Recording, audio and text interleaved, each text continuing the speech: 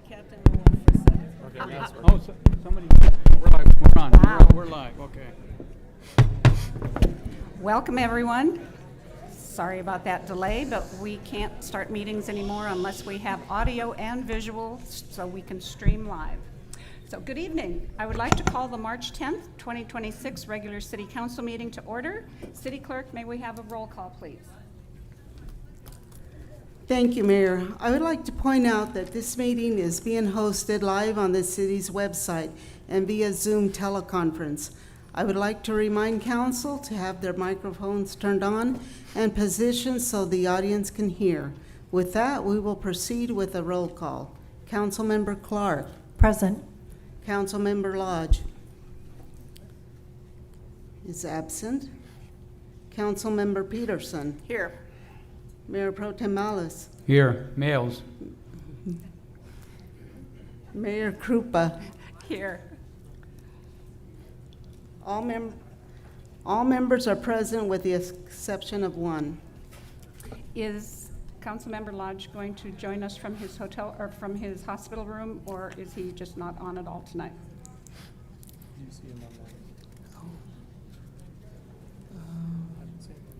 I don't see him online.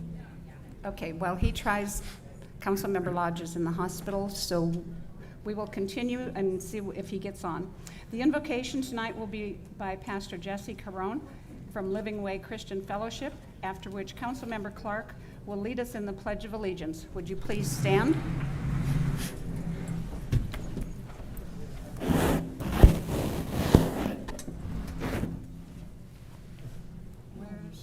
He's coming. Good evening. Is the little green light on? It's on, but I don't hear anything. It is on. Talk real loud. Can you hear me? There we go, there we we go. can. Now, All right. It's a miracle. Let's pray. So Heavenly Father, we thank you. Thank you for yet another day and more breath that we have today, Lord. We thank you for your Son, Jesus, that died on the cross for us. And Father, we pray for tonight that you would, Father God, just give wisdom and, Father, understanding. And that, Father, there would be peace. That, Father God, everything would be worked out accordingly, Father God, in a peaceful manner. We do dedicate this night to you and thank you for your presence. And we pray this in the name above every name, the name of Jesus. Amen. Amen. Remove your hats, place your hand over your heart.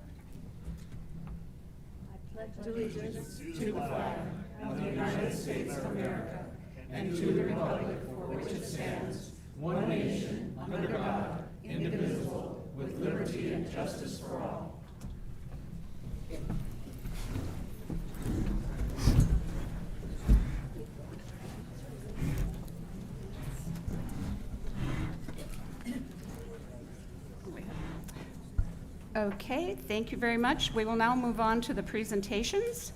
And can we have a presentation on item 6A, the City of Hemet citywide branding presentation? Thank you, Mayor.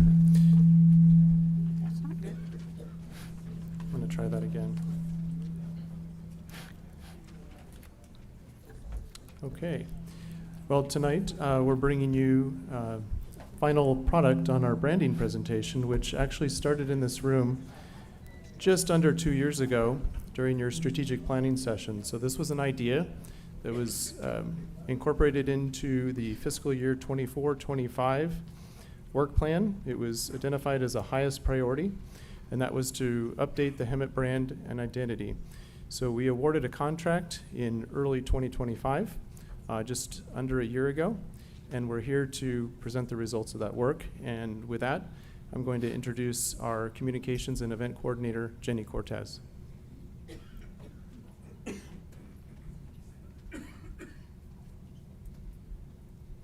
Good evening, Mayor, council members, and city staff. As our city manager, Mark Prestwich, has mentioned, this has been over a year in the making, but again, it was an opportunity for the city to retell its story, right? Take control of the narrative and take the identity that we have today and transform it so that it reflects our community's values, by taking in and listening to our residents and taking their experiences to transform our current identity. So as I mentioned, this was an opportunity to shape that. It was also an opportunity for us to support our future growth, really attracting new businesses and giving us opportunities for economic development. And above all else, really creating a sense of pride with our community so that they can be a part of telling our story as well.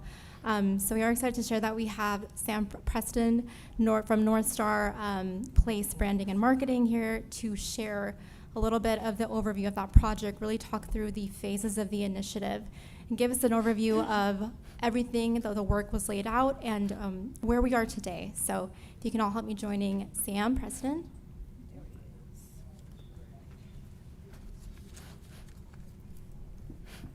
Welcome. Hey, thank you. Good evening, council. It's great to see you. It's great to be here in Hemet.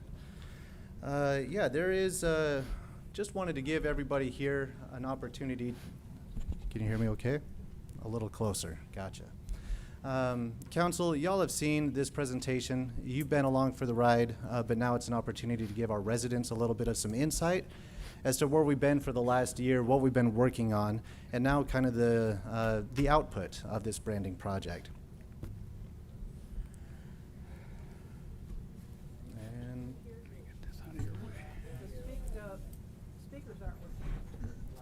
all right, so why are we doing this project? A few different reasons. We're trying to define our place in California. There is a lot of growth that's happening.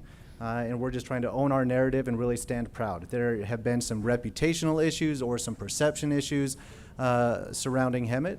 We want to really give Hemet an opportunity to shine and really let others know all the good that there is here.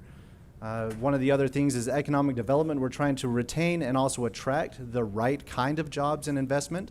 Also trying to attract those individuals who can come in and contribute to what Hemet has to offer. And then also trying to professionalize the municipal services, always trying to raise our standards and project value to our residents. So how did we actually uncover the brand for Hemet? This isn't something that we came in with a wrecking ball saying, you know, we're just going to put something together and this is the new brand for Hemet, but rather we did a lot of research. For the first 4 months of the project, we did surveys inside the community. We did surveys outside of Hemet.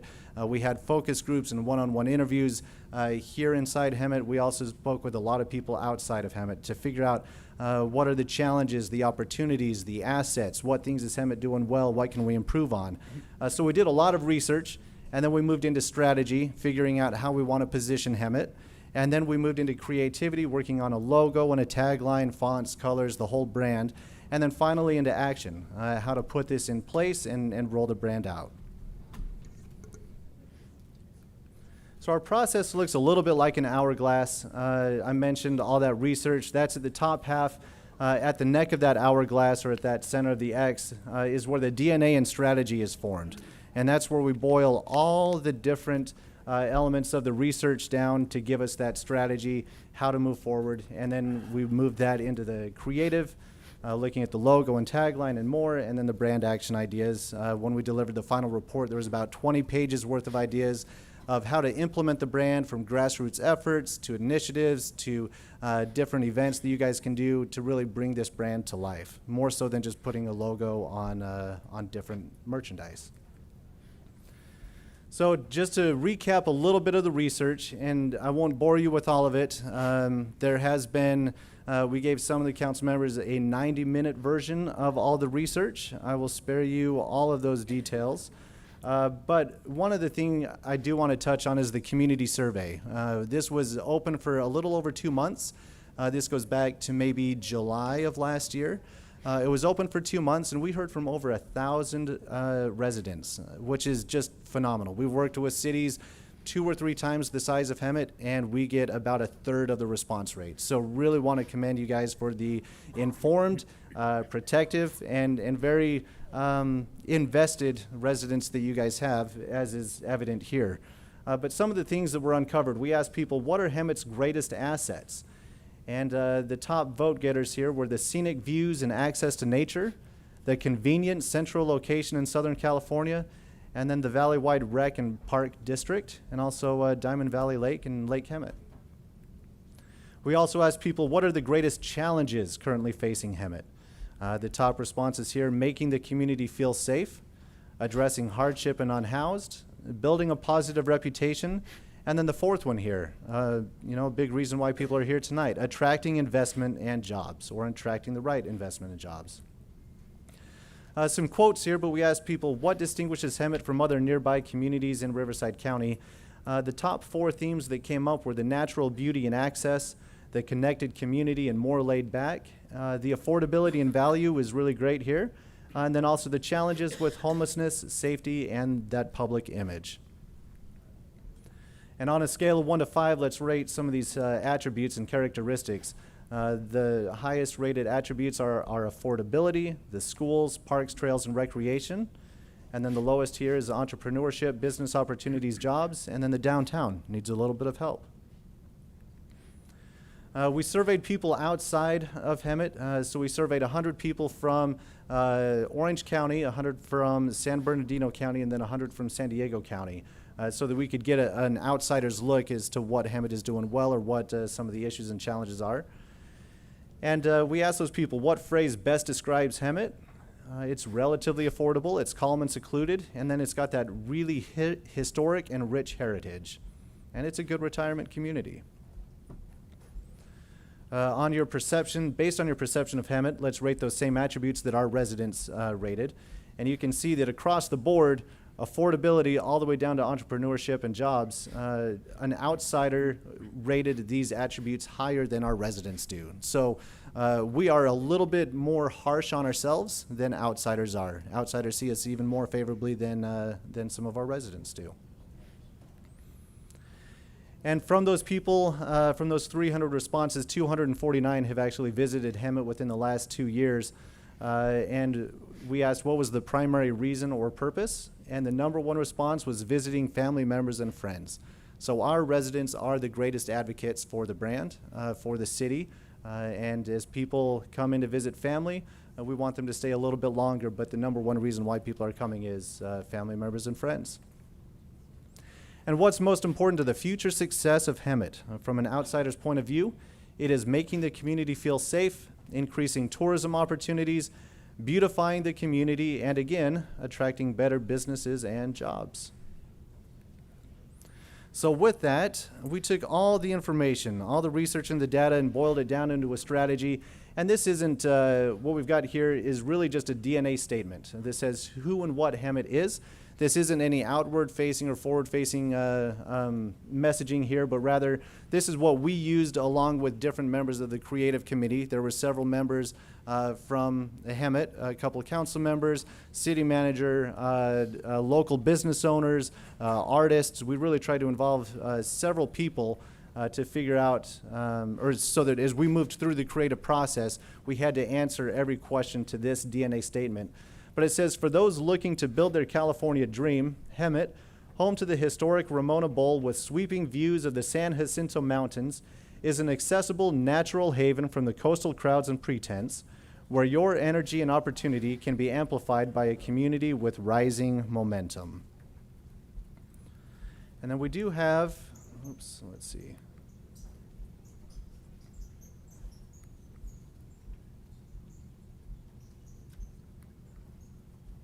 Sometimes if you point it backwards. Where is the, oh, sorry, I've been pointing in the wrong direction. We did put it together a couple pages of narrative. This is some marketing language. This is what you can use in brochures, flyers, newsletters, but just a more flowery way of how we wanted to position Hemet. And I won't read the whole thing, but do have a couple paragraphs here. But we have Hemet, your horizon is here. In our hurried times, the constant question of how to plan for tomorrow in the whirlwind of today is difficult to figure out. With more false distractions than true solutions between responsibilities and obligations, who has time to reflect anyway? Well, here's your moment to think. What do you see when you look out on your future? Maybe it's somewhere you can breathe easy and settle in for a while with family and friends. Maybe it's the spot where you can become more yourself and chase a dream or two. Maybe it's simply beautiful, a landscape with scenic views in every direction. If any of those ring true, it's time that you get to know a community that has real answers for you. Nestled in one of Southern California's majestic mountain valleys, the city of Hemet stands as a testament to history and reinvention, Maybe it's the perfect place for discoveries and rediscoveries of your own. Away from the crowded freeways and thinly veiled pretenses, you'll find clear opportunity for yourself and your loved ones as far as the eye can see. Your horizon is here in Hemet, California. And so with that, I want to share the new logo and tagline that we created along with the creative committee for Hemet, California. You can see the full logo up top with that tagline, "Your horizon is here," and then different versions or pared down icons of the logo. But want to speak first to that tagline of "Your horizon is here." It's an open invitation. This is a place of opportunity here. This is where you can come in and make Hemet what you want. You can make your life what you want here in Hemet. With the different events, with businesses, with just families starting out, this truly is where your horizon is. And then throughout the research, we heard just how much of a state of prominence that Hemet has had in the past, especially along Florida Avenue. You know, those palm trees just lining the streets, the banks all throughout, and just how prestigious Hemet was. And so we wanted to incorporate that into the logo. And so you can see those palm trees lining that logo again as if we are on Florida Avenue. And then throughout that actual Hemet word mark, you can see the San Jacinto mountain range, and that is the actual range going up and down throughout the logo. And with those beautiful colors that you see at sunrises, sunsets, I just really feel like we captured what it feels like and what it can be to an individual to live here in Hemet, California. And so part of the process, we put together a whole color palette, lots of really strong colors that you guys can use in different elements, presentations, newsletters, what have you. But then also a brand standards guide, so that going back to the very beginning of this, we were talking about professionalizing the municipalities and the different services. This is how you can make sure that everybody stays, plays in the same sandbox, if you will, and utilizes the same messaging as well as visuals to just create that strong brand.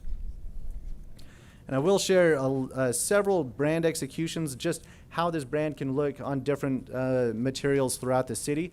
This isn't to say, for all residents here, this isn't to say this is what will be done or what has to be done, but just our creative team got a lot of great ideas of just how this can be integrated.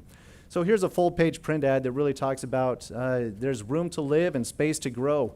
This is right out there at Diamond Valley Lake, showing that there's great opportunities for recreation and family activities. We put together some downtown signage, some welcoming signage, using just that smaller H and actually using a palm tree right there on the side of it. You can see what it looks like during the day, and then also what we've got at night. As the research showed, you know, most people are coming into Hemet to visit family member and friends, so we wanted to put together some monument or some entryway and wayfinding signage so that people know where to find all of the best attractions, Gibble Park, the skate park, even heading up to Simpson. There's a lot of great opportunities here to just showcase where those things are throughout our city. Also some shaded umbrellas. We're just a couple months away from some serious heat, and so nice way to literally show that our city has us covered. We are looking out for the best interests of our residents. And then what some downtown redevelopment could look like. You can see that is right there on Harvard Street. The lower right image behind me shows what it currently looks like and then how it could be redeveloped. Wanted to show how the police department can even climb on board with this brand. We're not going to change their badge or their patch, but rather, you know, give them something that still shines true. And those colors are very true, very real to what you guys see on those mountains daily. As we've got the flags here with the country, the state, and then our city flag right there at the train station, the depot. And then some street pole banners. I know you guys have a lot of great signage throughout the city already, but wanted to recreate those. And you can put different events or messaging on those, interchangeable at all times. And as we talked to a lot of different business owners throughout this process, they were all so proud and prideful that they were homegrown right here in Hemet. And there's a lot of those. And so we wanted to do something for them with a window chain that just shows that, yes, this is a local business, not just because I do business here, but I'm from here, I live here, I am Hemet. Wanted to reinvent the movie theater, as you guys can continue to make strides to bring that to that area of prominence that it once was, with the city icons there on the sides. And then also trying to integrate with the Ramona pageant. Here we are at the 104th anniversary of it. And I think this is one of the beer garden events going on right now, or in this picture, but wanted to show how the city and the Ramona pageant can collaborate here.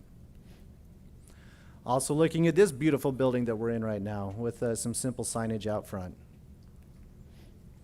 And then throughout the research, we did hear from both inside and outside the community, one of the other major attractions or major reasons why people visit is the auto mall. And it's so desirable that other cities wish they had it and would try to take it if they could. And so we wanted to, flag people down coming in from the freeway or from roads leading into Hemet that the auto mall is here, and showing all the different makes, models of what you can get here in Hemet. And here we are again in this room, taking a look at it, replacing the backdrop here and some signs on the podium and in the placards here, but just showing all the ways that it can be brought into the community. Even looking at city vehicles, and we would never suggest that we replace every single vehicle right now. That is not budget friendly. But just as an old vehicle is retired and a new one is brought into the fleet, that's when you can do a wrap to make the vehicles more uniform and have that tagline there on the back.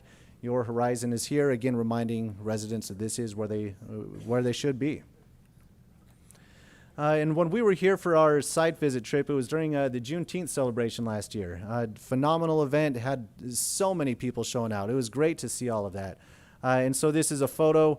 We put this backdrop there with this family, but you could put this up at all the different events you guys do, and you have so many of them.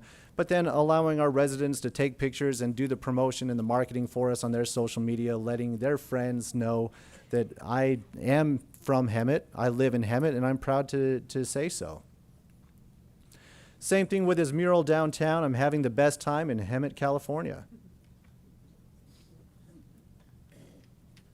And then as economic development or trade shows or other speaking opportunities occur throughout the state, you can take some different trade show banners, retractable banners, with the Western Science Museum in one, Diamond Valley Lake on the right, and then just those beautiful sweeping views that you guys are spoiled for here in Hemet.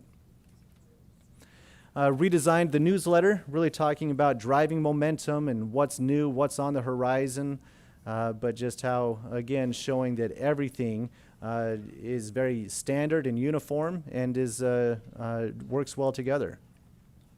The skate park, also a great asset. So we've got some more shade banners or shade umbrellas there. And then as you host different skate competitions, the winner would get this Hemet skateboard, the winner of the Hemet Bowl. And merchandise for residents, for city employees. We've got hats, tumblers, and even pins. And then trying to really spread that Hemet seed throughout, xeriscaping or back up on the mountains, but we've got these wildflower mixes of the poppy and the pine seeds, which you guys will be seeing a whole lot of over the next several weeks. And then again, like those other shaded umbrellas, different car shades or sun shades, trying to keep our residents cool throughout the summer. And something that can be done with Max the Mastodon at Western Science Center. And then lastly, just want to share this here. This is a palm, a palm sapling. Thank you. But the future of Hemet is in your palm, and the messaging on this card says, planting this palm is more than adding a tree to the landscape. It's investing in Hemet's future. Each palm enhances the beauty of our streets today while creating lasting shade, character, and pride for generations to come. As these trees take root, so does our shared commitment to a city that grows stronger, more vibrant, and more welcoming every year. Together, palm by palm, we're shaping a Hemet that future residents will be proud to call home. And really just want to thank council for allowing us to work on this project with you guys, but especially thanking the residents for being so involved throughout the research portions and every other step along the way has just been phenomenal. And we've done this in 46 different states and over 250 cities. But honestly, this mark, this new logo that you guys have is just one of the most striking, honestly, one of the most striking that we have ever done. And we're very excited to use it for future case studies, but especially to follow along and just watch and see Hemet continue to rise, continue to have so much success and momentum, and see everything that you guys can continue to do. So thank you, I appreciate it. Thank you very much.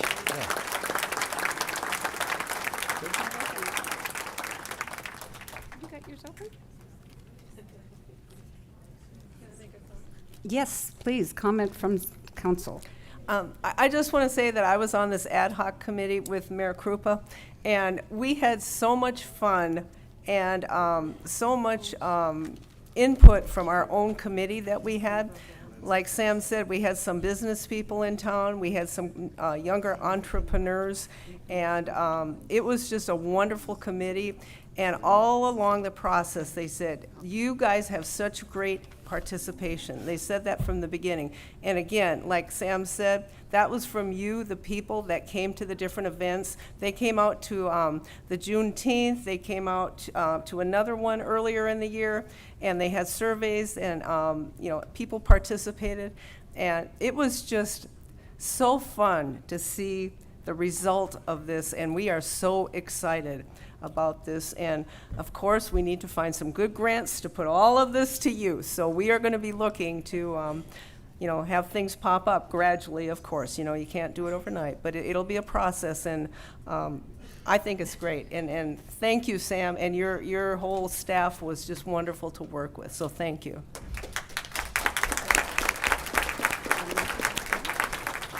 All right, thank you very much. If you will notice, we got our new name badges tonight with the new logo on it. Very good. So thank you. They're still putting chairs out. I would ask that everyone find a seat, because I think we're going to be here for a while. And we can accommodate everybody until we get to that magic number that we have to shut the door because of overcapacity, because we do have the fire chief here. So moving on, just word, the public hearing is going to be moved to the end of the agenda because we do have 2 council members that will be recusing themselves, and I did not want them sitting in a room downstairs by themselves for 3 or 4 hours while we took testimony and comment on the public hearing. So therefore, that's moving down to the bottom. Right now, we are going to take public comment on items not on the agenda, and I believe we have 3 Yes. and 4. I have an announcement to make, Mayor. Yes, I'm sorry. Councilmember Lodge is now with us Yes. via, We have a request for Councilmember Lodge to participate remotely under the Just Cause provisions under AB 2449. Councilmember Lodge is appearing remotely due to illness, which requires him to participate remotely. okay, and that's the only statement we need. Yes. Okay, thank you very much, and welcome, Councilmember Lodge. With that, we will go into public comment on non-agenda items. Could you please call the names of those people? Thank you, Mayor. We have James Gregory. Is he available? Please, Jeannie Gregory, I'm sorry. Followed by Angela Haslip Ferris. I'm calling 3 at a time. Go ahead and approach. you will have 3 minutes for a non-agenda item. Yes. And then followed by Charles Van Yard. Go ahead. Okay. My name is Jeannie Gregory. I'm the newly elected president of District 7 Shuffleboard Association.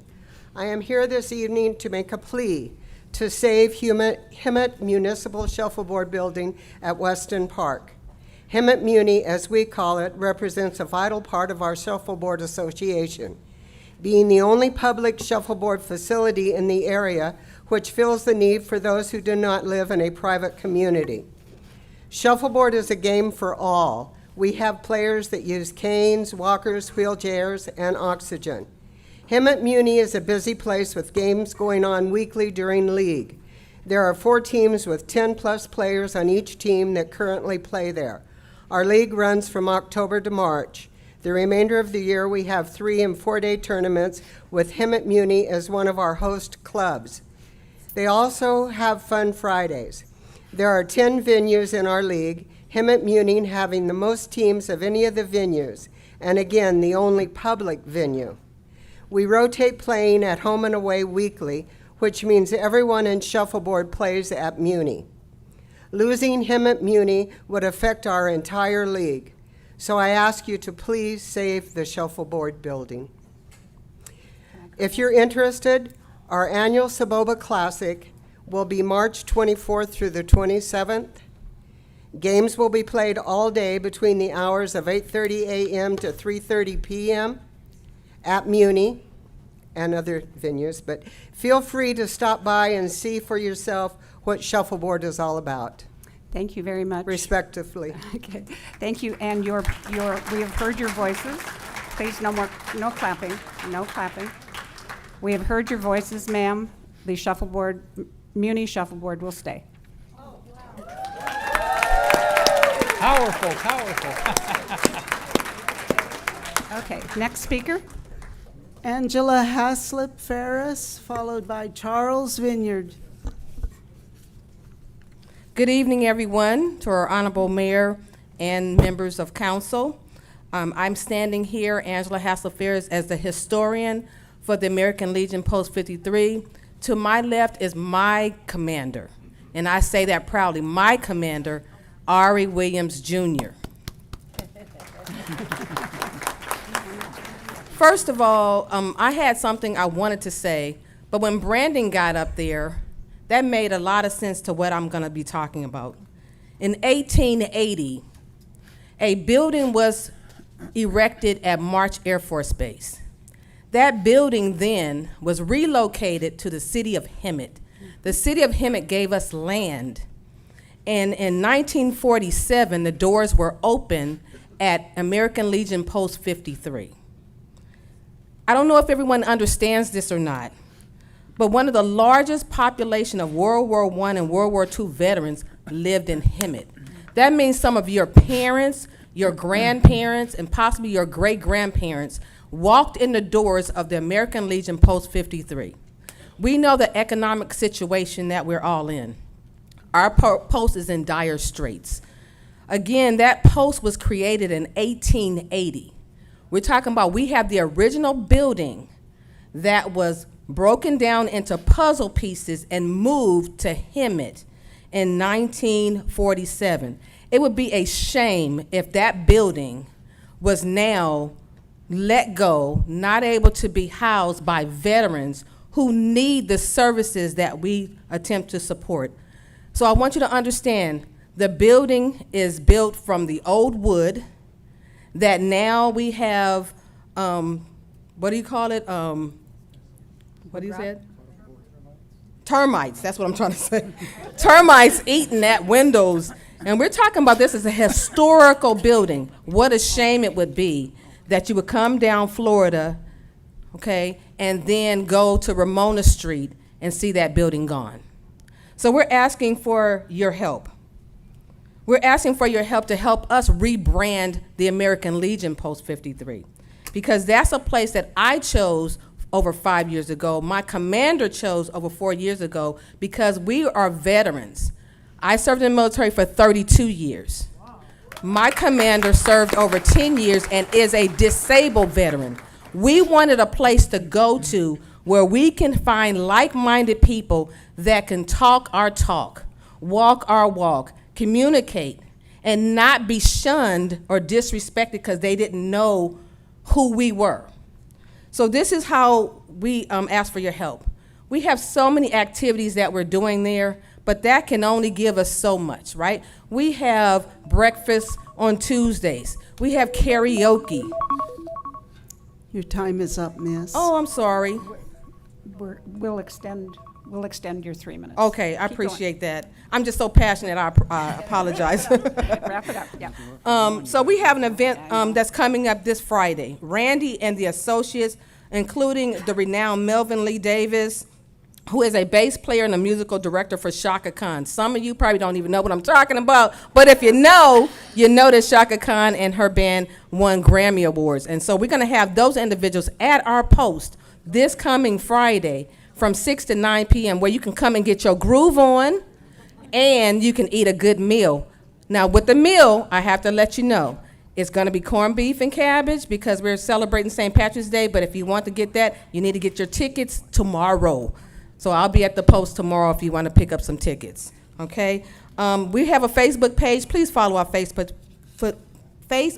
page. And also, if you'd like to donate to the American Legion, we do have an opportunity for you to do that as well. So our adjutant, Larry Blair, is our adjutant, and he can give you more information if you come by our post. So thank you for your time, and thank you for allowing us to serve you and serve the country. For God and country, thank you.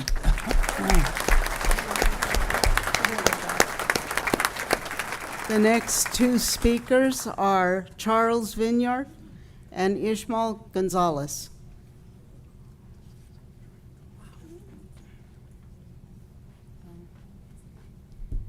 Hello, Charles Vineyard. Actually, I'm going to refrain from saying anything else. I've talked to Sergeant Moat, and he's handling everything. Okay? God bless everybody, and have a good day. Thank you, Charles. Thank you. The next two speakers are Ishmael Gonzalez, followed by Sandy Casper.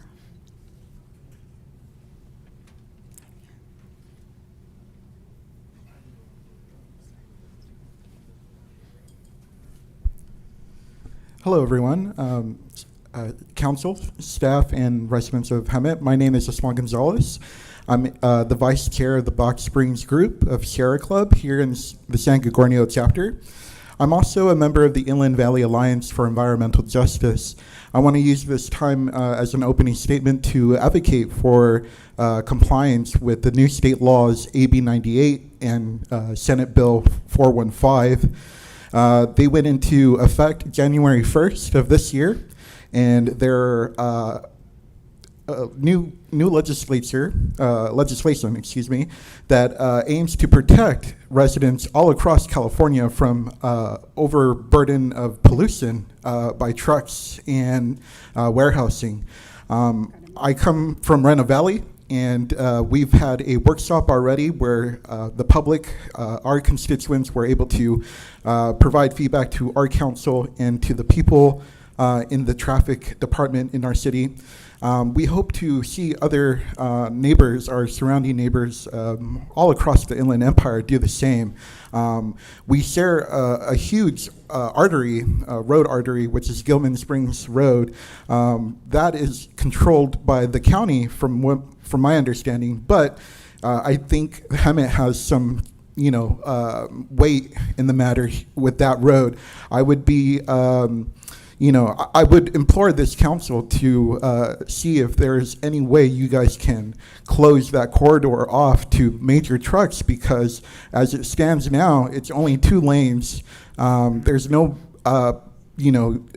useful lighting there, and it's dangerous. I just driven it here today, and there was a lot of traffic. It took me an extra 30 minutes just to get here. So I think relieving that road of trucks might be beneficial for all communities surrounding it, including yourselves. I just want to say that there is a $50,000 penalty that the California Attorney General might bestow on counties or cities that don't comply. It's completely avoidable. I highly suggest you speak to your residents and see what areas of your city they don't want trucks in. Thank you so much. Thank you.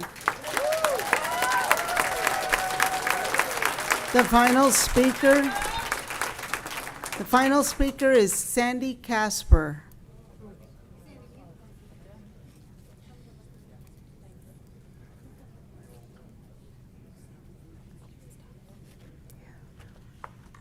Okay, I'm back. My name is Sandy Casper. I have been a resident of...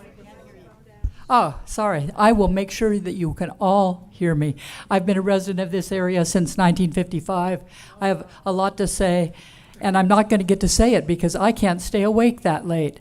I believe that it is very, very disrespectful of the city council to...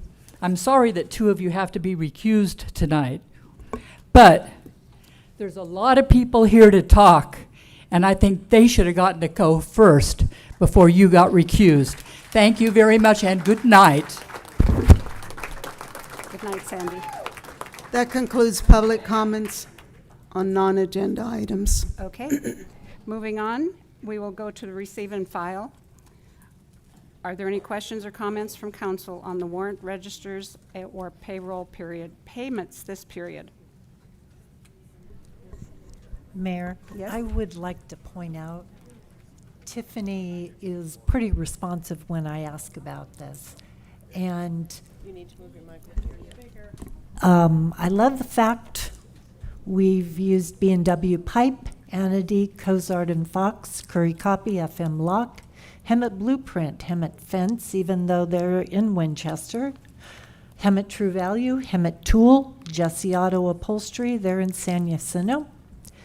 Napa, O'Reilly, Packman, and Toomey, it's out of the city, but it is in the county. Pins and Needles, Embroidery, Rodolfo's, Sherwin-Williams, Shine City, and our staple store, Tim Moran, for the auto.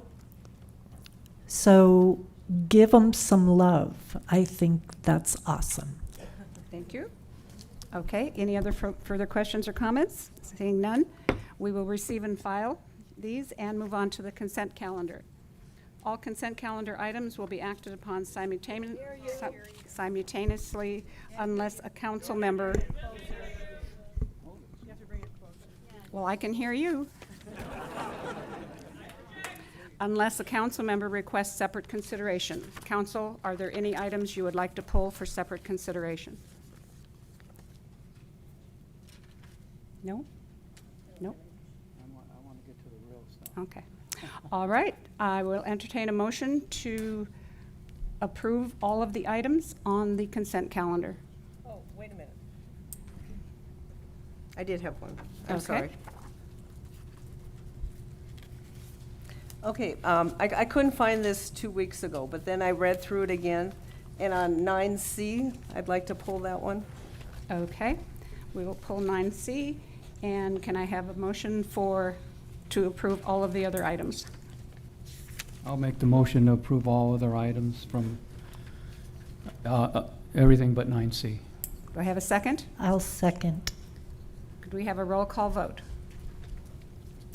Councilmember Clark, Yes. Councilmember Lodge, Yes. Councilmember Peterson, Yes.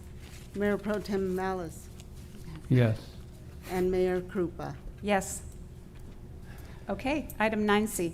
Okay, in 9C, the art in public places, it's talking about removal or alterations of some kind of a piece of artwork that is put in by a property owner. And it says it has to be replaced for vandalism or removal by that person. And I don't think that is 100% fair, because if you have a development and they put in a beautiful sculpture of some type, for example, and somebody steals it or mutilates it, I don't think that they should be responsible for covering the full cost of that again. So I would like us to look at that a little further and not put all of that expense back on them. So I would like to continue that item then, can we? So if the council wanted to direct staff to prepare an amendment and reset this for second reading with language that would clarify that the original purchaser is not responsible for the replacement cost if the replacement is due to the actions of a third party or act of God. We can make that change, and it would be on second reading for the next meeting. Councilmember. I would move to do that. Okay. Then we just pull, do we vote on that one? Okay, that's a motion. And I will second that. Okay, we have a motion and a second. Let's do a roll call vote. Councilmember Clark, Yes. Councilmember Lodge, Yes. Councilmember Peterson, Yes. Mayor Pro Tem Mellis. I have a question first before I Yes, make you my do. vote. Yep. If I voted no on this, on the initial vote, do I have to even vote? You have No. to vote no. You still have to vote. How But come you said no? But you could vote no if you wanted to. You don't have to vote yes, Okay. but you could continue to vote no on this if you Or wanted. abstain? You could also abstain. I'll vote no. That's the issue, no. And Mayor Krupa. Yes. Trying to make it fun. Yes. Okay. May I ask who was the maker and the seconder? It was Councilmember Peterson and Councilmember Lodge. Me. Yes. I second. Okay, vote Okay. passes. Moving on to discussion items. Staff, may we have a staff report on item 10A, consideration for allocations, program year 2026, community development block grant funding. Who is giving that?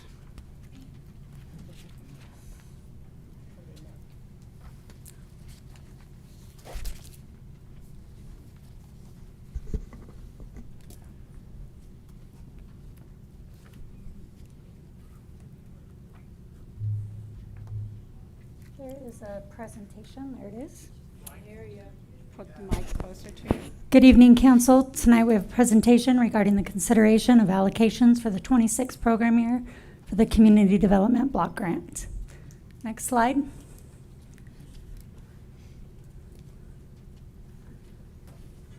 Do I control that? The Community Development Block Grant, or as we will refer to it tonight as CDBG, is a program administered by the U.S. Department of Housing and Urban Development, otherwise known as HUD. HUD provides annual grants on a formula basis to states, cities, and counties to develop viable urban communities by providing decent housing and a suitable living environment, and by expanding economic opportunities, principally for low and moderate income persons. The purpose of CDBG is to carry out a wide range of community development activities directed towards revitalizing neighborhoods, economic development, and providing improved community facilities and services with maximum feasible priority given to activities that benefit low and moderate income persons. The city is responsible for developing its own programs and funding priorities within CDBG and HUD requirements, as well as monitoring subrecipients of the funds awarded under this grant. The program supports the council's adopted objectives of enhancing quality of life. CDBG funding is specifically aimed at improving living conditions for low to moderate income individuals through partnerships and collaborations. CDBG's focus on consolidated planning strengthens relationships among all levels of governments and the private sector, enhancing community development efforts. Additionally, the flexibility of CDBG encourages meaningful community engagement by empowering residents and neighborhoods to design and implement strategies that address their unique needs and priorities.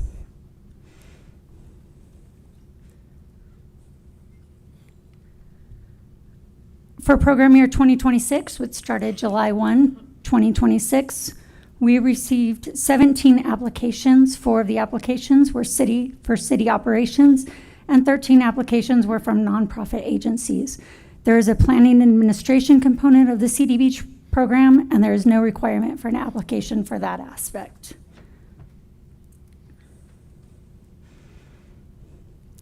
HUD has not released the final allocation numbers for program year 26, so we're going off an estimate based on the funding allocation for program year 25-26 that we are currently in.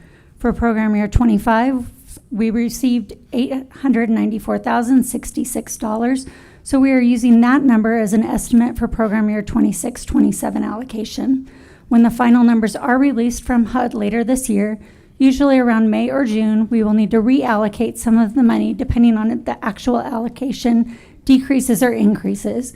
In the staff report, we have proposals on how to increase or decrease depending on what final allocations will be.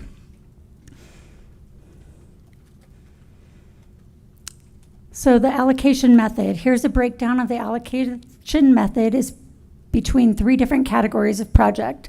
HUD allows 20% of your current year's allocation, which is that $894,066. You can use 20% maximum to fund your administration. So typically, City of Hemet administration, which funds parts of the salaries of a finance position, and it also goes towards consultants, office supplies, notices, and advertising, and any kind of administration expense we have with the program. The remaining part of administration goes towards Fair Housing Council, which is a requirement of the program. The next category is public services. CDBG allows 15% of the $894,066 to go towards public services. This is the portion where a lot of the nonprofit agencies apply for funding. They all have to share in this small 15%.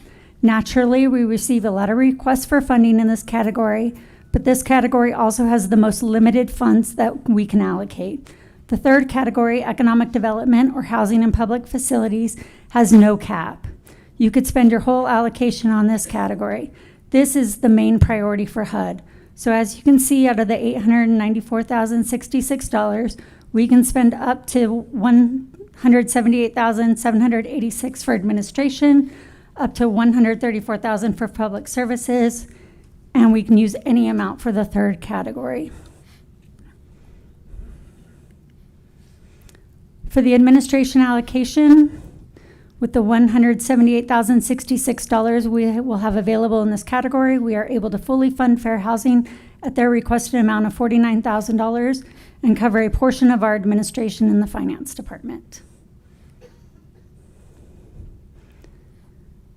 Public service allocation. For public services, we received 13 applications totaling a request of $375,250 of funding. We can only fund $134,000 of that based on the 15% cap for this category.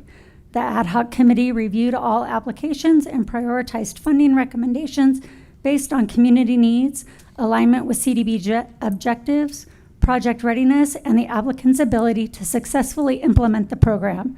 The ad hoc recommended funding 8 of the 13 applicants. For economic development, housing, public services category, we received 4 applications, 3 from the City of Hemet and 1 from a nonprofit, the Rose of Sharon. Unfortunately, the Rose of Sharon's did not submit a completed application and was therefore disqualified.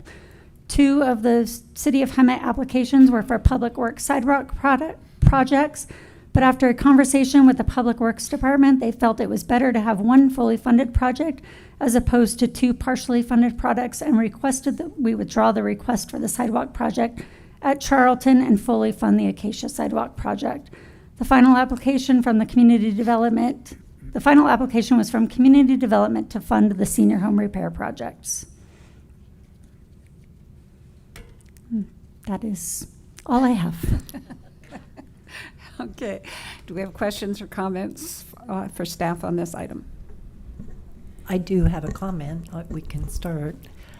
Joe and I were working with Kara, and I got to tell you, I enjoyed my time with Kara and all of the information she gave us, plus the consultant, that wonderful lady. Joe was interesting. He stepped in dog. Oh, that wasn't a site survey. Yeah. We had a little bit of fun. But anyways. Big, beautiful backyard and only one little spot, and I stepped on it. He found it. High expectant development, the housing services. We did a site survey, and she was phenomenal. Yes. At this time, we've got that Mr. Shirley running around in California, and we were all sitting there going, gee, we don't really know a lot of these services. Should we be funding them? Are they legit?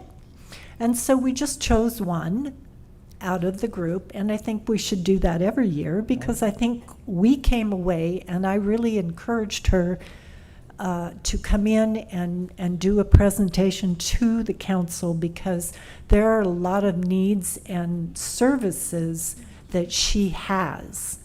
And I came away, other than making sure your shoe was clean to get in my car, we had a grand time. We learned a lot, and that was one of my favorite ad hocs. And thank you, Kara. I like working with you. And not only that, she had a beautiful story on how she started. Yes. And it was an awesome story. Yes. Heartfelt, so it was good. Yeah, we could tell that it was from the heart. So, good job. Okay. Can you go back to the blue slide? The one Maybe. with all the big category? Can I? Okay, so on the staff report, it says 22,500 for high expectation. And here it only says 15,000. It was 15. So, On the staff report, that's the Ramsey recommendation Yeah. column. It was 15. And then on the ad hoc column, it's 15. so the Ramsey Group is our consultant. And when the consultant and I reviewed the application prior to meeting with the ad hoc committee, the consultant and I came up with recommendations to present to ad hoc. And then once ad hoc, Okay, after the city manager's remark, I apologize because my slide was not over all the way. So thank you. Any other questions or comments? Councilmember Lodge, do you have any questions or comments? I'm good. I'm good, thank you. Okay, entertain a motion to approve. I move we approve the CDBG funding recommendation. And I'll second. Okay, we have a motion and a second. Can we have a roll call vote? You. Councilmember Clark, Yes. Councilmember Lodge, Yes. Councilmember Peterson, Yes. Mayor Pro Tem Bales, Yes. and Mayor Krupa. Yes. That motion carries unanimously. Thank you very much. thank you, council. And at this time, we are going to do a 5-minute recess, so 2 of our council members can recuse themselves. And yes, you can.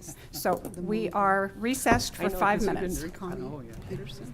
We will be back at 7:10. Oh, I thought it was,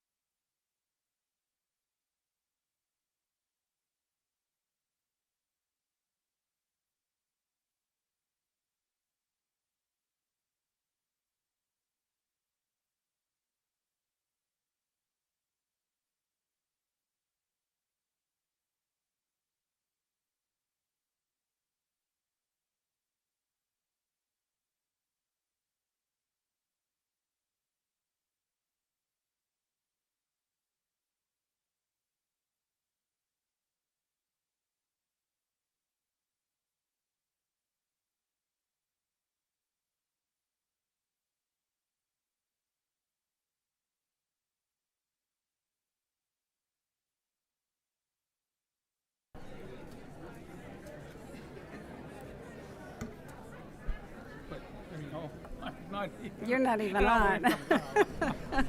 Yeah, you're Okay, now we're on. Okay.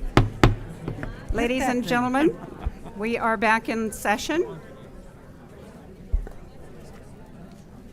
Can I yell? No. City Clerk, would you please read the instructions for public hearing procedure? Yes, Mayor. The City Council's procedures for public hearing will be as follows. Staff will provide a report and clarification of items presented.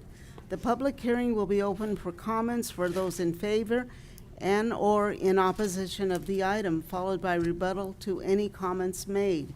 The public hearing will be closed, and then the city manager may respond to any questions raised by the public. The public will not have the opportunity to respond. Discussion will be brought back to City Council for direction or action. Thank you, Mayor.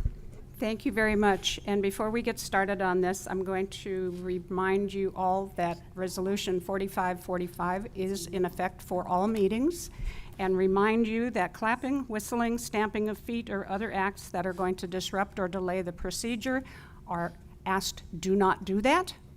We're going to try and streamline this so everybody who has signed up to speak gets a chance to speak. And if not, the city manager is going to be buying breakfast burritos at 8 o'clock in the morning. You're all invited. You're all here, going to still be here. So with that, I'm going to first turn this over to the city attorney for statements.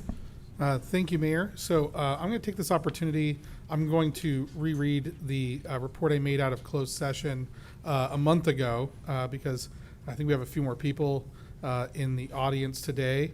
And I think that, it might answer a question that I'm sure we'll hear, which is, why are we here today on this project? The city reported out a month ago settlement of potential litigation involving the Newland Simpson Warehouse project. The city had good faith negotiations with HSL Hemet Land LLC and Hemet 223 LLC to resolve claims from those entities of procedural bias and constitutional due process violations that would have exposed the city to potential liability. The settlement was designed to resolve the allegations that the city council's previous denial in July 2025 was tainted by the participation of biased decision makers. Rather than engaging in a prolonged and costly legal battle that would have exposed the city to potential significant monetary damages, the city agreed to a procedural reset.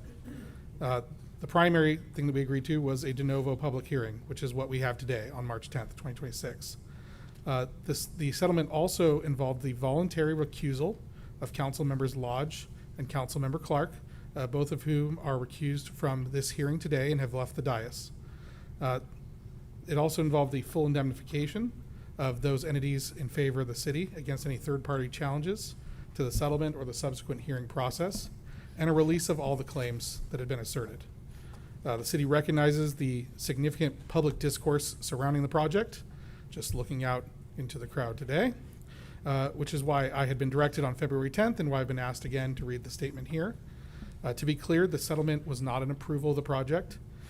It was a decision to protect the taxpayers of the city of Hemet and avoid a high-stakes civil rights lawsuit that could have potentially drained the city's general fund, as well as to ensure that all applicants, all property owners, and our residents get a fair hearing before the city council. Lastly, it ensures legal finality. Rather than potentially having a lawsuit subject to appeals, we can have the hearing today and get a decision, yes or no, on the project. The city remains committed to the transparent process, so we're going to be getting a staff report from staff. We'll be hearing from the applicant and their team.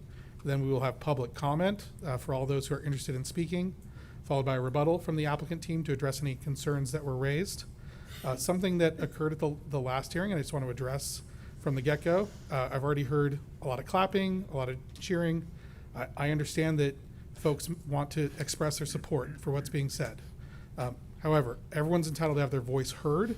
They're entitled to their opinion. Booing people who are speaking, clapping so that people can't hear their names called is going to make this process take longer and could result in an invalidation of the decision that's made today. So if we all want to go home knowing what the decision is, let's follow the procedural rules that the mayor is going to be enforcing, and I'll turn it back over to you, Mayor. Thank you very much. And I would say, I know some of you have signs. Signs are fine. You can have them on the floor. You can have them in your seat. Please do not raise them above your head to block anybody else's view or the view of the cameras. We want to work through this in the best way we possibly can and be very civil in this matter. And I know it's an extremely serious and it's an emotional matter, and it's very important. So therefore, Monique, can we have the presentation from staff? Thank you, Mayor, members of the City Council and the community. Monique Alanis Flater, Community Development Director. Just to introduce this is a public hearing to consider a revised Simpson Warehouse project.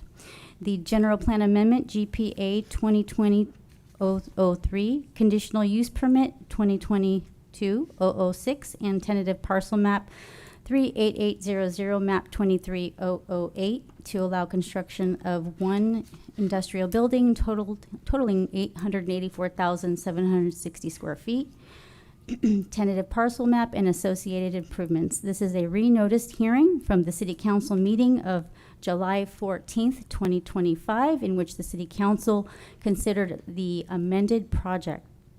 The applicant and their team is here. EPD Jeremy Kraut will be presenting this evening, followed by the applicant Greg Lansing. Thank you. Thank you very much. And before we get started on the applicant's presentation, public disclosures by council. I would like to disclose that I had a meeting with Mr. Lansing and Mr. Kozak with Monique in attendance on February 10th in my office at City Hall. I too had a meeting with Mr. Lansing and his associate, and I believe it was, darn, my mind went blank, Monique, in the office with us when we had the meeting. Thank you. I also did meet with the two gentlemen on a small meeting, and Monique was present. Thank you very much. Okay, we'll go on. The applicant can make his presentation.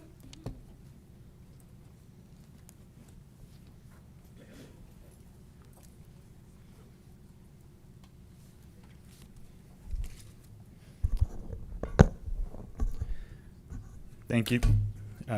Jeremy Kraut, EPD, again, not the applicant, but the preparer of the EIR document. I'm here to do an overview of the project. I know this is a repeat, so at risk of sounding like a wind-up toy that repeats the same thing, I'll try to go through and briefly just the overview of the project that you all know about and some of the findings from the environmental document as a reminder. Happy to go into more detail if there's questions, but we'll go through this quickly in the meantime. So again, Simpson Road project, this presentation is very similar to what I gave back in July, and so I'll zoom through it. So the existing site as we see here is, as a reminder, the revised version of the project that was presented in July. There was the prior project that was presented prior to July had another building on the site, and then truck parking. Those have been removed. So the site here is in highlight. There is the outline of the project itself, and we have here it's 44 acres. General plan of mixed use. That general plan of mixed use does have a fairly large size of industrial planned within that land use category. In fact, it's the project itself is a small factor now with the reduced size compared to what was planned for that mixed use category. However, and working with staff, with staff direction, the general plan amendment was added to go from mixed use to business park, and that's consistent also with the zoning that is presented as well. That's the zoning is remaining, and the zoning itself of business park does allow for warehouses, manufacturing of various sorts, and utility facilities. So there's a range of uses within that. And then as far as the project overview, again, the project itself has been reduced to one building. So it removed the 307,000 square feet that was previously planned. It is now the 884,760 square foot building, single building. And so this is the extent of that in that slide there. And then as far as the tenant is concerned, previously in that hearing, we did speak to a tenant, or I should say the applicant spoke to the tenant. The environmental document itself analyzed an agnostic tenant, meaning anybody that has a similar type of facility or function that is warehouse or logistics related, and that was because we wanted to analyze the worst case condition, and that's typical of an environmental document under the California Environmental Quality Act. So that was analyzed, allowing for really any tenant within that category of logistics, warehouse, and other industrial uses, and some manufacturing was considered as well. So all those were considered in the environmental impact report. The tenant itself that was previously planned is not planned at this time, but you'll hear more from the applicant on the tenant. I believe that there has been discussions with the tenant of a similar nature and character. With previously, again, what we considered in the prior environmental document was hundreds of jobs. So in this case, over 500 jobs, permanent jobs would be planned on the site with this type of use and tenant that is being considered. I'll skip through to landscaping. As a quick reminder from the last presentation, there was a overall landscape condition that would remain. And again, even with the shrinking of the project footprint, the plan was to still do landscaping along Simpson and Warren, the full landscaping. So that is still planned. To really, and I guess this is a view, or a simulated view of the intersection there to show the extent of landscaping with the intention of hiding the building and the massing of the project. The project also had considered, so in addition to environmental impacts, we look at the benefits that are being proposed as part of the project. So the benefits that are listed there are ones that were presented at the last hearing. Again, those have not changed. And again, you'll hear more about that as Mr. Lansing comes up from his perspective. But what we considered in the prior analysis was the Hemet Model Masters Airpark access road dedication. That's again on the west side of the project, on that left side on that screen that you had before. So that is still considered as part of this project as well. The Salt Creek Regional Running Trail funding or construction, again, depending on the timing, should this move forward, when that the city desires to move that forward, or just funding to allow for that construction at a later date. That's on the south side facing Dominagoti. And then the welcome to the city Hemet monument sign, and of course, if there was a consideration for the desire for the branding that was presented today, that could be integrated into that design of the sign. $75,000 City of Hemet traffic signal synchronization project contribution. So as part of the project, we want to make sure that existing signals that are not impacted or changed as a result of this project would also sync well with the new signals or other improvements. And that's important because there's obviously a lot of construction going on and ongoing construction in various areas, and we want to make sure that the signalization is considered and linked together. And then over $300,000 contribution to the Art and Public Places Fund, and again, that's in consideration for the art ordinance that was discussed earlier. And then further, as far as other community benefits from other physical components to the project, so repairing, we have a number of numbers here, but like 1,000 linear feet of asphalt infrastructure. Number one is that Simpson West identification there. Repairing 1,000 linear feet of asphalt infrastructure as it loops up to Warren. And then, so these are just, again, numbered there with the corresponding color just to identify some of the improvements that would be planned, recognizing that truck impacts do occur on roads and ensuring that the roads would be properly built to support that. The infrastructure, or to support the trucks and any other vehicles. Funding additional, and I mentioned the running trail that was already mentioned, the sign I already mentioned. One additional thing that I don't know if we touched on in the last meeting that applicant will touch on as well is a 10-year maintenance agreement for over 2 miles of road, which is something that we don't see very often, but it is something that is recognized as important for the applicant to contribute and ensure that the roads in this area are maintained at a quality level to accommodate the trucks. And then additional community benefits, just to make sure that we touch on the ones that were mentioned before. From the standpoint of the jobs themselves, they're similar in terms of what is assumed or expected to occur in this type of project. Those identified, again, over 500, with an income of over average of about 63,000 for warehouse jobs and 55,000 for administrative jobs. We have, again, similar, because it's similar building and development scale, the 600 union jobs as well, where for construction is also assumed or is identified. Quickly go over this, just the additional funding that would occur from the project itself. These are the estimated funding impact fees that would be occurring with public works, building, safety, utility, water, sewer, flood control, and the school district of over $1 million, in total about $2.2 million. And those would be going to the city, school district, and agencies. Just quickly touching on the CEQA side of things, air quality impacts, as a reminder, did not have a significant and unavoidable impact in the EIR. We identified locations of housing through the project, existing housing that is over 1,700 feet away to the west. That's the closest residence, but significantly more to the northeast. Noise level, construction and on-site operational noise was not significant. It did meet the city's noise ordinance. However, on Warren, because of the level of traffic there and noise levels that are currently existing, the threshold is reduced, and so a 3 decibel increase would result in a significant impact. That would occur in virtually any project of any scale at this site. So this impact that was identified would happen with retail, with a large-scale residential, typically of that size. So this is a typical noise impact that we would see in situations like this. So that was one of the significant unavoidable impacts.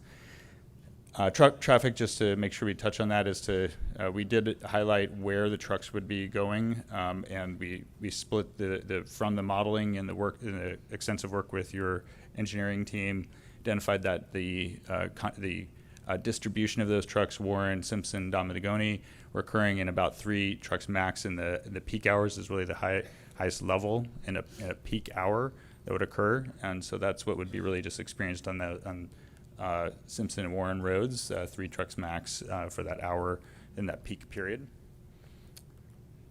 And then CEQA findings, I mentioned the significant unavoidable impacts. I mentioned the noise level is one. The transportation being the VMT impacts, that's another one, which is typical of the project, again, this size and in a community of like Hemet, where it's more, it doesn't have as much urban activity. That is a vehicle miles traveled impact is very typical, and that is one additional impact. Greenhouse gas, again, of any project size, whether it's retail, industrial, or others, that you would expect the greenhouse gas impact in those cases. So that's a expected impact, significant unavoidable impact. And then agricultural resources, again, with this being an agricultural site, that the ag impact was identified as well, and that would occur with any development of this site. The other impacts were either mitigated to a less than significant level or were found less than significant. Mitigation measures were also still included in the significant but unavoidable impacts as well. And then as far as I mentioned a lot of these improvements and elements of the project that were considered as part of the project in addition to the impacts, with the financial contributions and impacts that would, through the fiscal impact analysis that was completed, the long-term business that would come into the city with the jobs, and then looking at the hiring of local. I think there was identification of that in the prior project as well, and then of course the contribution to the city and other areas in the school district as well would contribute to the project. And I think that's it for me. So I'll turn it over to Mr. Lansing to address his comments. Thank you. Thank you.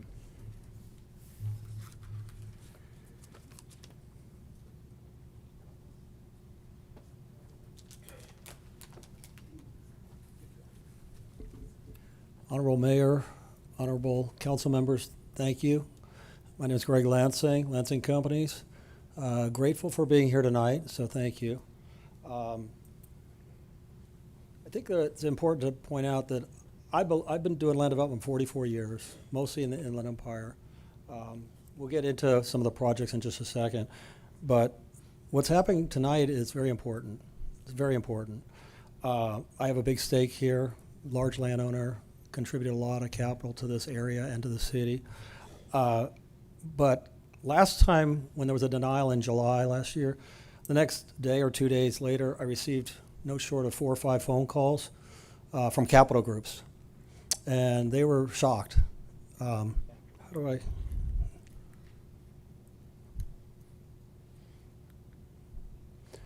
They were shocked to see that Hemet, which is an inland city, ostensibly could use some jobs and growth, has a fairly significant homeless problem, has a pretty high unemployment rate, and they were rather shocked, and they said, what's going on? Do we need to not consider Hemet in the future? And I said, well, hold on a minute. Hold on. We're working on this. So why is that important? Because everything is driven by capital. Most of your significant projects, the capital comes from out of the region. In other words, if someone's going to build a hospital, as people have requested, and trust me, I'd love to have a hospital. If anyone's going to champion to try and get a hospital, it's going to be me, probably more than anybody. And I'll explain that in a few minutes. Trade school, same thing. Large park, whatever it is, most of the capital comes from LA, New York, Phoenix, etc. And this is the reality of the world. And so capital's watching. And so we've got to really send the right message. It ties in with your branding tonight. Are we open for business or not? I just want to talk a little bit about who I am, who my company is, because I don't think anyone in the room knows that, very few people. So my dad passed away when I was 21. I had to take over a lot of responsibility for my mom and my family.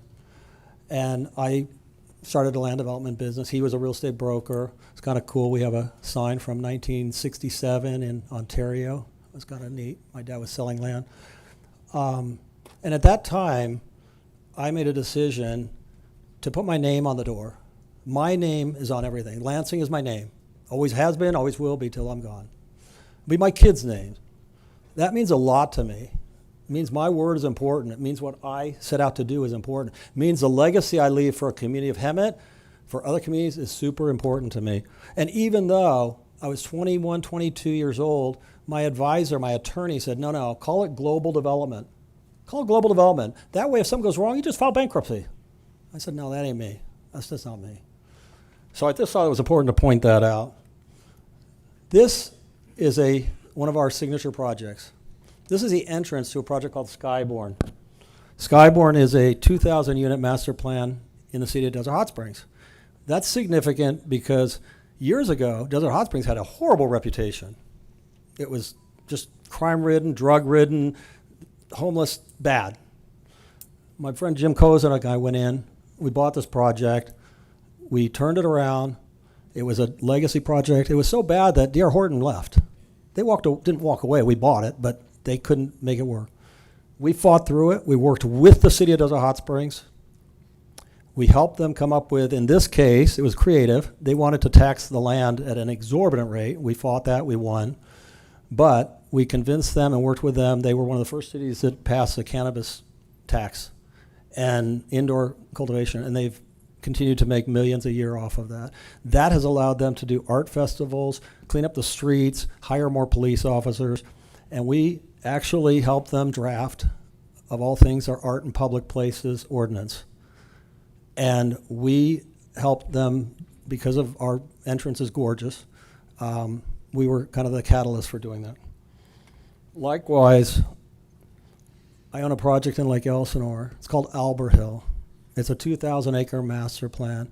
It's arguably the nicest community in all of Lake Elsinore, and I don't think anyone would probably oppose that statement.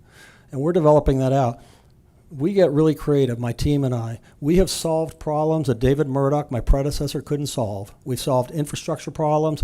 We've solved problems where they needed to build a bridge. I don't want to get too deep into it because we don't have so much time. We just got through building a $10 million water booster station that's going to serve the entire northern part of Lake Elsinore. So to say we're a fabric of every community we're in is an understatement.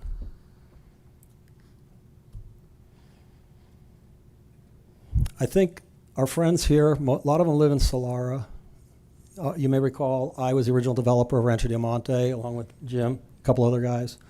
And when that project was approved, it was called Page Ranch. And it was not a good plan. It had, I believe, no disrespect to mobile homes, but it had approval for like 1,500 to 2,000 mobile homes, no parks, no grid streets. It was just a lousy plan. I came in with my team and we fixed it. We made it what I would consider the nicest development in the city of Hemet. And I think a lot of people would agree with that. And in fact, I think most of the people behind me would agree with that, even the ones that are here to oppose us. So we also are doing a lot of infrastructure.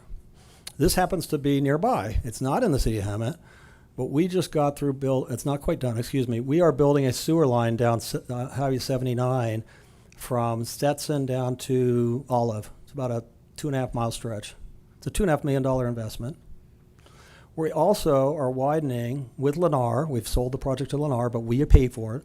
And we are widening Highway 79 from Stetson north for 0.5 mile. So you'll see a full half width of that road. So we're making our contribution is an understatement.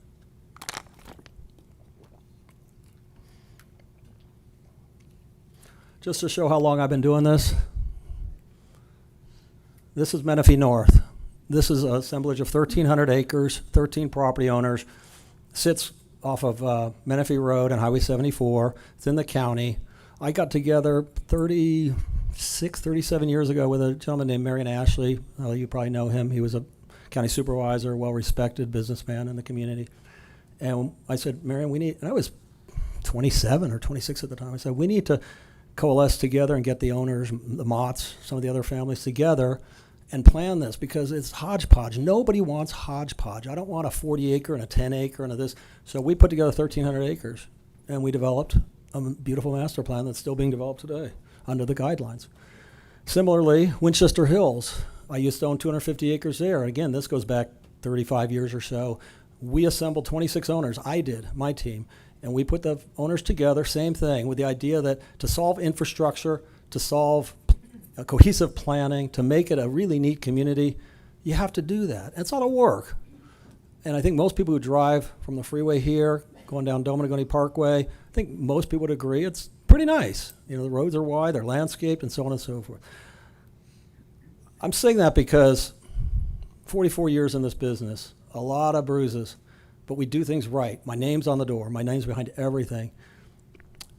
Who does the city of Hemet want to coalesce with? Who does the city want to go to when they want to plan out their future? A retired nurse, no disrespect, an accountant, or someone who's been doing this for 40 years? You know, it's like, that's what we do.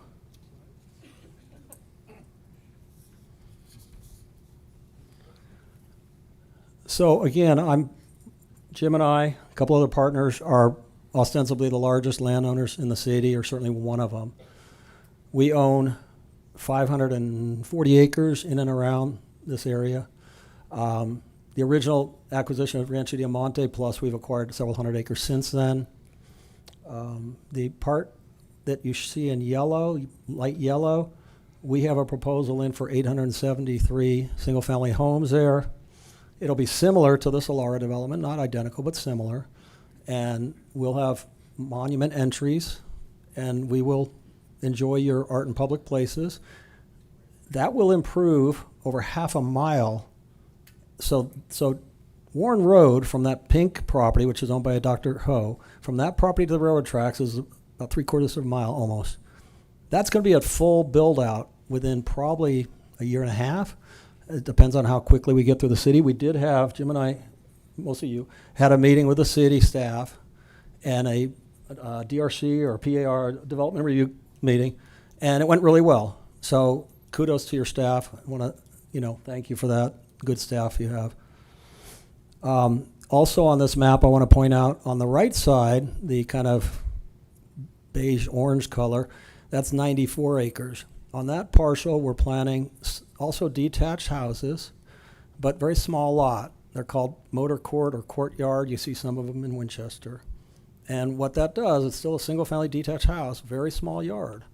But that allows people who can't quite afford the other house, it's usually about $80,000, maybe $100,000 less expensive.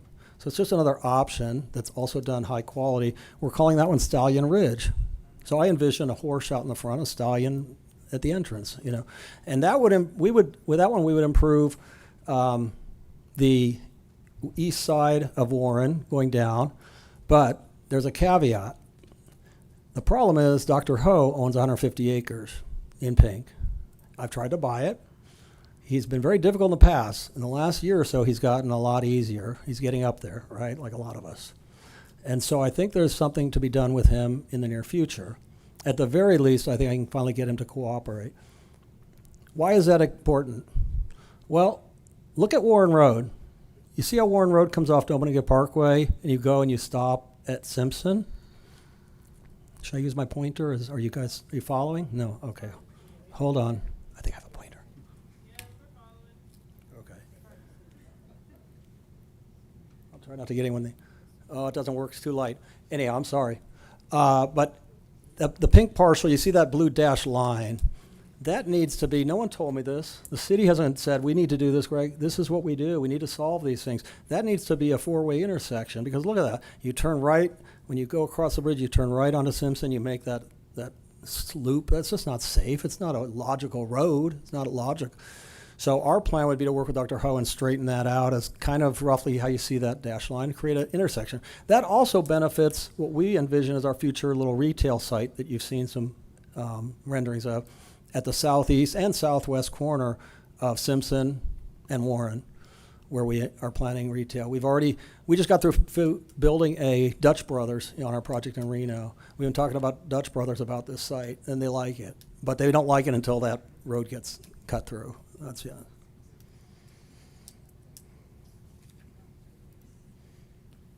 So we have, obviously, a fair amount of opposition, like we did last time. I just want to point out a couple things. I think most of the people are good-hearted people. I think most of them are pragmatic. We've dealt with a lot of, we've gone door to door. You'll hear from one of our folks who went door to door. But I'm concerned that a lot of the folks have been gaslighted. I saw a post just yesterday by Roy Mills, and it was a YouTube video about the Kirby building. I know that's going to come up, so I'm going to talk about it. And he says, oh, the Kirby building has sold, and it's going to be a migrant shelter. 100% not true. So I like to keep things as factual as we can, keep it logical. Kirby has not been sold for that use. They are going to, Rialto is still involved, Newland is still an owner, and they brought in a third owner. That's why you might have seen a transfer. And they are still going to put in a similar use that they had proposed to you folks originally. That should be open in about 6 weeks to 8 weeks, they said. They had to reshuffle their logistics and all, their supply chain, if you will. So, wanted to clear that one up. Also, another one of our kind of leaders, if you will, Jean Fayens, are here. She had posted a thing on social media. I was told, I don't do much social media, but it had trucks belching out smoke and all kinds of stuff. I was like, that might have been true 30 years ago, but trucks are mostly clean energy. I mean, the last time you got behind a bus or a truck and smoke was blowing in your face, they can't get into the Port of Long Beach to pick up goods if they're not a clean energy truck. Doesn't mean zero emission, but it does mean clean burning. So moving forward, what I do means a lot to me, and how people feel about me means a lot to me. And so I don't like that people are not happy. Doesn't make me feel good at all. But I feel like I've done everything humanly possible to make people feel better. Our project that we're talking about tonight is going to be 3/4 of a mile from Solara. That's 4 times, almost 5 times the state AB 98, which is the most strict in the country, by the way. And I think we've addressed all their issues. They talked a lot about air quality. A lot of them got up last time and really tried to strike a chord with the council by saying they're going to die of cancer because of this building. I found that kind of offensive because I've had cancer. In fact, I just am celebrating 5 years in remission. So I think technically, I see my doctor next week, I think I'm cancer-free. I think that's how they do it. But thank you. Come on, you got to clap for cancer-free. Anyhow, so I think I found it a little offensive. But moving forward, I think it's important as a developer, as a human being, it's important to me that we're doing everything we can.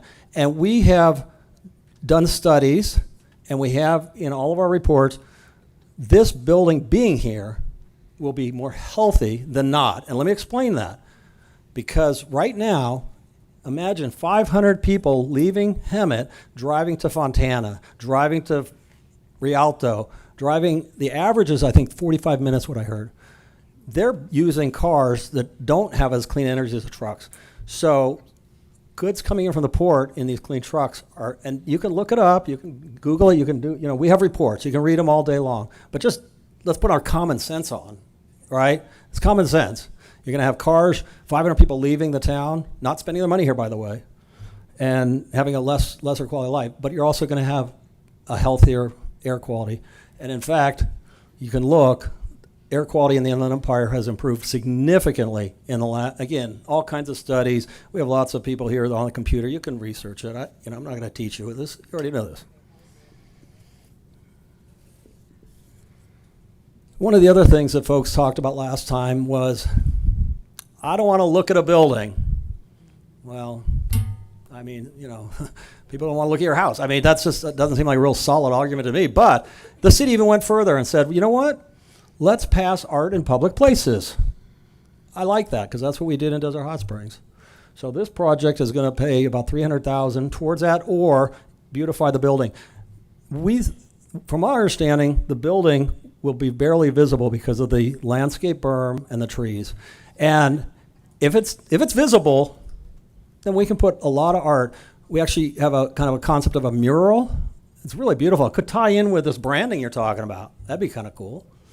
But there's a lot of things we could do, and I believe it's up to the planning director. So we'll be sitting down with the planning director, right? That's kind of come up with some really cool stuff. Not afraid to do that.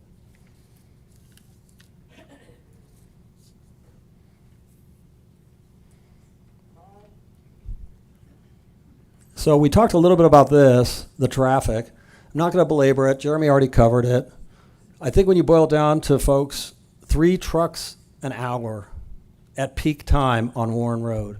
And to me, I don't even think it'll be that many because we all know, again, using logic, when Highway 79 gets built, which they're already talking to us about coming through, trucks are going to go 79 to 74 to the 215. They're not going to want to go up Warren at all. So, but even now, before 79 is built, we're showing 1 truck every 20 minutes on average at peak.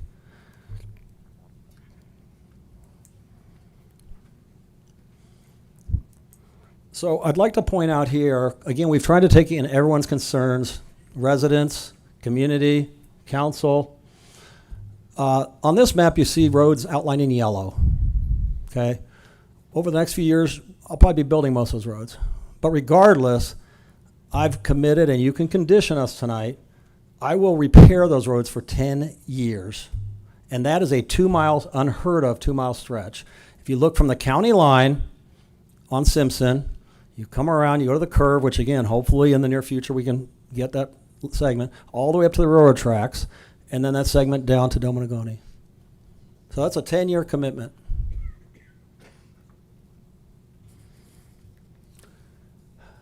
We talked a little bit about fiscal last time. I'm not going to spend too much time on it. This facility will generate a net positive in the $250,000, just the building itself. Once we develop the retail next to it, which you've seen the concepts for, it starts generating like $2 million plus a year in revenue to the city.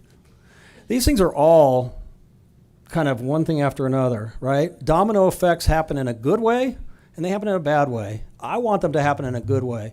And right now, this project helps pay for infrastructure, it helps bring jobs, revenue, and it's a catalyst for what I'm trying to do is bring like a Hilton Garden Inn right there on the corner. I'm trying to bring a Dutch Brothers. That requires some people to be working nearby. I know a lot of people here are probably going to want to stop at Dutch Brothers. I don't blame them. But the other thing is, when we do have this tenant, we have a proposal. We're signing a lease. We expect to sign a lease. Honestly, I don't know the company. The broker tells me it's a Fortune 500 company. And I told them I'd like to have a retail component to it. So we're hoping They're telling me it's similar to the Skechers building or similar. It has some, what do you call it? Assembly, some distribution, obviously, some fulfillment, and some retail. We think, but I can't guarantee that right now, but I'm going to push hard for a retail component because that'll complement the retail next door that we're doing. I think it's really important to point this out. A lot of the residents are from Solara. When they bought their home, every one of them had to sign a disclosure and waiver. And in that disclosure, it says that they are aware, you have to read it, I can't read it. They're aware that there's industrial commercial land within 1 mile of their house. And it goes on to say, this one happens to be Gene Fayenza, I think, signed that one. Excuse me, lost my place here. Oh. Anyhow, so all the Solar residents signed a disclosure. They were aware of the fact that there's industrial land nearby. And I would just ask that they reflect on that, because if you sign something, you should kind of stick with it. This one was signed by Gene. I have one from everybody in the community there. So I just think people should honor their word and honor their signature.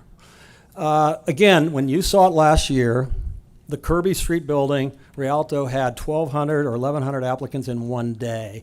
I've been doing this a long time. I've never seen that. That was impressive. Out of those, roughly 800, I believe, were residents. We have a list of the ones that we've been contacting. There's about 450, 500 that we've been trying to contact. A lot of them, I believe, may have sent in letters of support. They want to work. These people want to work, you know. And I hear people talk about jobs and, well, we want high-paying jobs. You need all jobs. All jobs are good jobs for people who need it. And, you know, some people aren't qualified to work as a doctor or a engineer or technician. They still want to support their family, though. So here's the list. And Gus, just scroll down, thank you. So you can see there's hundreds and hundreds and hundreds of people. And these are your local residents. These are your neighbors. These are folks who live in the community. And, you know, imagine John Smith. I'm picking a name. He's not on there. I'm just using John Smith because I don't want to pick someone's name. You know, he doesn't have to drive to Fontana 45 minutes every day. He gets to come home. He gets to come home at a decent hour. Hey, maybe he takes his kid to soccer instead of leaving it for his wife or his daughter or whatnot. Maybe he picks up flowers for his wife because he doesn't have to spend so much dang money on gas. Mr. Lansing? Yes. Can you talk about your development? Indeed. Thank you. Indeed. Okay, we're getting there. I'm almost done. Okay, so what we're doing, our project, again, Jeremy covered the technical parts of it. What I'd like to see happen is we are working with the VFW, the veterans. We're going to try to help them find a new home. They're getting kicked out of their home down the street, which is unfortunate. We anticipate this being more of an experience thing for the community. You know, create something where you have the veterans. We also have contributed 2.5 acres on Dominagoni and Warren Road, the southeast corner. I'm giving up 2.5 acres to the Cal Fire. They're going to build a Cal Fire museum there, Penny Newman. We've been working with her. Why is that important? Because I see you have the Science Museum, you have the trails, you'll have the Fire Museum, folks can go to the VFW. I think it just becomes more of an experience that we're trying to create here in Hemet. So again, we envision these things, folks coming to the retail center, outdoor area that we'll have down the road here, acoustic guitars, people doing live entertainment, having hopefully a wine bar, those kind of things. So those are all part of what we've got, but it's a domino effect. We got to start somewhere, and this is where we're starting. And by the way, the project in question is going to pay about $1 million to the schools. I think that's significant. I got to believe the schools can use that. So anyhow, with that in mind, I want to thank you for your time. I will be available at the end. I'd like to add some things and have a short rebuttal, very brief. Thank you. Thank you. Staff, do you have any questions for Mr. Lansing? Not at this time. I do. I have a couple questions. So basically, this project is the same as what we heard in July. No, I wouldn't say that at all. What did you change? Well, we're adding a lot of benefits. We're adding art. We are adding the 10-year commitment to enhance the roads, to take care of the roads.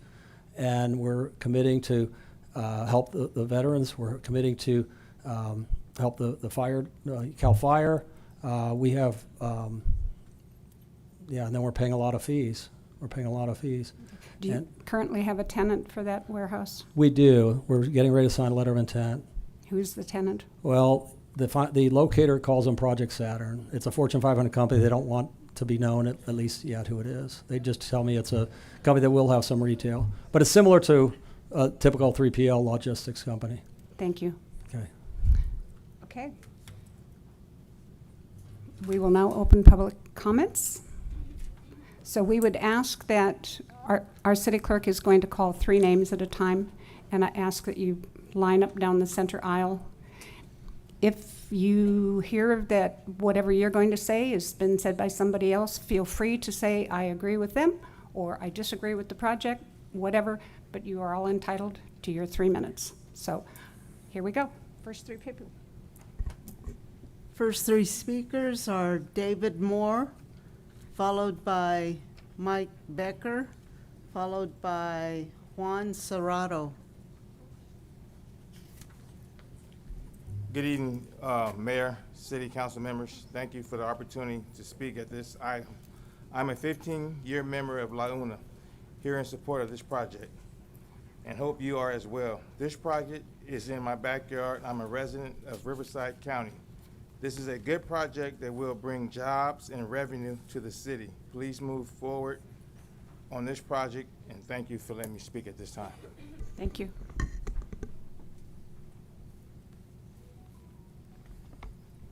Hello, I'm Mike Becker. I live here in Hemet in STV.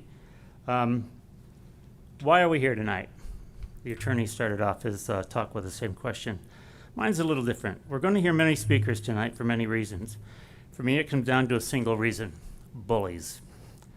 I get that many here tonight don't want the Newland Simpson warehouse. I don't either. But we've already had 2 votes on this issue, and yet here we are again. Bullies. Everyone has seen one. Some of you have been bullied yourself. Bullies come in many forms: big and strong, arrogant and forceful, rich and powerful.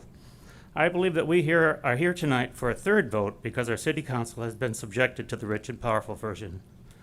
Threatened with a lawsuit, the city council felt compelled to have another vote by someone rich and powerful. This time the vote cannot include all members. I wish every time I failed a test in school that I could force a new test. And that would be really great if the teacher would remove the questions that I didn't get right. I was brought up to stand up to bullies, not to give in, to voice my objections and not be silenced. I remember seeing no bully billboards a while back. Perhaps we need to have a few of those here in Hemet. Members of the City Council, I ask that you stand up for your constituents tonight, listen to their voices, and vote their wishes and not what the bully is telling you to do. Thank you. Thank you.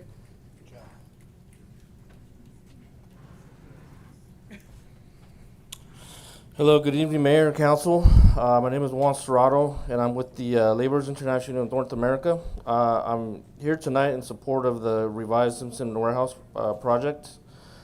Projects like this represent future jobs. And when I say future jobs, I mean real opportunities for the men and women who will be on our work list, down the road. Construction is a cyclical industry. There are times when work is strong, and there are times when when it's slow. The projects you approved today are what help keep workers employed tomorrow. I might not personally work on this project, but someone who we represent will. It could be a young apprentice just getting started in the trades, or a skilled laborer who finds themselves between jobs when work slows down. These projects create next opportunity for someone who might need it. This project means hundreds of thousands of square feet of construction, and that means good construction jobs. During the building phase, these are the kinds of jobs or opportunities that support working families and keep people moving forward in the trades. These are the kinds of projects we fight for, not just for work happening. Time's up, sir. Next speaker. I got it.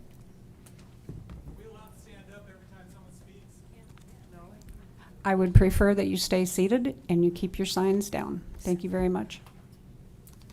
Next three speakers It does. are Larry Bustos, followed by Jean Fonza, and she's got several individuals that donated time.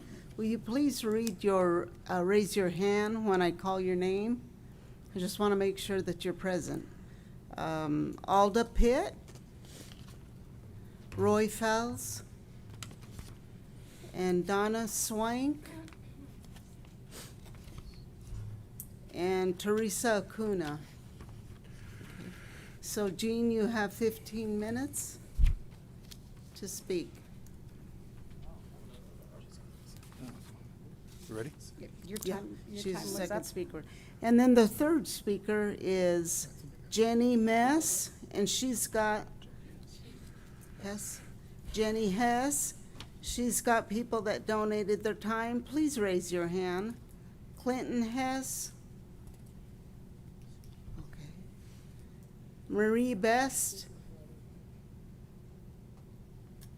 Oh, right there. Okay, and she's got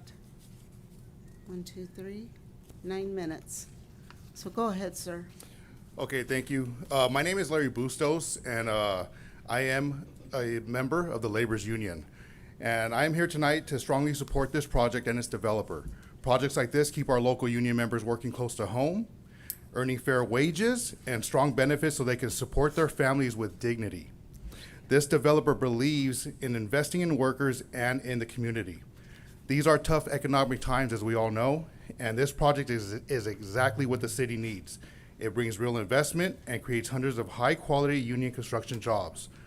Our skilled and trained workforce, like those we represent, who couldn't be here tonight because they're driving 3+ hours home. And I was one of them, so I know that that's a fact. And they stand ready to build this project to the highest standards, including safety for both the public and the workers, craftsmanship, quality, and built right the first time from beginning to end. This is a chance to put the community to work, so let's not miss it. Thank you. Thank you.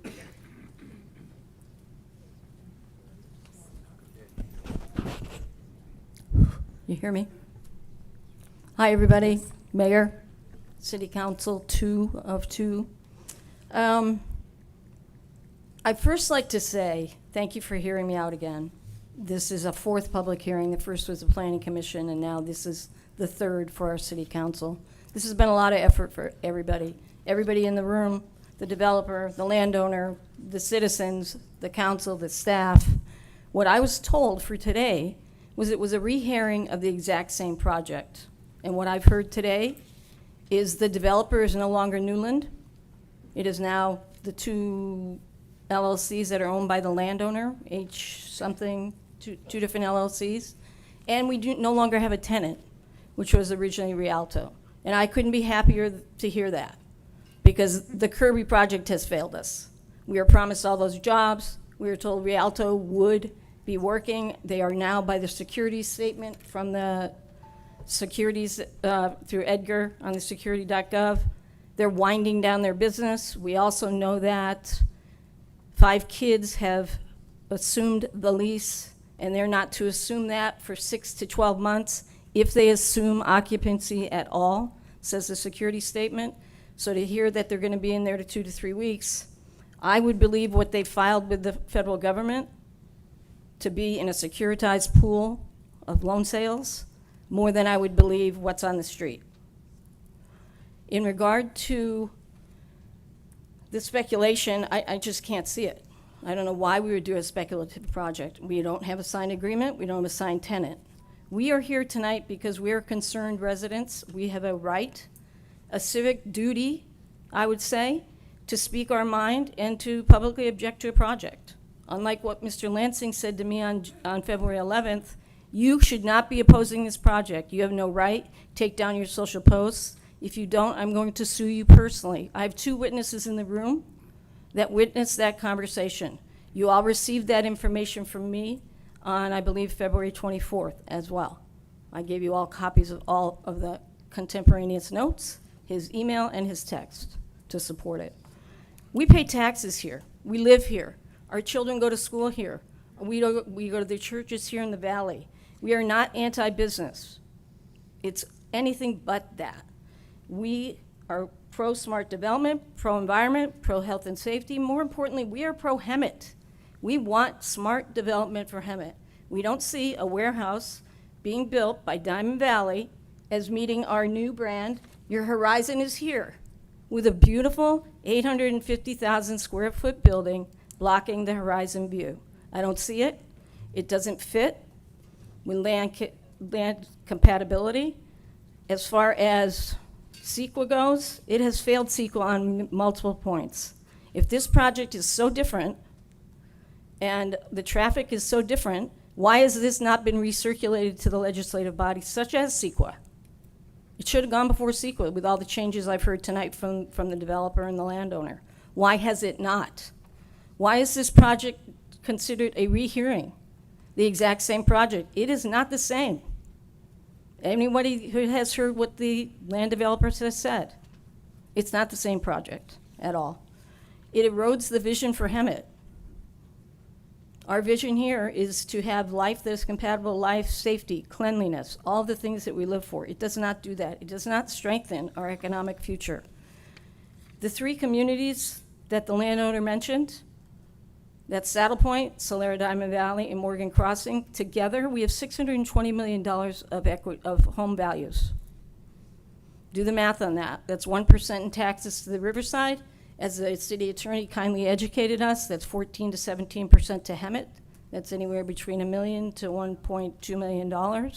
We also pay Melrose, highly Melrose, $1.8 million between the three communities per year.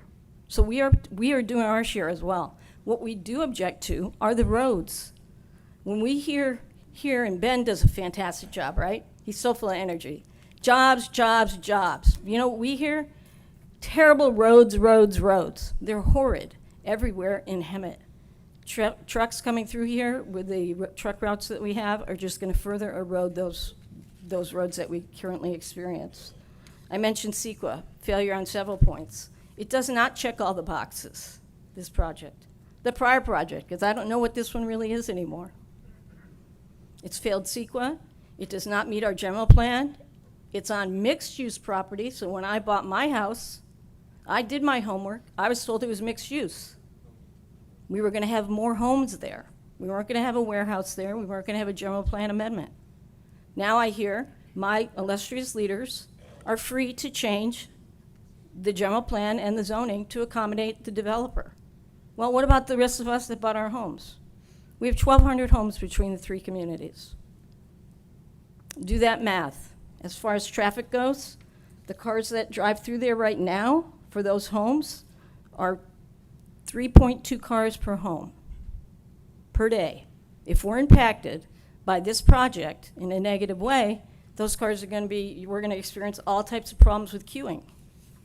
Not just that, the Warren Bridge. I didn't hear a thing about amending the Warren Bridge. I heard the road. What about the Warren Bridge? It's under, we've got TUMP money, $19 million. When will that ever get off the road? Or shall we say, when will the road be fixed? We don't know when that's going to be. We've got some right-of-way concerns. We also have some environmental concerns with the Warren Road project. This has been on the project, it's been around for years. The 79 that the developer's speaking to has been around for what? 20 years? 30? Thank you. It's still not done. And it's a big job, we understand that. You have a big job. You have to decide tonight, what do you want Hemet to be? What do you want it to be? Do you want it to be a logistics corridor? Do you want it to be something that people really are proud of as our new brand, which I think is phenomenal? I was really happy to hear it. You know, I was part of some of the surveys. The character of Hemet with this project will change forever. The Dominic-Goni corridor, which is originally for commercial tourism, not for commercialism, commercial tourism, things that you'd be proud to take your family to, things that you'd be proud to go, just like the Diamond Valley Lake and the Western Science Center. We're proud to take our families there. I would not be taking my family on a tour of a warehouse. It's just not what I would want to do today. And I don't think I could get any of them to do that. They'd be looking at me like I'm crazy. So we speak about views. One of the things that was in the branding was how beautiful it is here, the views. This will eliminate many of those scenic views right across from the lake, right there at the gateway to Hemet. The vibration, the congestion, we heard tonight from EPD that the noise will be less than, that it is acceptable of CEQA. I didn't hear that. I heard that as one of the main failures of CEQA. Again, the project's changed, nothing's been recirculated, so we don't really know what the real CEQA is, do we? And how it's met by these new changes in the project. So what I'd like to say is, hey, preserve what's special about Hemet. What is special about Hemet? We had the branding tonight. It is not a warehouse that makes us special. No matter what is built there, the construction workers will have jobs.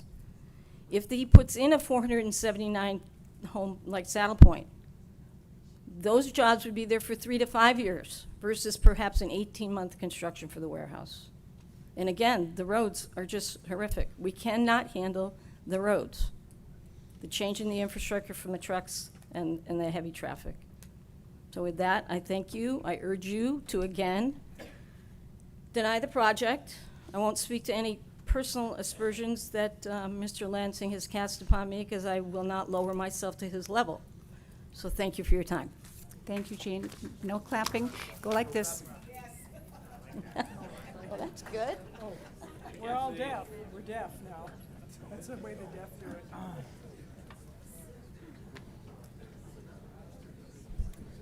Good evening, City Council, Mayor. Thank you for the opportunity to speak. Jenny Hess. Sphere of influence, East Hemet. First, I just want to say naming members of the audience is a bullying tactic, and I'm a little perplexed as to why that was allowed 3 times. And for the record, I'm team nurse. They tend to have tact and emotional intelligence, which seemed to be absent up here a while ago. It was gross and wildly inappropriate. With that said, regarding the warehouse project and underlying concerns, I'll read a portion of the email I sent to all of you that was copied with links to local county and state representatives, just in case you haven't had time to read. As a side note, I did submit that for public comment record, and it is missing from the back table. And I know that emails are allowed because one time there was public record email back there about me. So I know it's allowed and it's missing. Although I'm not a resident of Hemet, I reside within the sphere of influence, and I am directly impacted by your governance, so I consider myself an invested and affected stakeholder in your decisions. I am here to request a serious and transparent review and public response regarding how the Newland-Simpson, or whatever it's called, warehouse project has progressed to this current state. A root cause analysis to include corrective actions. That's what we do in business. On April 8th, again, on July 14th, you denied the project for valid, important reasons related to CEQA and the EIR, et cetera. Yet here we are for a 3rd time tonight, and even though the Planning Commission voted 5-0 against this project from the get-go, you've reportedly entered into a settlement agreement, details of which have been hidden behind closed doors, including what exactly the, quote, disputed claims were, agreed to reset the hearing for tonight, and required the recusal of 2 council members after their prior participation, and for which no details of said recusal have been made fully public. What are the reasons so we as constituents and stakeholders can vet for ourselves? I can only guess, but I believe similar case law shows these recusals to be potentially unfounded. Your handling of this project has generated significant public volatility, including threats of violence, threats of lawsuits, heightened law enforcement presence, and now even metal detectors. And shout out to HPD for protecting us. I do feel much safer here tonight with them, so thank you.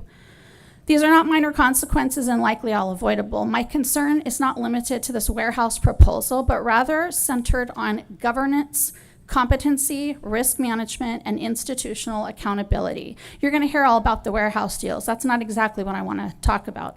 That is a symptom of a bigger ill.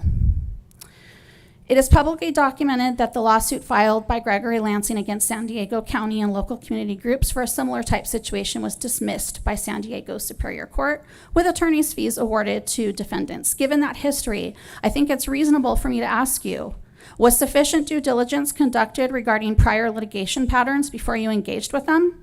Were potential litigation strategies and risk exposure analyzed at the outset? If litigation was foreseeable, and if not, why wasn't it?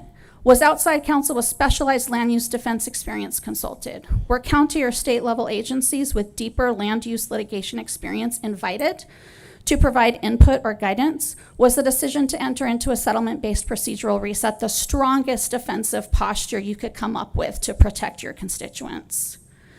When a city resets a hearing after 2 votes, alters the voting body through post-vote recusals, and proceeds in an environment of escalating public hostility, it signals a weakness in governance. The consequences are tangible. Escalated community division and hostility, allegation of threats, waste of taxpayer money due to the increased security cost, and diversion of our public safety resources. Damage to public trust in the city's ability to execute their duties competently and consistently. When decisions appear reversible under pressure or reactiveness to litigation threats, long-term risk increases. In other words, there will be more of this coming. You're demonstrating gaps and how to work the system at the city. This must be fixed immediately. Without a measurable corrective action, confidence will continue to erode, and the city's exposure to legal, financial, and reputational risk will continue to grow. Accordingly, I respectfully request that the city provide a public response acknowledging any procedural gaps identified with this project and in general, like annexation, and outline a formal corrective action plan designed to strengthen governance performance by the city. Such a plan could include, but not be limited to, strengthening transparency protocols, not filling the transparency again tonight, just like with annexation, enhancing legal risk assessment and documentation standards, implementing structured training for council and executive leadership for these types of situations, formalizing an escalation pathway for these types of complex matters to appropriate county or state level entities when it's warranted. Establish accountability benchmarks tied to your governance.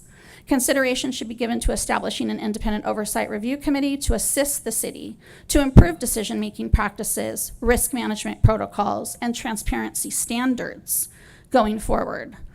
While the whatever warehouse project matter could certainly be used as a retrospective, in other words, lessons learned, this is not about this single project. It's about establishing the city's demonstrated ability to execute duties competently, compliantly, and consistently over time across all types of projects and decisions.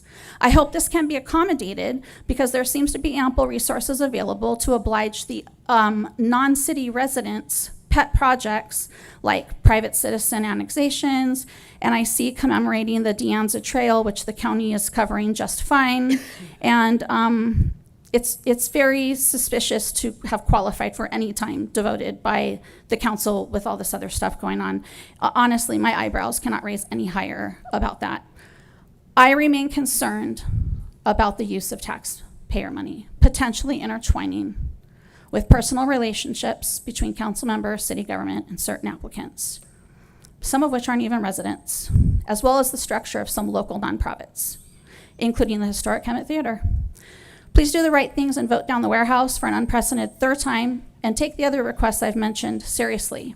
And since I have time, we're not anti-job. That's just silly and disconnected, and I'm not gonna accept that. I'm not here for that. Obviously, all of the opposition wants better jobs for this community, and there's paths to that, and this is not it. We want everyone to have a living wage, full-time equivalents, FTEs, with full benefits. Maybe host them in the vast array of empty buildings across the city limits. We are not anti-union. My family and I have been honored to be members of United Auto Workers, UFCW, and the IBEW. As a very young single mom, I scratched by part-time as a UFCW member, so I get it. I do get it. And those are temporary jobs, by the way. No union for the warehouse workers. Let's be real. While the construction project is union, the warehouse jobs, to be clear, are not. I think that's all I have. Have a good evening. Thank you. The next 3 speakers are Jose Rodillo. Connie Coronado, and Karen Stepp. Yeah, as they come up, I should probably do it the right way.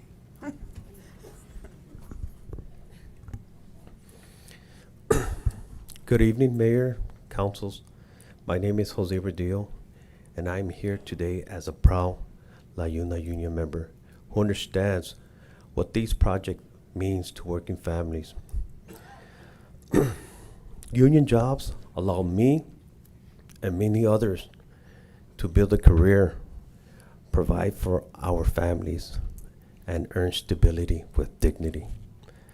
And that happens because of training, fair wages, and strong safety standards. And this project creates those same opportunities for the next generation. It gives back to the community, it strengthens the workforce, and it ensures quality construction built to last. That is why I strongly support this project, and I respectfully urge your support. Thank you.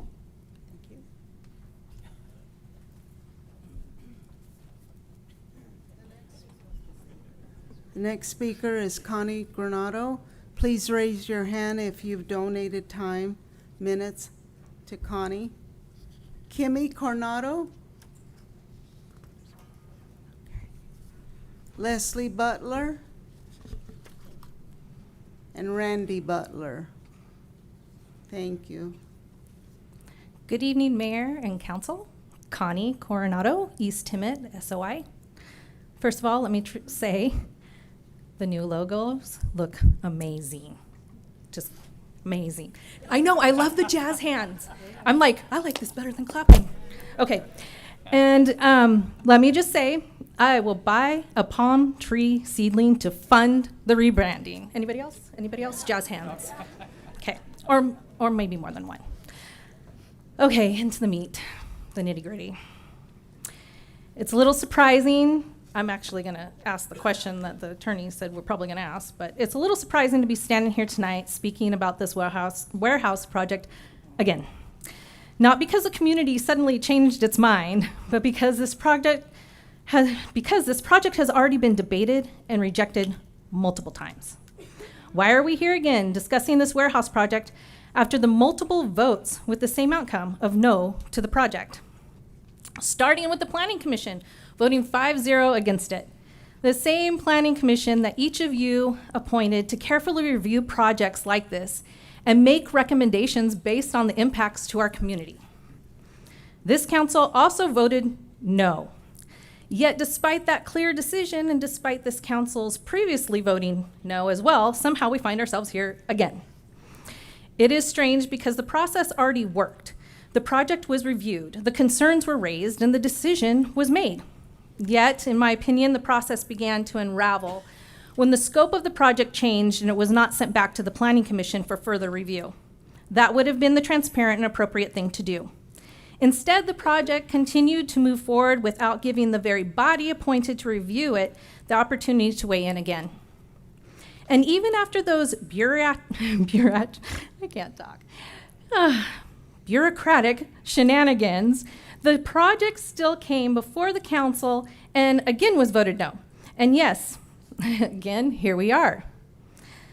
We are here because a developer decided that bullying and intimidation tactics might succeed where the normal process did not.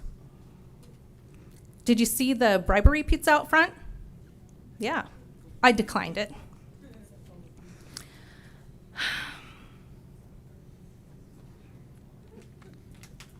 And unfortunately, it appears that those tactics were effective enough to bring this project back before you again tonight.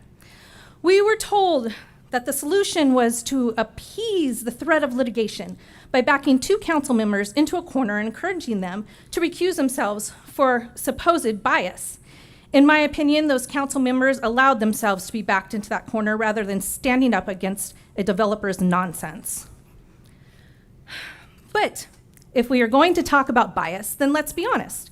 There have been examples of supposed bias out in the open for quite some time, not just with this project, but with others that have come before this council. Supposed standing publicly with unions, supposed dinners and meetings with developers and their associates, supposed numerous phone calls behind the scenes.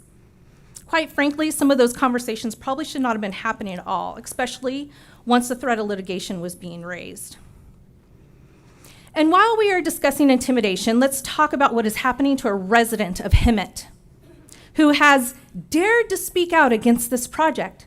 That resident was threatened directly with litigation if she did not remove her social media posts and stop speaking publicly about the project.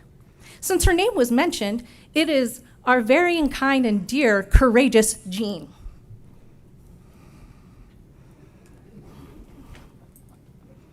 There is clear evidence of who made those threats, and in my opinion, that behavior is shameful and disgusting. I'm glad that she did not allow herself to be bullied into silence. In fact, I admire the courage it took to stand up to those threats instead of being backed down into a corner. While we're on the topic of threats, I do want to thank the city for taking the threats online seriously and providing additional security for tonight's meeting. I sincerely hope whoever made those threats is identified and prosecuted. Now that I've addressed the shenanigans surrounding this project, I'd like to return to something I spoke back in July about, my perspective from working around this industry. I'd like to ask how many of you have actually visited and walked through a facility of this scale, not a brand new, unused warehouse, but one that has been operational for, say, at least a year. I have. In fact, I've been to many. My husband and I run a small construction business and have been working in this industry for over 10 years, with jobs spanning across Southern California, from Calexico to LA to Bakersfield and everywhere in between. We specialize in dock pits, also called dock doors, in construction and repairs, concrete work, bumper installations, leveler installations, and more. I've personally been on countless job sites with my husband, whether that's helping him during estimates or even spending the day as the water sprayer. Our employees do get sick, and I have to fill in sometimes. The point is this: I have been and seen how these facilities actually operate once the ribbon cutting is over. And based on that firsthand experience, one of my biggest concerns with this project is infrastructure, especially the roads and traffic flow around a facility of this size. Excuse me. Warehouses with dozens, sometimes hundreds of dock doors. In this case, 146 dock doors on that building. Generate a constant stream of truck traffic, and staging becomes a real issue. I worry the site could easily become another high-traffic choke point, with trucks lining up on our local roads while they wait to be assigned dock access. The new Hemet in and out of warehouses. We all know the choke point on Florida Avenue in front of In-N-Out. On larger projects, we've learned to anticipate this by requiring in our contracts and our business that our vehicles and subcontractors receive priority access. Otherwise, we risk delays of 30 minutes or more just to enter the site. And traffic is not the only reality people should understand. There is also the day-to-day maintenance of warehouse operations. No amount of trees or landscaping will hide the debris and grime and wear that accumulates around dock areas and truck drive lanes. The exterior dock areas are rarely cleaned. In fact, we have to write that into our own contracts, that job sites must be cleaned before we begin work and maintained during our work. Otherwise, we can't work. So when I raised these concerns back in July of 2025, they're based on real-world experiences, not speculation. And looking at the amended project now with 938 automobile parking stalls, 202 truck trailer parking. I don't know if you know what a truck trailer is, but they bring it in and they dump it there. To move it to some of those docks, 146 dock doors.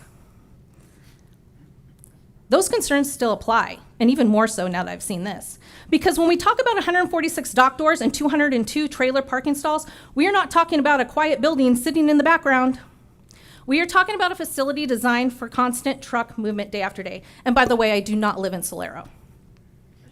The people proposing the project and the people living next to the project experience it very differently. For a developer, it's a project on paper, and this. For the community, it becomes daily traffic, truck staging, noise, and long-term wear on our roads for decades. Once a project like this is approved, there's no undo button for our community. The impact becomes permanent. Projects like this tend to come and go over the years, but the decisions made about them may stay with the community for a very long time. Long after the consultants move on and the developers finish their work, the unions finish their work, the residents who live here are the ones who continue dealing with the impacts. And when those residents look back at decisions like this, they remember who stood up for the community and who chose to move a project forward despite the concerns that were raised. What troubles me the most about this entire situation is that the process already worked. The Planning Commission evaluated the project and voted 5-0 against it. The council also voted no more than once. Those decisions reflected the concerns of the community and the professionals you appointed to review these projects. Yet here we are again, not because the project suddenly became better for Hemet, but because pressure and intimidation were applied until the answer was reconsidered. At the end of the day, this project will not be experienced by developers, attorneys, or consultants. It will be experienced by the people who live here, the residents who deal with the long-term impact on our community. At the end of the day, the role of this council is not to yield to pressure, but to represent the people who live here. And a side note that I wrote down, we are told that for 10 years those roads will be maintained. If you say the horrible word yes to this warehouse, I would hope that a verbal commitment is not what you require, but an escrow account for 10 years worth of road maintenance. Not a verbal, oh, I'll make a commitment to you. No thank you to this warehouse project.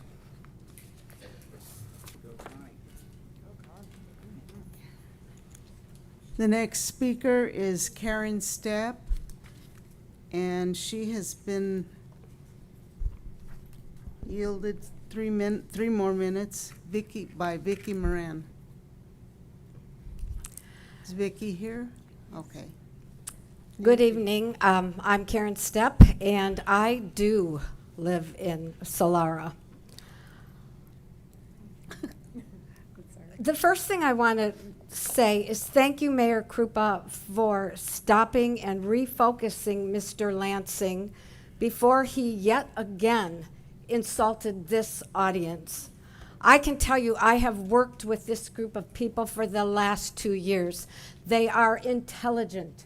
They know how to research. They know what they want, and they are courageous enough to stand here before you time and time again and ask for your consideration.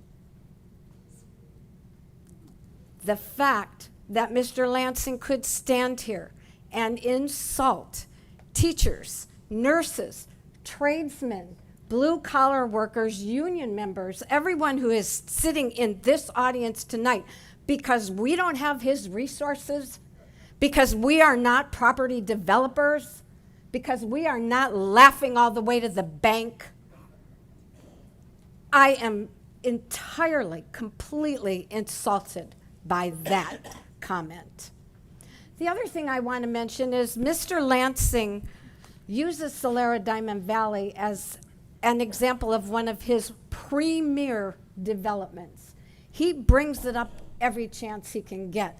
Let me tell you what he doesn't talk about. He hasn't been a part of Solara Diamond Valley for what, maybe 20 years now? But when he purchased that land, probably relatively cheaply, I'm just guessing, he partnered with Pulte to build the houses and the community center. He does not talk about the lawsuits that our HOA dues had to pay for to get the repairs on the shoddy construction of that community center. He does not talk about the multiple class action lawsuits that people in Solara Valley, or Solara Diamond Valley, are still involved in, because we have falling foundations, we have leaking roofs, leaking windows. This is what he left us with. And yes, it's a beautiful community. It is a gem here in Hemet, but not because of what Mr. Lansing did. He might have had the original idea, but it is the hard-earned pension dollars of the people living in Solera Diamond Valley who put tens of thousands of dollars into those homes. It is their community pride that makes Solera Diamond Valley the beautiful community it is.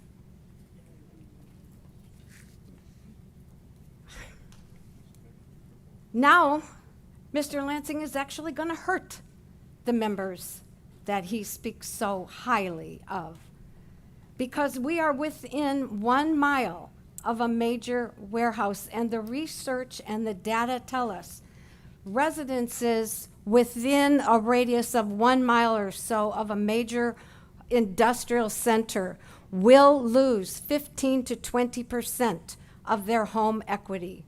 For those of us in Solera, for those in Morgan Crossing, for those in Bright, that is the equivalent of $60,000 to $70,000 on each resident. Does nobody care? Nobody care what we're going to lose here besides clean air, besides, less traffic, besides a more quality lifestyle? Let me tell you what's already happening with trucks. We are already seeing what truck traffic looks like. Just this past month, I had several close encounters. One 18-wheeler made an illegal turn from my right when he should have gone through on his green light, decided to turn left. When he didn't go through on his green light, I realized what he was going to do, thank goodness, or I would have been under that tractor. I would have been under that trailer, because he made his left off of Acacia onto Sanderson from the right turn lane. A couple of days later, this all happened in February, by the way. A couple of days later, I'm coming down Thornton to Fisher, where I want to make a left to get into my own neighborhood. At the very same time, one of those great big white 18-wheelers that had been sitting at Stetson for 4 days comes down Fisher and wants to make a left on Thornton. I'm thinking, well, surely this guy's going to let me go. He needs room to make his turn. But he doesn't. He doesn't. He slowly proceeded to make his left turn in front of me and then sat there looking at me until I backed up. What would he have done if there was a line of traffic behind me?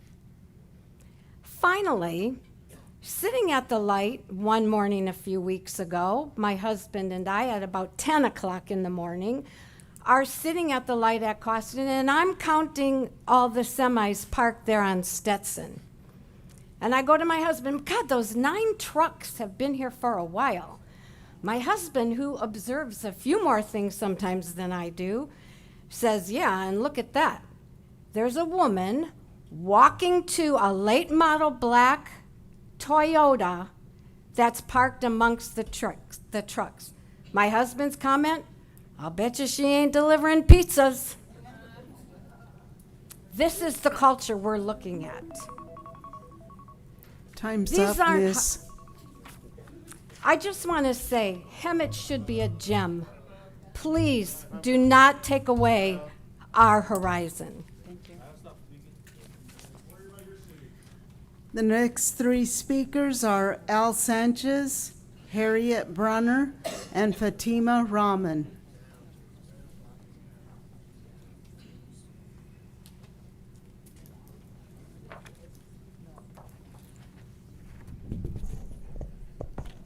Hello, council members. My name's Al. Thank you, sir. You're such a good guy. My name's Al Sanchez. I'm a member of La Una. I'm here to speak for our members that can't be here today, that live here locally. The main thing I want to tell you is there's no such thing as a small job for union members. Every job puts time towards our pension, towards our health and welfare, towards our accounts that we put aside for our kids. That's the bottom line. It takes money to make money. We team up with these developers because they pay the right wages. And we're hoping that you let us build this. So I look around, I see a lot of places closed down. I'm hoping we can get money back over here and get things going, get the roads going. So thank you for your time. Next speaker, Harriet Brunner. And I'm going to call out the names, and please raise your hand. Sharon Larson, Pam Moe, and Jean Simmons? Simons. Okay. You have 12 minutes. Thank you. Good evening. My name is Harriet Brunner. I'm speaking here tonight in opposition to more warehouses in Hemet, and particularly the mega warehouse proposed for Newland Simpson's project. It is anticipated that this project will have the capacity to introduce far too many semi-trucks daily into our city, bringing noise pollution, traffic snarls, and checkbook decimating damage to our already compromised infrastructure. I apologize right now because all of the city council members are going to already be familiar with what I'm referencing, but I think it's important that you realize that we know it too. My focus has been the traffic study from the Hemet Draft General Plan. The City of Hemet has designated a minimal acceptable roadway and intersection level of service of D. A D is the same D we feared in high school. A, B, C are better, and only E and F could be worse. Table 14.3-1 in the Draft General Plan defines a D as having significant congestions of critical approaches, but intersection is functional if a signal exists, and long traffic delays at unsignalized intersections. With that in mind, I researched the current truck routes in Hemet. They are in part Florida Avenue, Warren Road, Sanderson Avenue, and Stetson Avenue east between Sanderson Avenue and State Street. The last two are particularly notable because Councilmember Lodge is recused from tonight's vote. Therefore, any of his constituents affected by this project are, in effect, without representation. Intersection levels of service definitions are fairly boring, so I'm going to do the Cliffs Notes version.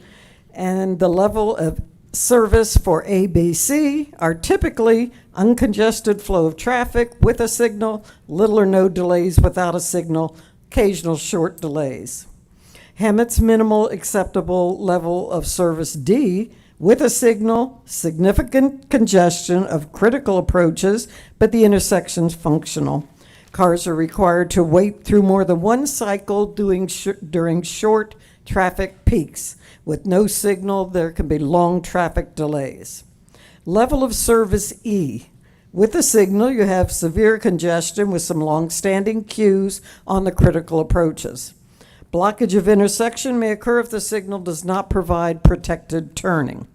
If there's no signal, very long traffic delays, failure, extreme congestion. With the level of service F, you have a signal, total breakdown, stop-and-go operations. Referencing from the Draft General Plan, the intersection analysis summary for build-out, we'll look at Sanderson Avenue at Florida Avenue. The existing level of service is a C in the AM, a D in the PM. This drops to level of service F in the AM and F in the PM after planned build-out of the city. Sanderson Avenue at Stetson Avenue. Existing level of service, C in the AM, C in the PM. This drops to D in the AM, D in the PM after build-out of the city. Warren Road at Florida Avenue, currently operating at D in the AM, D in the PM, and after planned improvements for Warren Road, it stays at D in the AM, but yay, C in the PM. Warren Road at Simpson. The existing level of service is B in the AM, C in the PM, and these levels drop to C in the AM and D in the PM. I graduated from high school in 1965. If I had shown up with that many D's and F's, I would still be sitting in my bedroom in Maryland on restriction. Regarding sending fleets of semi-trucks through the Hemet streets, the impact analysis portion of the draft general plan, section 4.13.1, states that 2 intersections will operate at unacceptable level of service of E or F. Those intersections are Sanderson Avenue at Devonshire, level of service of E at the morning peak traffic hours, and level service F at the afternoon peak traffic hour. To operate at Hemet's agreed upon D level, all 4 intersection approaches would require an additional lane. Right-of-way constraints and existing buildings make this infeasible. The level of service rating is due to volumes above capacity at the second offender, Sanderson Avenue and Florida Avenue, that operates at level of service F during both AM and PM peak traffic hours. Again, only additional lanes could alleviate issues, but right-of-way constraints and existing buildings make widening the streets infeasible. The primary reasons for exceeding the minimal level of service D remain the same as they were in 1992. The traffic lights on Florida Avenue are very closely spaced. Left turn lanes into commercial driveways fronting Florida Avenue impedes through traffic. Florida Avenue serves as both the primary route through the city as well as its main commercial street. In some areas, right-of-way traffic is not available to widen streets.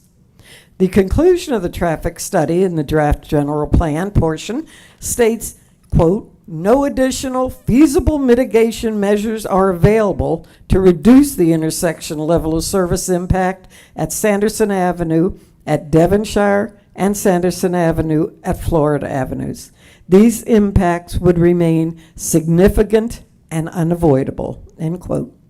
The thresholds of significance from the draft general plan addresses one of my primary concerns, the possibility of inadequate emergency access. Putting all these trucks on our currently challenged roadways and streets could have a negative impact on fire, police, paramedic, and ambulance response times. Since warehouse trucks will be clogging Sanderson and Florida Avenues, residents will be forced to travel on secondary and tertiary roads, thereby increasing response time for any emergency vehicles on those roadways as well. The destruction of our streets is unavoidable. Semi-trucks, loaded or empty, are not appropriate vehicles to travel on roads built for passenger and light work vehicles. The cost for maintenance of our roadways will skyrocket. This is not speculation, it is fact. We already experience bone rattling and axle punishing drives traveling through Hemet. The addition of truck weight and resulting major pothole damage can't help but add to this sad condition.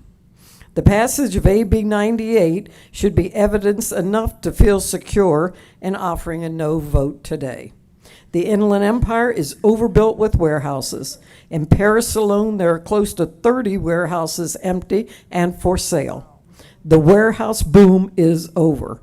Does Hemet want to be the city who couldn't read the room? The city who forgot its first responsibility was the residents.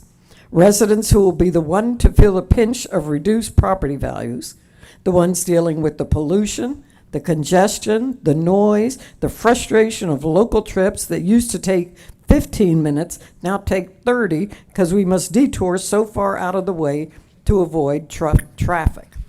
The residents who used to have a view of hills and clear skies and now see pollutants in the air and a behemoth slab of concrete.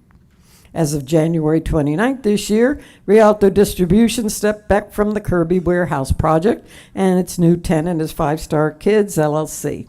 The plan is to see occupancy within 6 to 12 months by 5 Kids, but there's no assurance that they will take occupancy as expected or at all.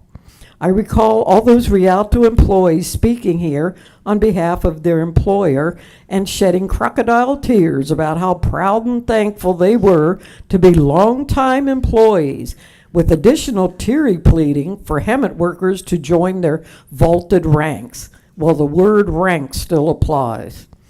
Typical behavior of the logistics warehouse crowd. These projects are money grabs, plain and simple. No guarantees of anything. What if that warehouse had been fully staffed with Hemet folks?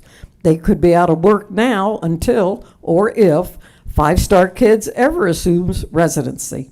The job fair was pure theater, nothing more. This just blows the hope that warehouses will provide jobs for Hemet residents right out of the water. Contrary to belief, we hold no animus for Mr. Lansing. We'd love to see development on his property, just not a mega warehouse. Similarly, we respect our friends here in the orange vest. We want to see these folks working all the time. We are retired. We want them to keep paying into Social Security so we can suck it out the other end. Please vote no. Thank you. The next three speakers are Fatima Rahman, Carol Valade, followed by Kevin Buss.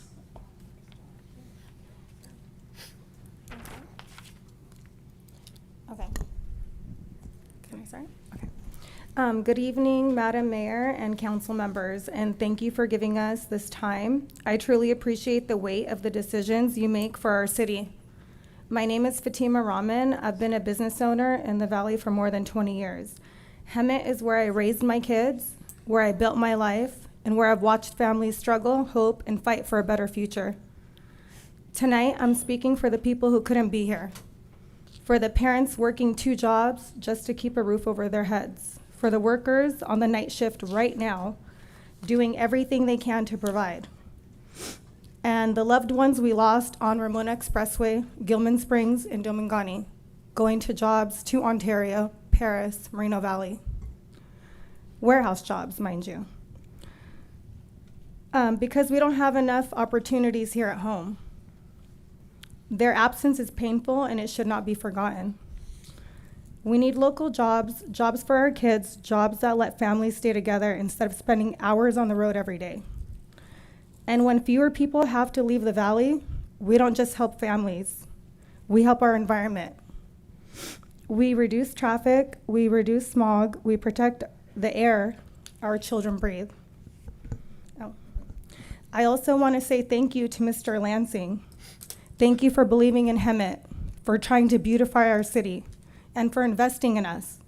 $12 million on public right-of-way improvements and utilities are not a small gesture. Excuse me, it's a sign of commitment. And the truth is, developers don't invest multi-millions in cities they don't believe in. That kind of investment is rare and deserves to be acknowledged. I hope that tonight, Madam Mayor and council members, that you remember that you're representing 95,000 people, not just the people in this room. And many of their voices that matter the most are the ones that physically can't be here because they're working, struggling, or grieving. Thank you for listening, and thank you for carrying the responsibility of our community on your shoulders. And I hope tonight we pass this warehouse because my kids need jobs and all 95,000 residents here need jobs. And thank you guys for your time.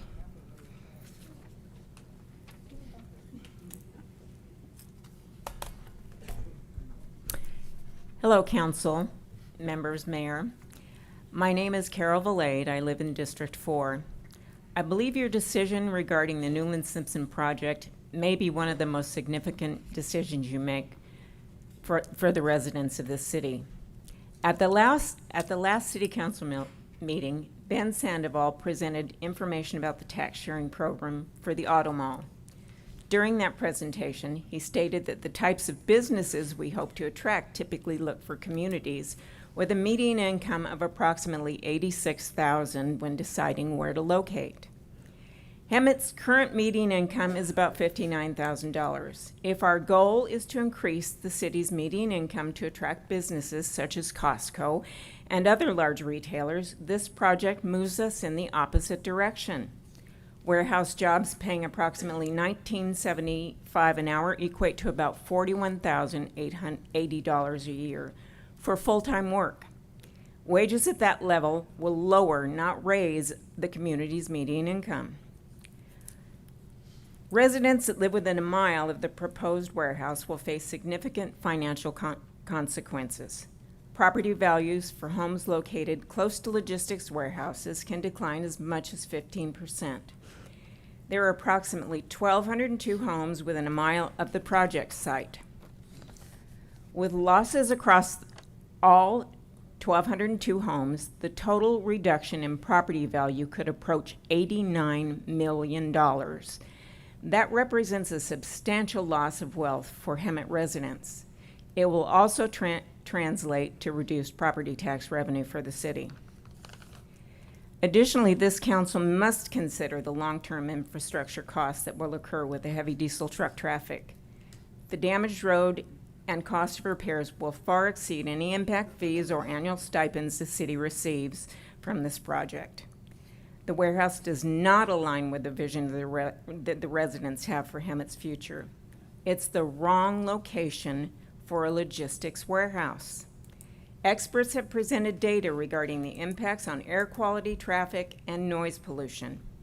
It's a prime location, the gateway to our city.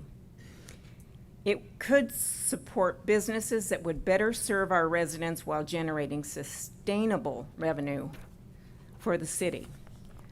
The right business in that location could be pivotal in achieving our goals. It's been a year since the city used its resources to promote the Kirby Job Fair. The jobs promised never materialized. It was a complete waste of everyone's time, including 800 of Hemet's residents. This council made decisions based on those promised jobs.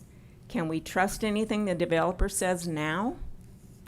When considering the overall balance of cost and benefit, this project offers very little to the community. Jobs numbers can't be trusted. I'm sorry, I had 6 minutes. No. Yes, I did. Did she have?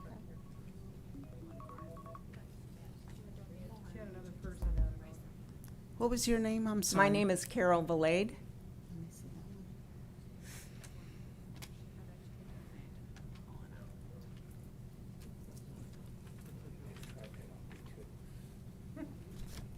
Who are your speakers? My husband, Jim Valade.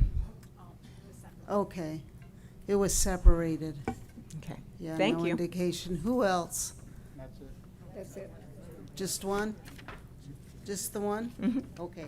So it's 3 more minutes. Thank you. No problem. When considering the overall balance of costs and benefits, this project offers very little to the community. Job numbers can't be trusted. Revenue falls short for the city. Significant loss of property value for over 1,200 homes. No sales tax revenue. Increased infrastructure and road repair cost. This project will not create tourism, recreational opportunities, or improve the quality of life for the residents. It will destroy it. The applicant has manipulated this council, forcing you to bend to their will or else. They found our Achilles heel and used our financial weaknesses as leverage against us. They've told us we are not ready for the kind of vision we have for our future, insinuating because we are Hemet, we are not worthy of nicer things. They've sold us short. Who will decide the future of our city? The applicants who have no vested interest in us, who will take millions upon millions they'll make off this property and go back to the affluent cities they live in, leaving us to deal with cumulative fallout? Or will this council stand with your community, your neighbors, your friends, your family, the people who call this place home? We have enormous potential. Please don't throw it away and make us just another dirty warehouse town in the IE. We can do so much better. please deny this project. Thank you. The next speaker is Kevin Buss. Good evening, Mayor, Mayor Pro Tem, Council, residents on both sides of the argument. I'm here to ask you to support this program. My area of expertise is jobs. As a career recruiter, I can tell you, I cannot find enough quality jobs for the applicants that I had at that time in my career.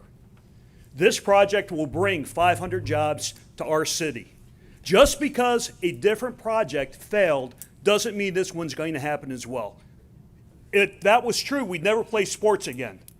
One team wins, one team loses. The results aren't guaranteed.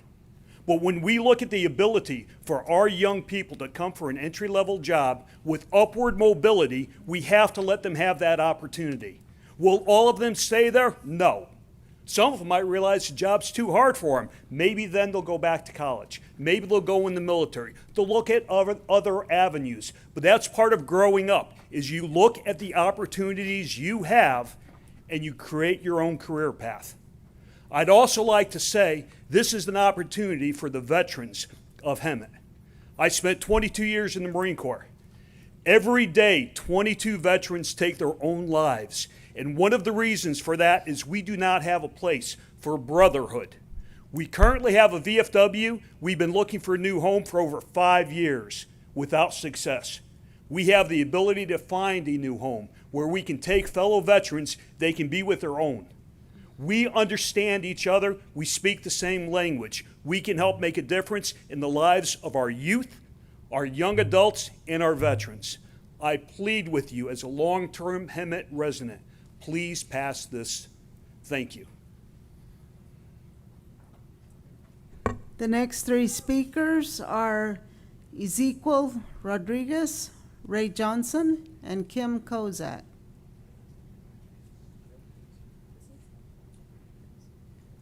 That's you.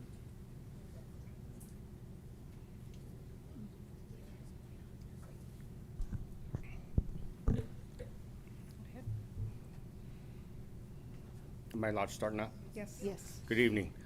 I've been a resident of Hemet for 25 years. My kids grew up here. One of them has to travel to Orange County for a job. One has to travel to Redlands for a job. The other one has to travel over to Riverside for a job because there's no jobs here. My daughter, she left. I asked her why. She said because Hemet is a ghetto. You got a lot of empty stores and no jobs, a lot of homeless. I just came from Brownsville, Texas. SpaceX is doing what he offered to do for Hemet, beautify it. Brownsville, Texas looks like somewhere that you want to go visit. Doesn't look like a ghetto anymore. I applaud Mr. Lansing for wanting to do something like that. I know the city of Hemet is requiring other people to do the same thing because my city youth has these modulars that still haven't got approved, but they need to do something with the modulars to beautify the city. What Mr. Buss said, I agree. I'm a veteran. I served 20 years, 2 combat tours, one in Desert Storm, one in Iraq. I know 3 of the people that I served with. One of them just last month committed suicide. We can't do this to our veterans. They need jobs too. They need a place to go where other veterans know how to talk to them. We just had a homeless veteran over at our post sleeping in the back in a trailer, a pop-up trailer. That's not how veterans should be living. And why? Because he got fired from his job and couldn't find another job. Our veterans deserve better. Please, pass this project. The next 3 speakers are Ray Johnson, Kim Kozak, and Gisela Harmijo. Ray, you have people that have donated time. If they would please raise their hands. Cindy Anderson, Etta Mays Roger, Robert Amorson, Beverly Johnson.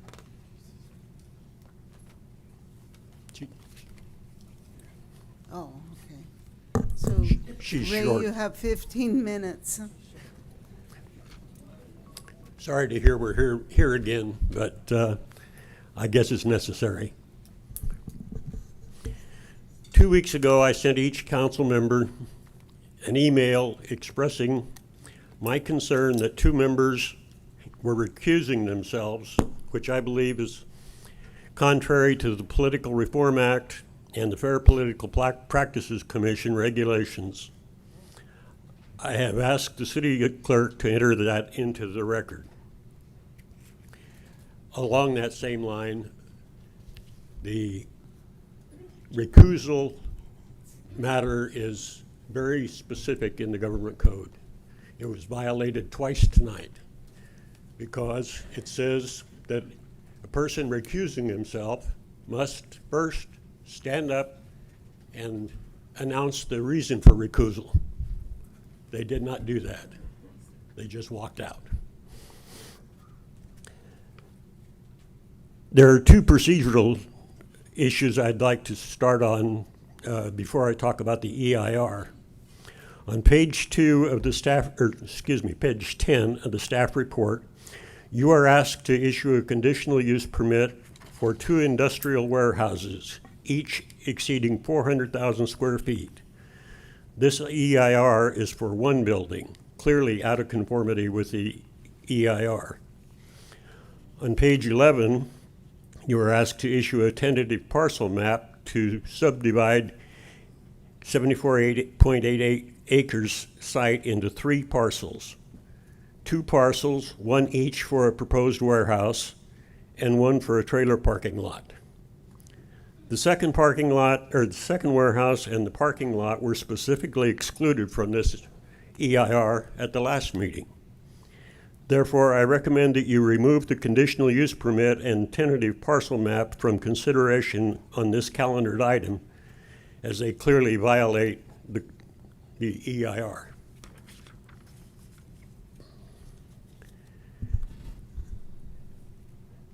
The main point here tonight is not the project, it's the EIR. Until you approve the EIR, there is no project.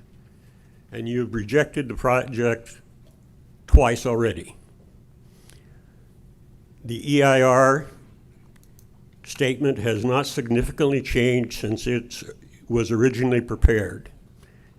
And as lead agency, you are asked to adopt this EIR as your official final EIR. The project will have unmitigated significant environmental impacts on agriculture, noise, transportation, and greenhouse gases. I'm going to focus on greenhouse gases, primarily generated by diesel trucks.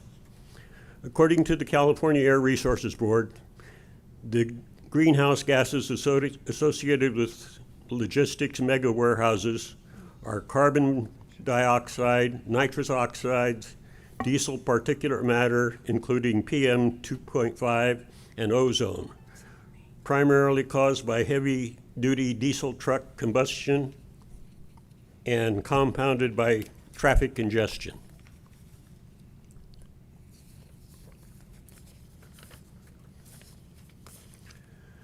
The risks associated with these GHGs near mega warehouses are cardiovascular disease and premature death. Exposure to DPM and PM 2.5 increases risk of heart attack, strokes, and premature mortality. Respiratory illnesses and asthma. Nitrous oxides, ozone, and PM 2.5 exacerbate asthma, reduce lung function in children, and increase respiratory hospitalizations. perinatal and developmental effects. PM 2.5 exposure is associated with low birth weight, preterm birth, and effects on early lung development. Cancer risks. Diesel exhaust contains multiple carcinogens and, in fact, is classified as carcinogenic. DPM contributes substantially to air toxic cancer risks. The California Air Resources Board states that 70% of all cancers caused by air pollution come from DPM. We know you did not do a full EIR on the Kirby project, but this project is almost a twin to Kirby, meaning that the residents around Kirby are probably already being exposed to these toxins. Some council members expressed that this project is extremely important to the city. There's a lot of benefits described on page 9, but at the same time, there is no description of the cost to the city. How many people do you think will encounter perinatal development afflictions, cardiovascular disease, respiratory disease, asthma, cancer, or premature death in the next 10 or 20 years? And how many of them will file claims against the city because they believe they were exposed to GHG by this project? A nationwide study in 2024 by the Milken Institute shows that communities in proximity to mega warehouses experience 20% higher nitrous oxide exposures, 8 times higher pediatric asthma rates, 30% higher exposure to diesel particulate matter and PM 2.5. It's important to note that EIR focuses on sensitive receptors, people, within 1,000 feet of the proposed site.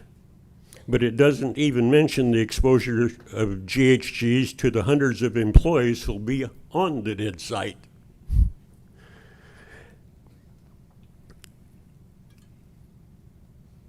It also doesn't mention that the trucks operate outside the 1,000-foot perimeter. The only truck route to this facility is Warren Road, and thousands of sensitive receptors live within 1,000 feet of Warren Road. And we know that the prevailing southwest wind carries GHGs further than 1,000 feet because we experienced the wind carrying the aroma of fertilizer from the farming surrounding area. The South Coast Air Quality Management District expressed deep concern over the potential public health impacts of placing additional sensitive populations in proximity to air polluters. Mr. Langston described to you the added developments that are being worked on by the city, and well over 1,000 more homes that will be within, many of them will be within 1,000 feet of Warren Road.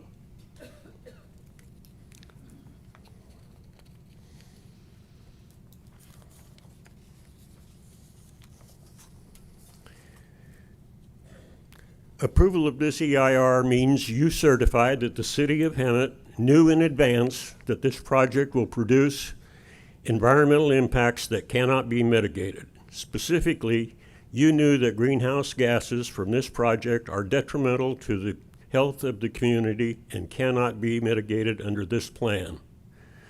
With the approved EIR, you will be giving every resident who becomes ill from causes linked to GHG the first piece of evidence they need to file a claim against the city.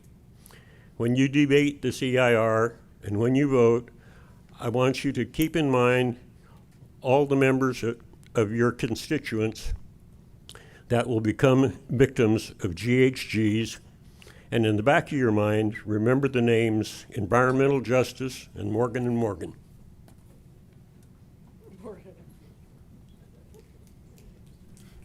The next 3 speakers are Jim Kozak,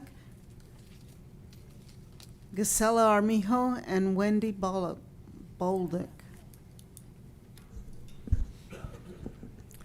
Good evening, Mayor, council members. I'm Jim Kozak. I own land in the city of Hemet, and I'd like to, and am involved in this project with Mr. Lansing. However, I am speaking as a landowner owning property in Hemet. And I just can't sit still. All this stuff about GHG and the doom and gloom that was just presented quoted nationwide studies. This site was specifically studied by licensed technical consultants that have stated that it is within the state guidelines for safety. So all this fear and items are really unfounded. Same with housing values. We introduced into the record, I believe Newland did, in one of the two hearings, that house prices for homes near distribution centers in the Riverside County area did not go down, they actually went up. And that was because of improved infrastructure and other amenities. So, you know, I think you have to be very careful with people just tossing up stuff against the wall, seeing what sticks, when we already have licensed consultants that your staff has reviewed their reports and they pass muster. So please take that into consideration. You know, the opposition, I appreciate their passion, and I also think that it's important that we are a community here in Hemet of over 95,000 people. And part of the responsibility is, how do I serve all those residents in a way that generates some of Hemet's long-term plans of providing jobs and public safety and other amenities and better roads in the community. So the opposition here tonight has not offered any suggestions of how they're going to increase jobs or given you any recommendations. They do allude to the fact that there's empty buildings that both on the commercial and industrial manufacturing areas that are empty and not, you know, are not fulfilling their promise from the standpoint of being able to generate any jobs. So this program of this project is to generate job creation, build significant infrastructure that's going to enhance future development for the city. In terms of the greenhouse gases, if you put 400 homes on 74 acres, it's going to generate more greenhouse gas from the residential car transmissions in the studies than the clean energy trucks will that would be serving this project. So you all have to look at the relative aspect of things. But I think a very important part here is the commitment that Mr. Lansing made of willing to have a condition of approval. And that's something new in the project. Your of a time's 10-year up, sir. 10-year maintenance agreement for the roads. The next three speakers are Gisela Aramilo, Wendy Bolt, and Tina Howard.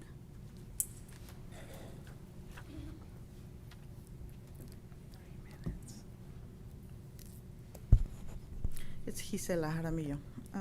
Good evening, Mayor and council members. Talk closer into the microphone. Thank you. My name is Gisela Jaramillo. I have been a proud resident of Hemet since I was 9 years old. I'm now 41 and a mother of 4, and my family and I have built our lives here in this valley. Hemet isn't just where I live, it's the community that raised me and the place where I'm raising my children. Professionally, I'm a licensed life insurance agent and independent financial contractor. My work focuses on helping families understand how to protect their loved ones financially and plan for the future.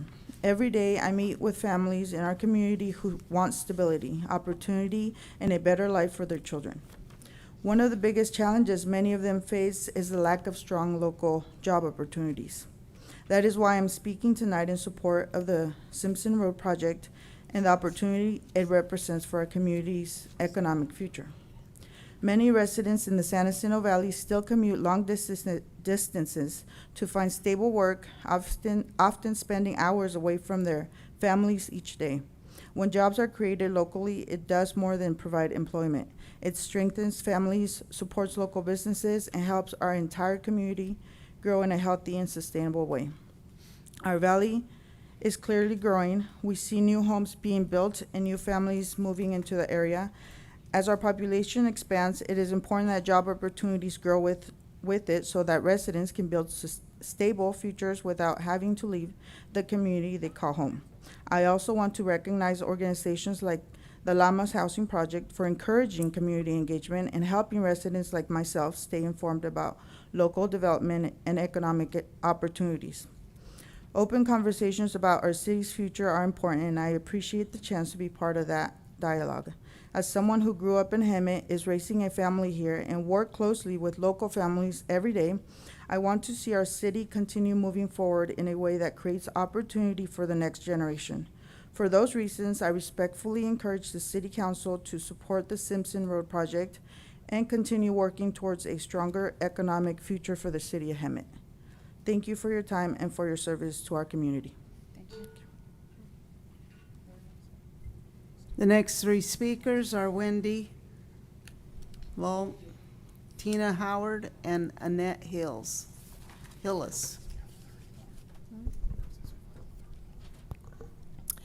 Good evening, Mayor Krupa and council members.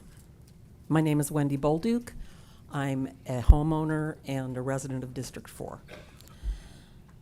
This has been quite a show tonight. It's been fascinating. I love the whole new branding thing, the mountains, the Your Horizons. It's beautiful. It's exciting.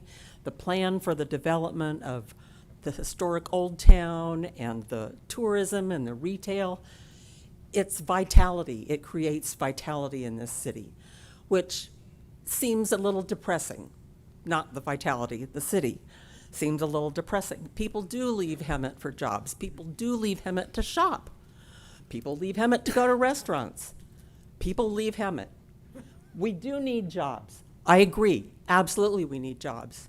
But to have our gateway to our beautiful vistas of Mountain San Jacinto blocked by a 60-foot wall of concrete is absurd.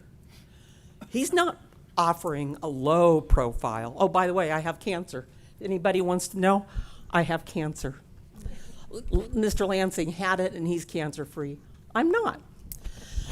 Anyway, just thought I'd throw that in.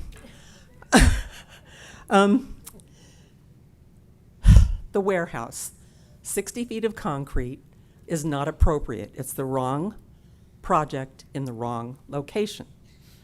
Put it somewhere else. Put those jobs somewhere else. The gateway to Hemet needs to be welcoming, inviting, Dominigani wildflowers, retail centers, things that people want to come home to. Eventually, with a new plan, there will be rebuilding in Old Town. There will be viable entertainment, tourism, shopping. People will stay here. People will get jobs here with all of those things. Medical center, an outpatient surgical center. We have lots of opportunities for that land besides 60-foot wall of concrete. That is horrendous. That's 2 times the size of a 2-story home. Take your 2-story home, put another home on top, and that's how tall it is. And when I come across 79 down from the 215, used to be a gorgeous view of our valley, beautiful view of our valley. Now you see the big white block of Kirby Warehouse. Not so inviting, not so inviting. Anyway, your horizon is here. With 2 council members recused, I hope you appreciate the extraordinary weight upon the 3 of you. You have to represent the unrepresented as well as your own constituents. And that is a tall order. I appreciate that. And regards to the previous man's speech about this plan passing muster, it didn't pass muster with the Planning Commission. They didn't think it was a good idea. Why isn't anybody listening to them? So, tonight, I respectfully urge you to deny this project. Thank you. Next three speakers are Tina Howard, Annette Hillis, and Dean Anderson. Hi, my name is Tina Howard, and I am a resident and licensed acupuncturist here in Hemet, and I am against building the latest warehouse. Yesterday, I sent a detailed explanation with healthcare case studies to Jane and the city clerk's office, and asked that document to be a part of public record if you would like further information about the specifics. But today, I'm just going to talk in summary. And the proponents are talking a lot about jobs. I think they said 500 jobs for these warehouse positions. Well, let me tell you about these jobs, okay? Many of my patients work for warehouses in various positions: floor stockers, truck drivers, construction workers that built the warehouses, and the supervisors and managers. All of these workers have overuse injuries, causing signs of early aging, even patients in their 20s. Stress, anxiety, and depression. All of these workers complain of management not caring about their symptoms or pain and only wanting to fill the shifts with bodies. Even those that have workers' comp claims are still forced to work under conditions that are not healthy or safe. Please do not let the proponents of the warehouse fool you into thinking that this will bring good and long-lasting jobs into Hemet. If you vote no on this warehouse, you give Hemet a golden opportunity to revitalize. Open your hearts and your minds and imagine. What about a multi-use retail and commercial outdoor shopping center instead? This still gives rise to construction, plumbing, and electrician jobs. During the building of the center, the owners can partner with high schools and community colleges and give the students internships in a variety of industries: construction, engineering, architecture, technology, marketing, social media, public relations, finance, hospitality, management, and administration.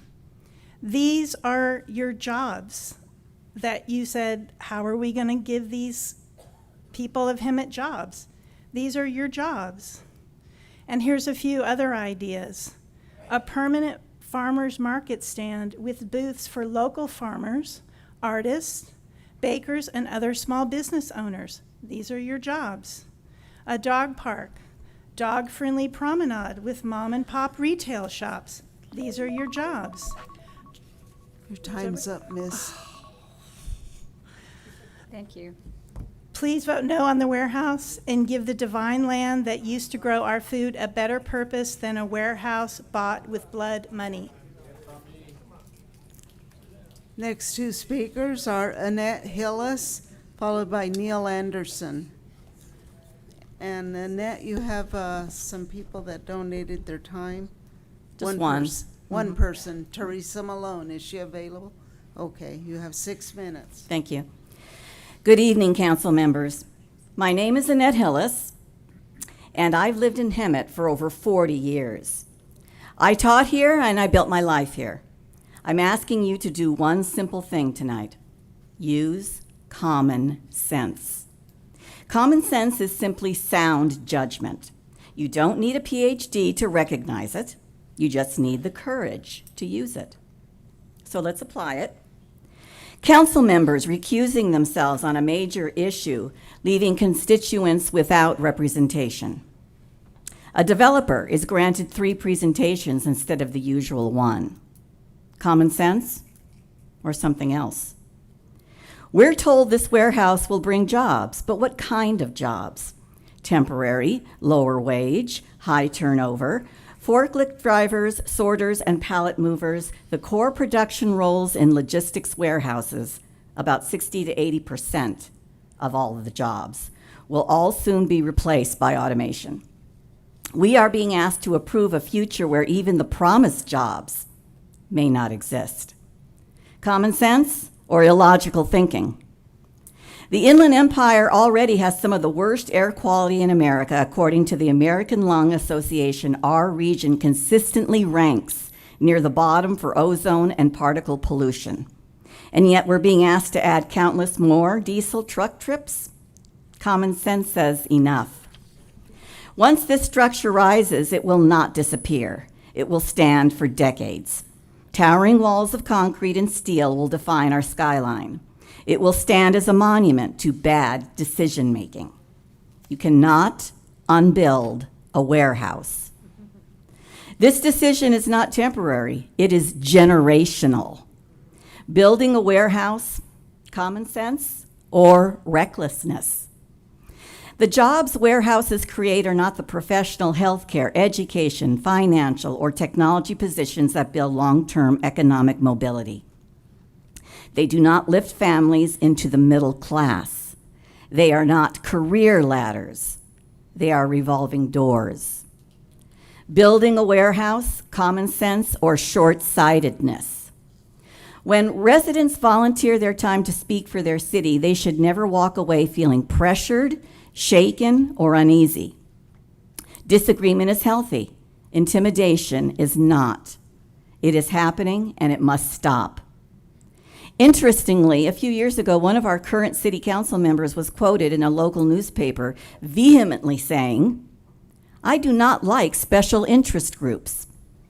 The council member explained that they didn't like them because one group was actively saying things against this person's decisions for the city. What is vital to understand is that a key benefit of special interest groups is that they strengthen democracy by giving people a voice. Whether a council member likes it or not, that is what they signed up for. Showing their extreme displeasure for opposing opinion says a lot about that council member's fairness and fortitude. The downside of some special interest groups is that they can actually weaken a democracy when money speaks louder than words, or when the wealthy concentrate their power and take it away from the citizens who do not have the monetary wherewithal. As the saying goes, power tends to corrupt and absolute power corrupts absolutely. The idea behind the quote is that those in power are often led to unethical behavior. The more power, and many times the more money one has, the greater the risk of moral corruption. Residents understand that developers have projects and investments. That's their role. But the role of this council is different. Your job is not to represent developers, it is to represent the people of Hemet. This decision should not be about a developer's resume, future promises, or accusations that residents are misinformed. Respectfully, the residents of Hemet are not confused, misled, or gaslighted. We are informed, engaged, and capable of making our own judgment about what belongs in our community. Mr. Lansing, you do not live here. Who is this decision really for? Hemet has always been a community where people come to raise families, retire, and breathe a little easier. Please don't turn our home into a truck stop. Council members, choose wisdom over haste, choose long-term stability over short-term promises, choose for the future of Hemet. Thank you very much. The next speaker is Neil Anderson. Good evening, City Council and staff. My name is Neil Anderson, and I live in the Sliver Diamond 55-plus community. Someone once said that the seniors have nothing better to do than fight against warehouses. Yeah, that's not true, but it's fortunate that we do have the time to research the pros and cons of warehousing. All of these people here that are seniors have done a lot of research on looking into this. The younger Hemet residents are busy raising families and traveling to their jobs. In my research, I haven't found any good reasons to build a warehouse in Hemet other than making a lot of money for the landowners. In my opinion, they don't care about degrading Hemet, just lining their pockets. How I came to this conclusion is by watching interviews with Lansing Capital on YouTube. It is very concerning to me why we're revisiting this project. The Newland Simpson project was voted down by the entire city council on the first vote. Then, because of a procedural miscue, that had to go to a second vote. I would have thought our city attorney would have known the process and not allowed this to happen. No procedural miscues. No. Now we come to a second vote. 3-2 against building the project. No procedural miscues. So now the landowner is basically forcing the city council into a third vote on threats of lawsuits based on bias. What is strange is that 2 city council members that had to be recluse themselves were against the Newland Simpson warehouse. There was a third city council person that stood up in solidarity with the union saying, oh, we got to have warehouses, but that person is still up there. He was for warehouses. You have heard for so many all the reasons this project is not fit for Hemet. Why would the council vote in favor of a group that is just looking to make money and against the people who live here? In conclusion, this project is just a terrible step in the future of Hemet. Thank you. Thank you. We are going to take a 10-minute recess, and then we will come back and finish the public hearing.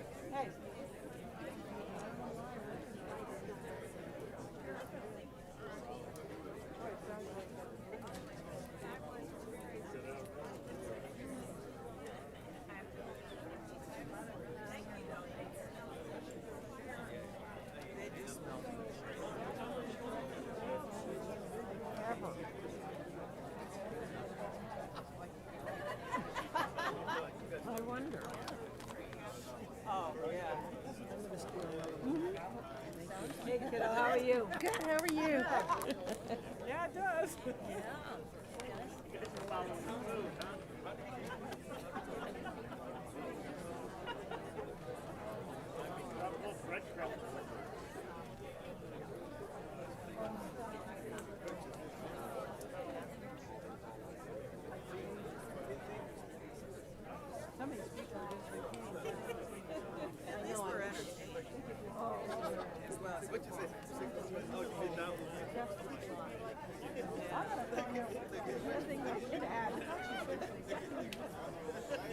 I don't know how many times we need to repeat the same thing.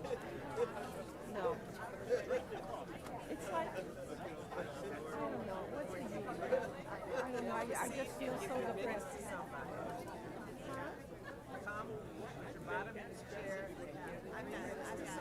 Oh, yeah, I can get you want 3 more? No. David, are you talking? You want 3 more minutes? I've got 3 minutes if you guys need them. I think we got it. Yeah, it's pretty good. Yeah. Jean did a Good job. And I hope she's okay. I hope you guys are okay with everything that's going on. It creates a lot of stress and strain on the couple, and I mean, it's horrible.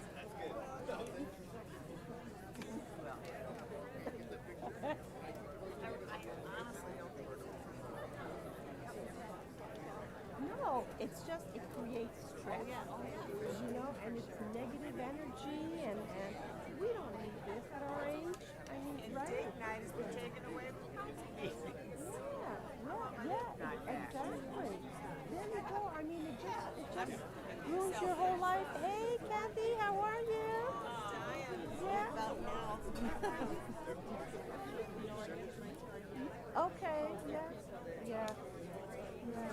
I have to pass on sugar and chocolate. I know, it's, yeah. My gastroenterologist would not think I was being.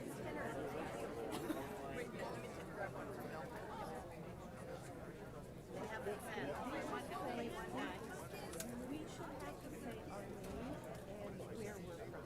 We're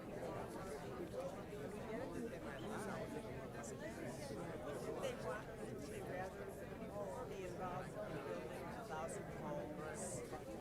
They'd rather know where it's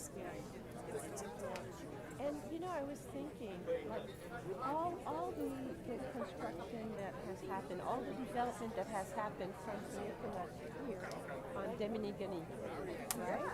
And you saw that. Why can't we do the same thing in Hemet? They have all these nice restaurants and these places where we could go, and there's enough population to go, and But where do we go? We go to Minifi, we go to Murrieta, we go to Temecula, you know?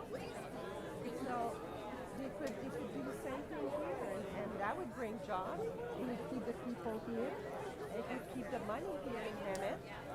sales tax. I don't know. It's like, I don't know. Yeah, no words. No, not anymore. No,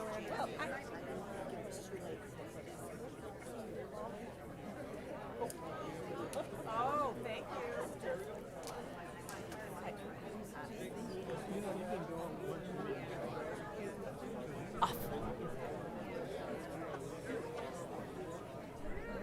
That picking it up? We could, Yes, yeah, it he is. says it does.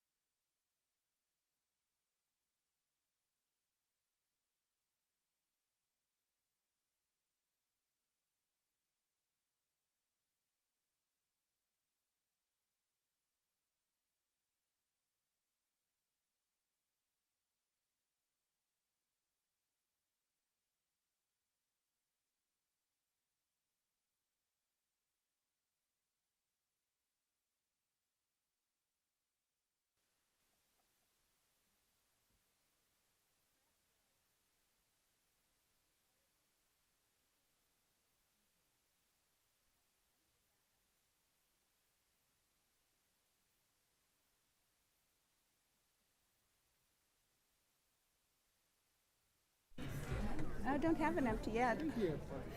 Hello, hello, hello. We are going to start.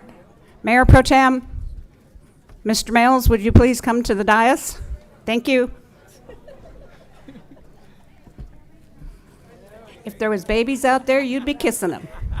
I know.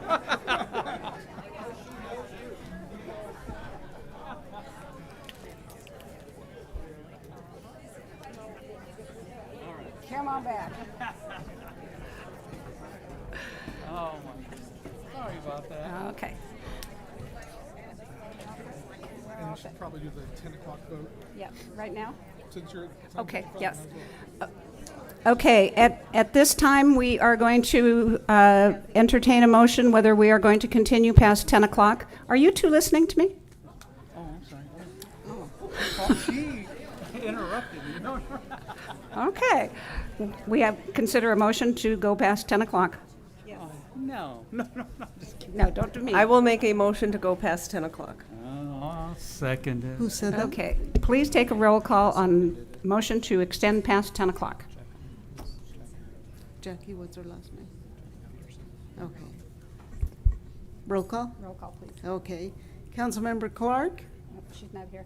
She's not here. She's recused. Councilmember Lodge? No. He's not here. He's recused. Councilmember Peterson? Yes. Mayor Pro Tem Mels? Yeah. Males. Yes, that's me. That's She's going to get it right. And Mayor Krupa? Yes, that passes. So we are going to continue with public comment, and I believe we have 30 left, 3 of them with extended time. So be prepared. We're going to be here till midnight. So next speakers. The next 3 speakers are Daniel DeMatti, Charlene Anderson, and Cesar Llamas. Okay, line up, please. Come on. Yes, if you don't have anything new to say and just want to say, I oppose this project, I'm in favor of this project, boy, we would love to hear that. And again, you guys have been real good tonight, and I really appreciate it. Go ahead, sir. Got your 3 minutes. Good evening.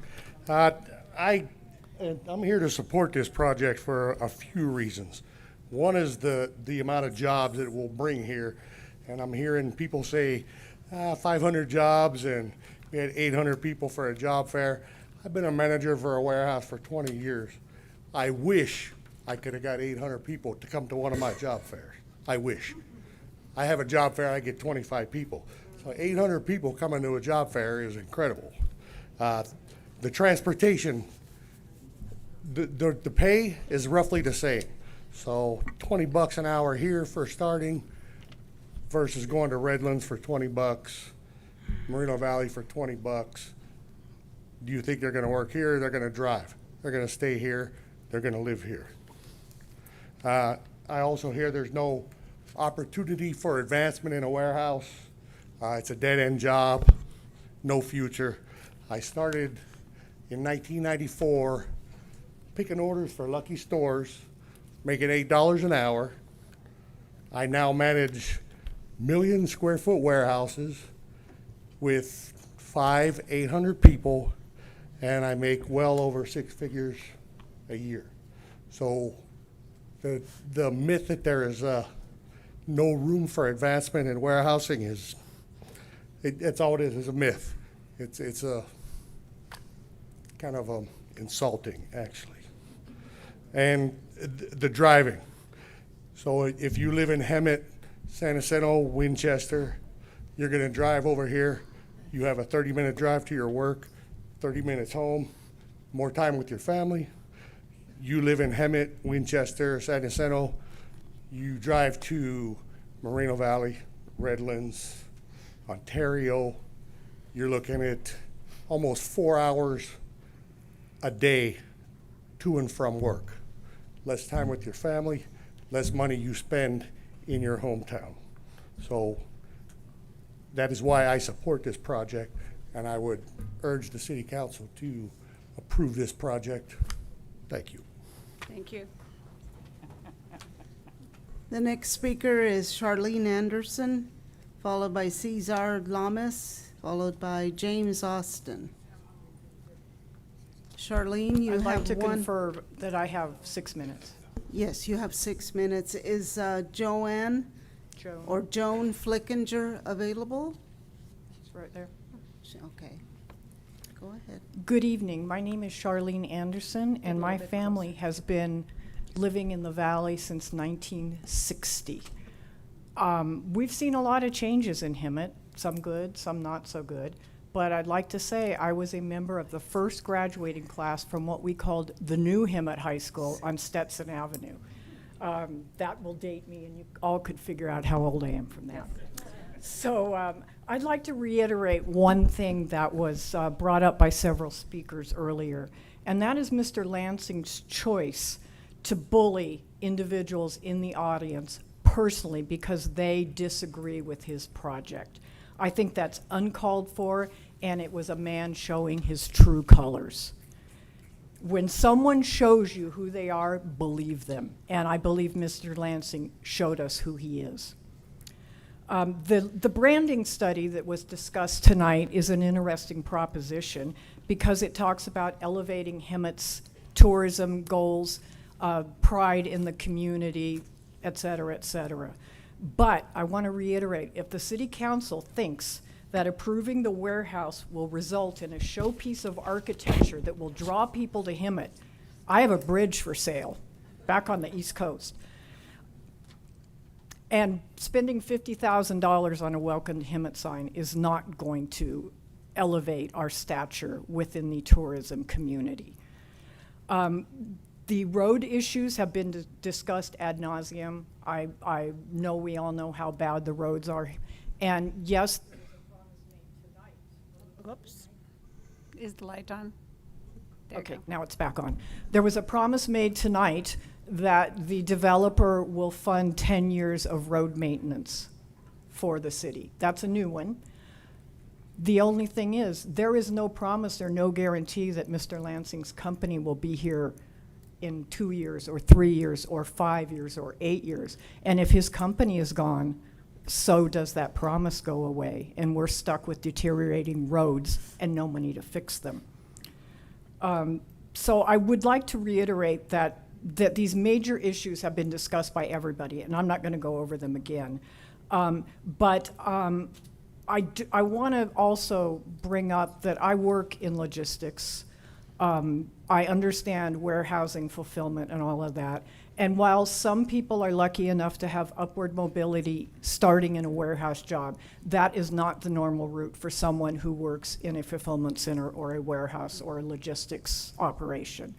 There are some that do, but it's estimated that 70 to 80% of the workers have no opportunity beyond what they are doing at the time. We've discussed the environmental impact study. That doesn't go away just because this project has been changed yet again. We're losing farmland. So every time you go to the grocery store and complain about the cost of food, remember when farmland is taken away, prices go up on your agricultural products. And I grew up on a farm in Hemet, so I can tell you that.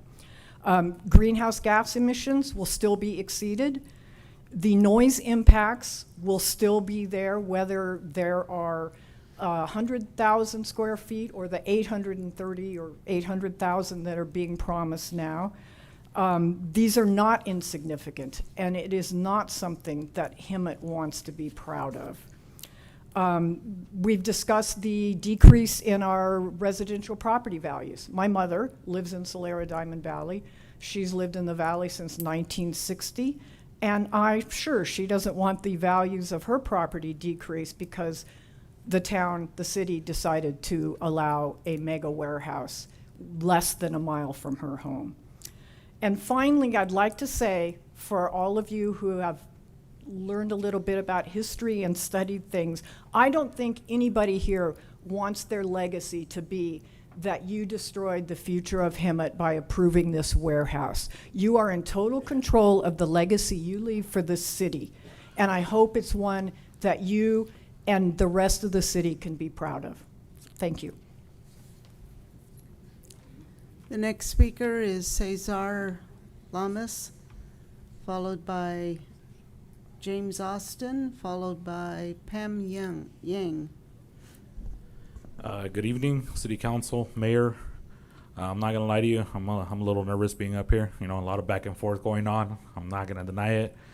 I'm a proud laborer at the end of the day, a union member. I've been a union member for about 8 years now. I'm 28. I'm a second generation laborer as well with the Laborers International Union of North America. It's jobs like these that provide opportunities to workers like myself for future, right?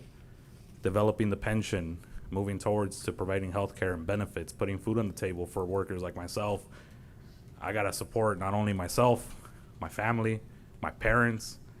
The laborers gave me that opportunity. Projects like this gave me the opportunity. Developers like this gave me the opportunity to help my mom stop working. She no longer works. I'm the one that's taking care of the bills. All of a sudden, I've decided to become the big man, right? So developments like these definitely continued that process. It made me grow. It provided me the opportunity to learn more when it comes to providing. The skilled and trained workforce, it's definitely a big part to it too. The concept of putting apprentices to work, showing the future what it is to learn and provide more for their families as well too. Not just like myself, but for the rest of the laborers that couldn't be here. That's what I'm coming for on behalf of all the men and women as well too. The concept of the EIR, that's put together. City staff goes through it. The developer goes through it. Everything that kind of mediates through that, it all gets talked about. It's big to it too. You know, it's something that doesn't get hidden. You guys know about it. The concept of the development providing paying jobs, the economic growth to the city, right? Provides property tax, provides a little bit of everything to help the community grow. This one warehouse doesn't define it. It defines growth at the end of the day. Thank you. The next speaker is James Austin, followed by Pam Yang, followed by Kenneth Prado. Good evening. My name is James Austin. I'm a resident at Solera Diamond Valley for the last 5 years. This evening, we were talking about rebranding this town. This project does not fit with the rebranding idea of a homegrown town by eliminating farmland and workers. Those workers that work out in the farm, that grow our vegetables. As someone else brought up the idea of a permanent or semi-permanent farm stand location, farm market, that would be a great idea for our farm produce that we grow here. Lansing is just pushing Hemet his way with money in many ways. As you saw tonight, he's offering different opportunities with money to buy his project. The fact that he owns a large amount of land in this area. As I heard, there was a change in the ownership at Kirby. Was this something that the council was previously aware of to happen? Will this happen again at the Simpson-Newland project, where actual Hemet revenue and employment would change for Hemet? It's not a positive change. Again, as I said before, these jobs will be replaced by automation, which are valueless to the community. And that has been brought up by quite a few people already. Again, the noise and traffic congestion will impact greater than a mile away by the air. Retail versus individual impacts are not the same. Retail has less pollution, noise, damage than an industrial facility does. As it was said, air pollution will dramatically increase. We need better jobs, trade schools, and other retail businesses to give opportunities to Hemet citizens for homegrown businesses, starting here. Rebrand Hemet by what the citizens want, not by what Lansing wants. Thank you. Next speaker is Pam Yang, followed by Kenneth Prado, followed by Diana Boss. And Pam, you have one speaker. I have two. There's a total of three of us. Me Yeah, you and have two others. speakers. Okay. I Diana, won't take all that time, but I wanted to make sure I had enough. Diana Caramfano. Okay. Barbara Garcia. Okay. So you have 9 minutes. Okay. Good evening, Mayor and council members. My name is Pam Yang. My husband and I have lived in Hemet since 2014. I want to start by saying this recusal thing is outrageous. That means 40% of Hemet citizens won't have a say. And I can go on further to say that 60% don't, because the councilman of our district previously said he doesn't care what we, his district, wants. Okay. A few weeks ago, I got up early in the morning and began writing because I couldn't sleep the night before, thinking of all the negatives that go along with this mega warehouse. This warehouse requires zoning change, which I shall refer to as the bait and switch. We did our due diligence before purchasing our home in the area being considered for the warehouse. The area being considered for the warehouse was zoned mixed use, housing small businesses like restaurants, grocery stores, and so forth. A warehouse is found in an industrial zoning. Del Webb most likely would not have purchased the land from Mr. Lansing and built so near an industrial area like which is being proposed. And why? Exactly for the reasons that AB 98 was signed into law. Anyone with any heart whatsoever would not put this warehouse in now when the state of California so clearly states the dangers of living close to a warehouse and their truck routes. That's where we live, the truck route. Okay, let me see, where am I? I don't know when this particular project, excuse me. So serious that they will fine cities $50,000 every 6 months until the truck route is changed that's running near homes, schools, and so forth. I don't know when this particular project was brought up again, but if you truly are representing your districts, you will listen to the state environmentalists and protect your people, no matter what money you think may come in from the project. I have heard maybe around $200,000 per year. I did some calculations, and I did it on the low side, and came up with an approximate amount that the city of Hemet will lose if our home values drop the typical 15% valuation. Using an average of the valuation of $500,000 per home, which is probably low for the 3 housing developments that is currently along Mustang Road. Your loss in taxes would be approximately $99 per household, or a loss of at least $118,800. Think about that. Now your $200,000 is suddenly $81,200. That paves about 450 feet of road. Driving home along Dominagoni this past Saturday, we were commenting how beautiful the valley is and Mount San Jacinto. And then exactly where are these warehouses? And I thought, and Diamond Valley Lake is right here. And they won't even let us dip our toes into it. What about the emissions from the trucks? When I got home, I asked ChatGPT about reservoirs for drinking water with warehouses nearby. He seemed concerned.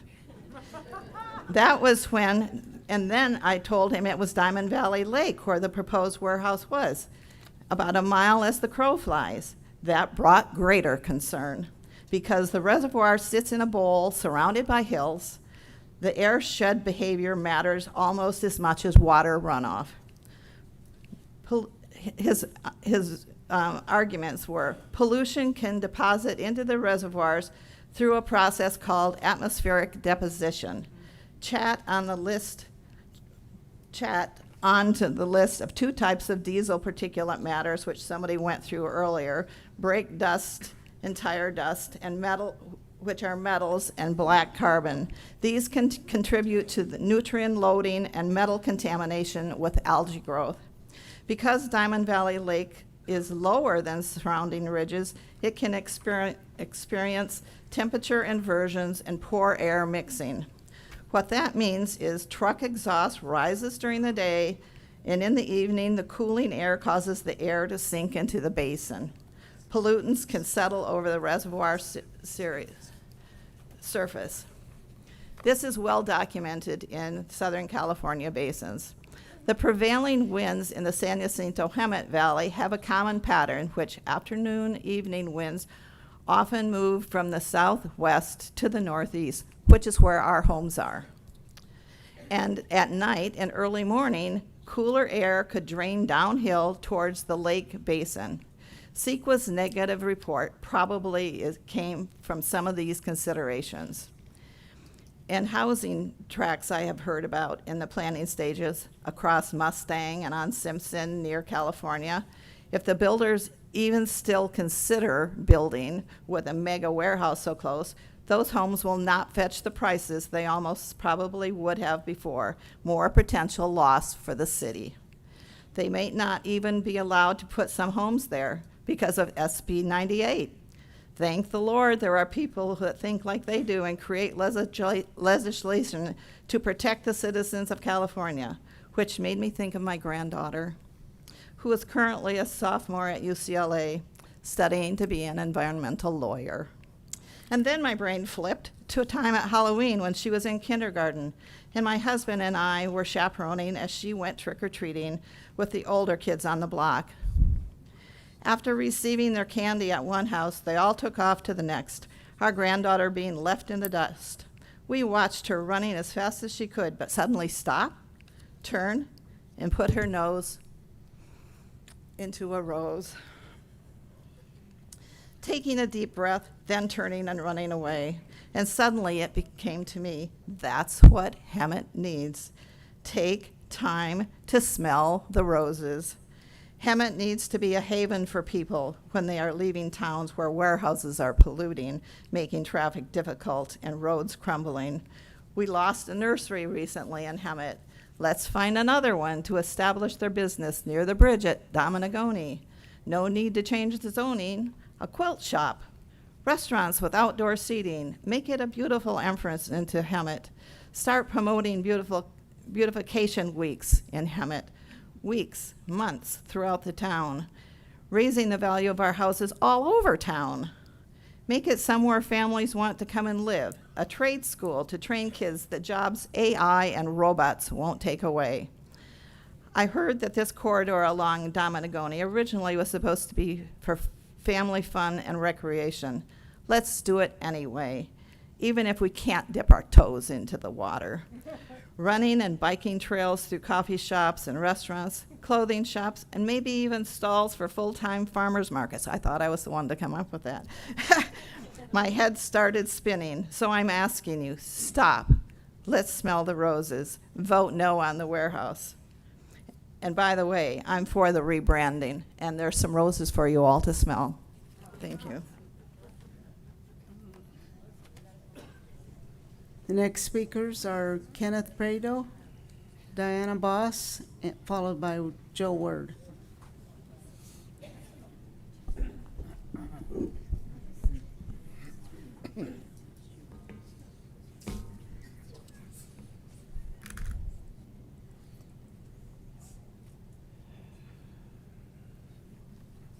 Ready?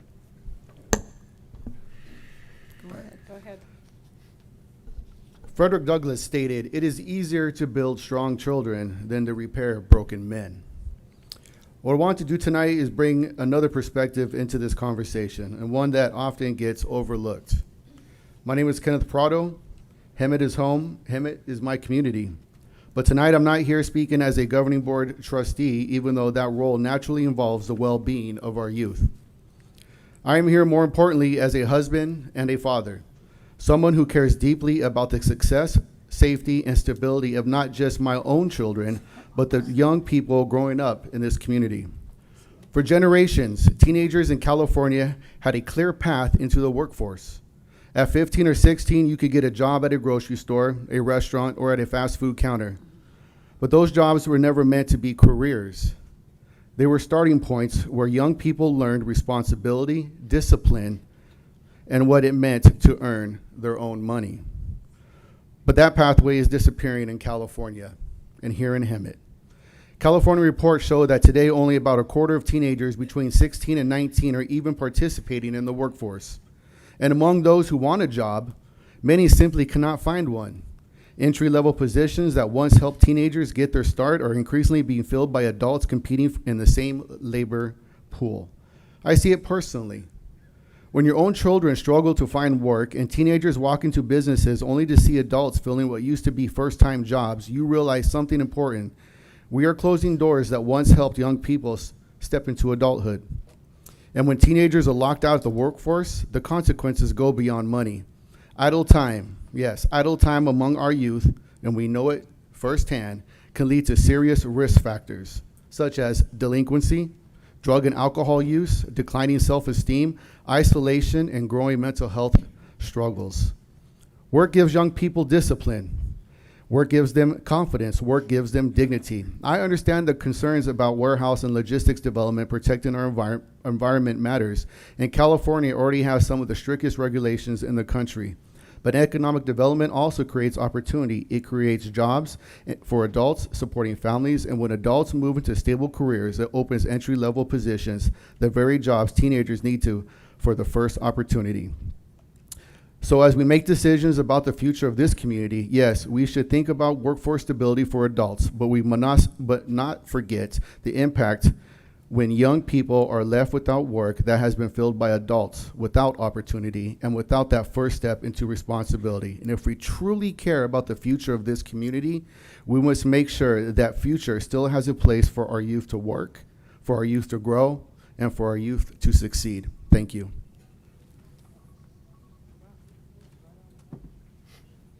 Next three speakers, Diana Boss, Joe Wood, and Karen Johnson.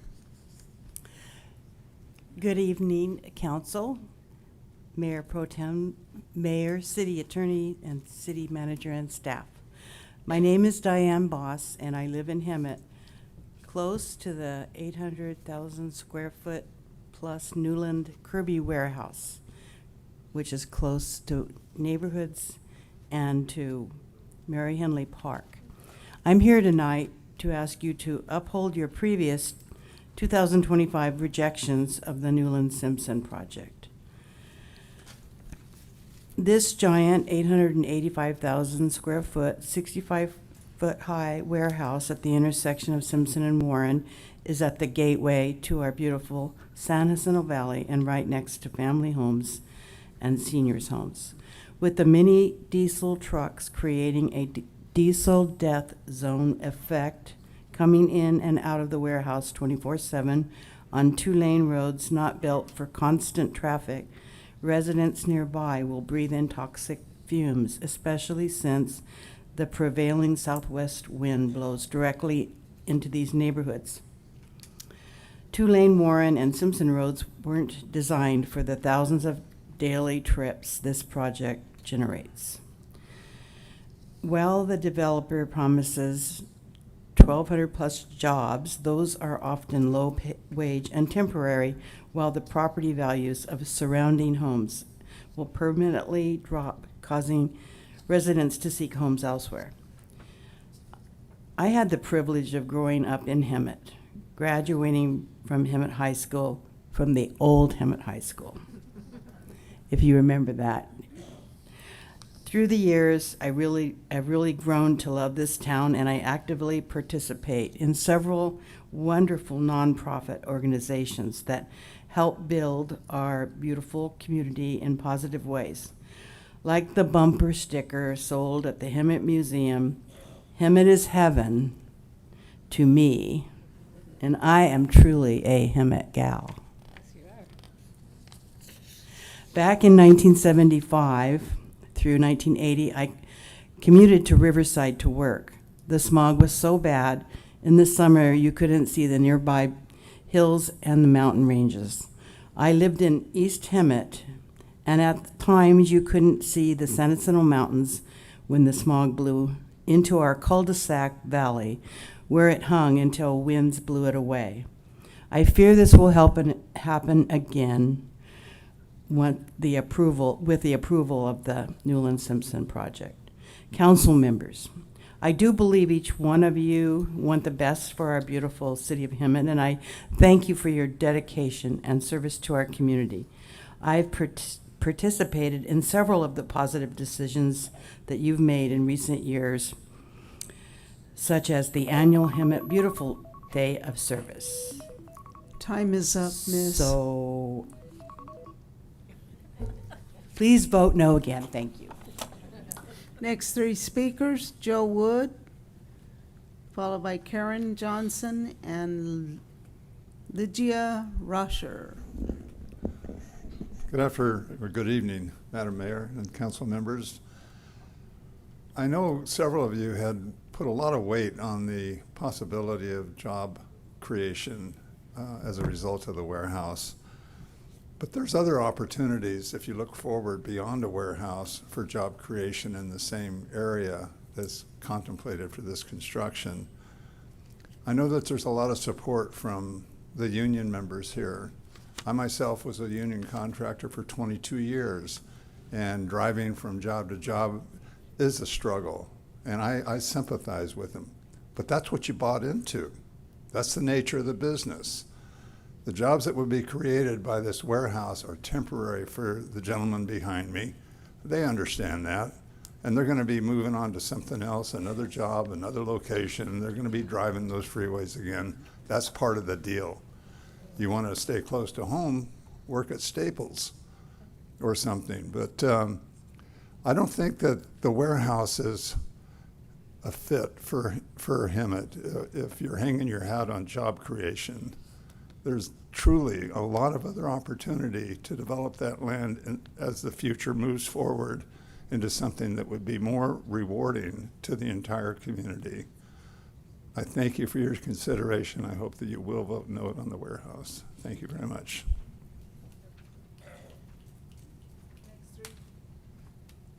Next three speakers are Karen Johnson, Lygia Rosher, and Tony Toes. Is Karen Johnson here?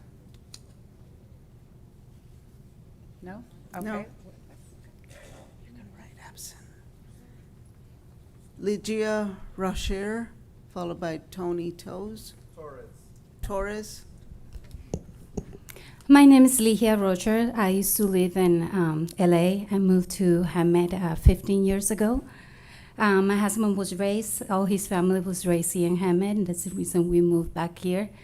And I plead tonight, with all respect, with the different views. Please talk to us. The new jobs, that it's a potential creation, but we are a farmland. We moved to Hemet because it has its own beauty. And this project does not fit what Hemet is all about. I moved from LA to here because of the beauty of Hemet, because the opportunity that you can grow your own products, you can raise your chickens, you can raise your goats. This is Hemet. It's not another LA city moving to Hemet. So I am against that. Thank you. Thank you.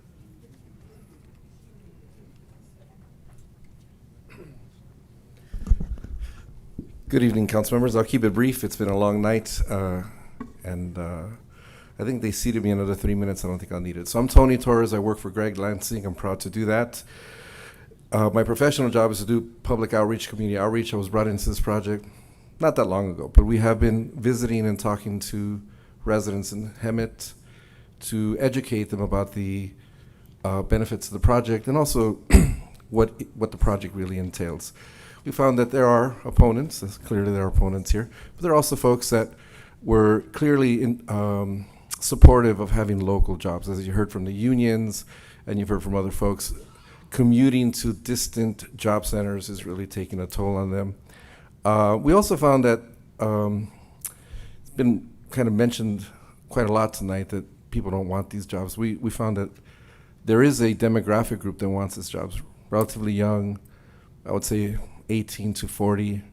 A lot of Latino folks find this as a good employment opportunity. They told us this at the door. And I'm not sure they're going to stay there forever.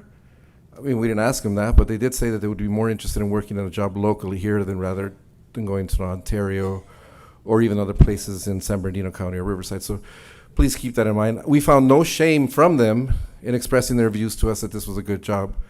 I've heard over and over the last couple hours that nobody wants these jobs, that potentially they're jobs that are low paying, and the tone is that maybe they're not good jobs. It's not what we found from the people that said, I'd be interested in that. You should also know that the $1 million in school fees has gone over really well with this demographic group, because guess what? They have kids in schools. There's a demographic group that we've heard here that are retired, don't need a job. We've heard that they need people to keep working for the Social Security money, and I agree, because I'm going to get there pretty soon. But these younger folks do want to have that money invested into their schools, and that's a significant amount of money in $1 million for school fees. So I just wanted to raise that that Greg Lansing is doing a good job of providing public outreach, that we are hearing voices out there. There are a lot of people in Hemet. There are 200 or 300 people here today. So keep that in mind, that there are people that want these jobs, want them local. And I think that if you were to venture out into these neighborhoods and do that yourself and walk door to door, you'd find the same thing that I'm finding. There is a demographic group that thinks, not for me. There's a demographic group that thinks this is wonderful and would give them an opportunity to be here local. So thank you for your time. Thank you for staying late, and I hope you do the right thing and support this project. Thank you. The next three speakers are Joseph Ciblon, followed by Shaul Rosen-Roger, and then Omar Cobin.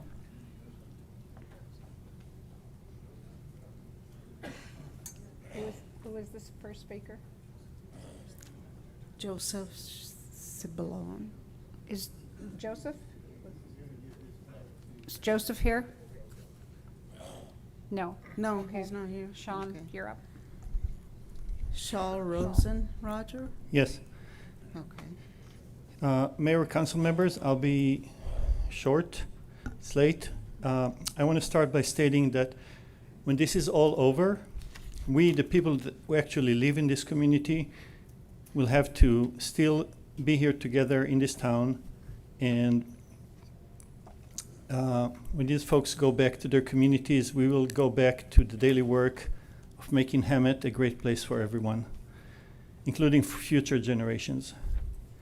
So no matter what your vote will be, I assume that you have the interest of the residents topmost on your mind.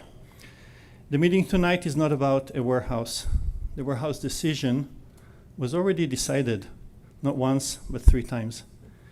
The meeting tonight is about the rule of law. It is about the ability of an elected local government to conduct its business without interference. The meeting tonight is about a powerful, very wealthy, well-connected developer who used his influence and wealth to subvert the democratic process. A developer who, in ways not visible to the public, managed to intimidate you into rehearing a project which was rejected 3 times. And tonight, he indirectly threatened you with withholding capital from future projects. You were given a warning. Play along to his rules or else. And I do not blame council members Clark and Lodge for recusing themselves. I'm guessing that they used their best judgment, and knowing how much they care about this community, I trust their judgment. So it remains to the 3 of you to stand firm and do what is right. The frame of mind that is behind tonight's hearing is just getting started. The word bully was in there, but I took it out. You were impressed with his dazzling development projects, but what he didn't show you tonight is that after choking Hemet from the south, he's planning an additional 9 million square feet of logistics warehouses in San Jacinto. the San Jacinto Commerce Center on Sanderson. This will completely suffocate us from the north. Mr. Lansing said, I don't like people to not be happy with me. And in my mind, I'm continuing the sentence. The unspoken part was, let's sue them into happiness. So stand strong and do what is right. This is your legacy. Make Hemet proud. Thank you. The next three speakers are Omar Cobain, Ishmael Gonzalez, and Thelma. Good evening, Mayor, council members. My name is Omar Cobian, representative for the Carpenters Union, representing 5,500 members that live in Riverside County and 400 that live here in Hemet. Unfortunately, it's a little past their bedtime. They got to get up at 3 in the morning to go to work, most of them. I want to share something that you guys might be aware of. One of our, we have a program called Career Connections that's in hundreds of high schools throughout not only Southern California, but throughout the West Coast. One of our Pride and Joy high schools is right here in Hemet, Tackwitz High School. It does help that the CTE instructor is a retired carpenter, and they've actually won several awards. There's a yearly competition. And I would actually invite you guys to come out. It's in April. It's in Huntington Beach. There's 42 high schools that compete. And it's a variety of things from tool sheds to, it's a project, and it's a lot of different judges, but they've been one of the award-winning candidates on a regular basis. That's one of the high schools that funnels probably the most young men into our unions than many other high schools. So I want to share that. But we also got to remember that we have to create those job opportunities, even here in town. Luckily, we do have some projects coming up with some school bonds that have passed in the Inland Empire, but you know, as of recently, in the last year, over $20 billion in renewable energy and infrastructure projects have been put on hold by this administration. So constantly, not only are we being attacked by people that don't want to see any projects in their backyard, but we're being attacked by the federal government that doesn't really support a lot of union wages, unfortunately. So I ask you guys, if not now, then when? When are we going to support our unions? A lot of people I heard come up here and say, yeah, I was a contractor, I support unions, but, and I keep hearing the but. So Hemet is growing in the right direction. We want more development. Don't send that signal out to other developers that you guys are not a business-friendly city. I'm sure the city staff, city attorney and mayor, and the city manager are working hard to try to bring those kind of developments to this town. We do not want to be a city that says no to development, especially developers like Lansing that have been working extremely hard to try to create the best project possible for the city of Hemet. So for that, I hope you support this project. The next three speakers are Ishmael Gonzalez, Thelma Moore, and Tidiana Flores.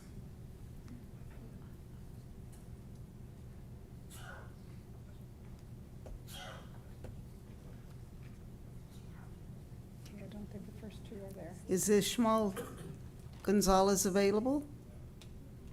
No? No? Okay. Thelma's left. Thank you. Tabiana?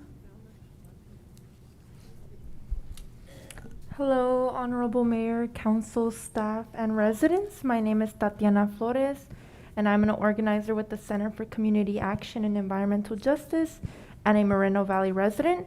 I'm here to oppose the Newland Simpson Road Warehouse project. This project raises concerns regarding environmental impacts, transparency issues, and concerns about truck traffic. As someone who lives in Moreno Valley, as I mentioned, I have seen firsthand how the rapid growth of warehouse development has changed my community and surrounding communities near the I-215 freeway. Our region of western Riverside County and the Paris Valley specifically in general continues to carry the burden of the goods movement, and projects like these only continue to add to the cumulative impacts that residents are already experiencing. This was something that was noted today actually by District Supervisor Chuck Washington, as he claimed that Western Riverside is becoming inundated by warehouses. Increased diesel truck traffic contributes to worsening air quality, noise, and safety concerns for nearby residents and surrounding neighborhoods, which is noted in the staff report itself, in addition to the loss of prime farmland. These impacts in truck traffic would not be felt only in Hemet. It would spread throughout surrounding cities and local highways, especially Moreno Valley, which is connected to San Jacinto Valley through its Canyon Road.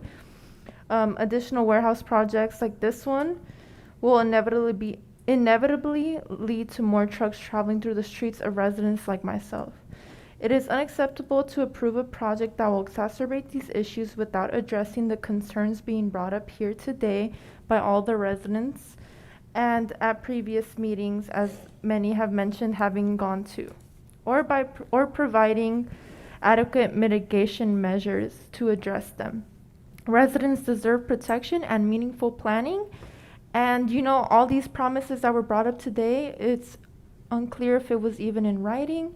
So that's something that I want to stress. And additionally, we've been hearing about new jobs, but New California employment data through December 2025 shows that logistic employment has largely flatlined despite continued warehouse construction due to automation and increased warehouse vacancy rates.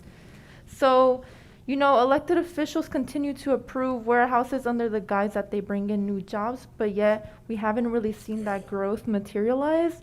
And, someone who's Latina as well, I do want more jobs in the area, including Moreno Valley, but I don't want to work in a warehouse personally.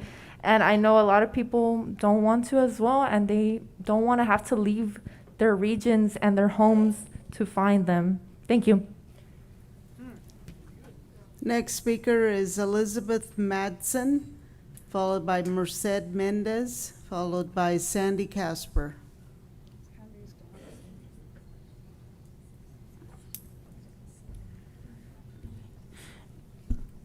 Good evening, and thank you for taking the time to listen to us. My name is Elizabeth Madsen, and I live in Hemet. I urge the council to deny the Simpson Warehouse project. The project will bring huge amounts of traffic and pollution to our community that the existing infrastructure is ill-equipped to handle. This effect will expand far beyond the 2 miles of road and will last far beyond the construction period. Please act to preserve our horizon and ensure Hemet remains a place people want to visit instead of becoming just another warehouse district. Thank you. Thank you. The next speaker is Merced Mendez, followed by Sandy Casper, followed by Michael Kennedy. Good evening, everyone. The first time I heard about Hemet was about 18 years ago when I lived in San Diego. Back then, people would say Hemet was nothing but dirt. The second time I heard about Hemet was about 10 years ago when I was still living in Orange City. People said it was one of the worst cities to live because of the crime. So believe me when I say I never imagined I will end up living here. But after searching for months, I stumbled upon the city while driving through different areas. What caught my attention were the hills, the farmland, the open views, and the peace and quiet I experienced. I saw a future here, raising my family away from the chaos of the city, and just like me, many others are making the same move.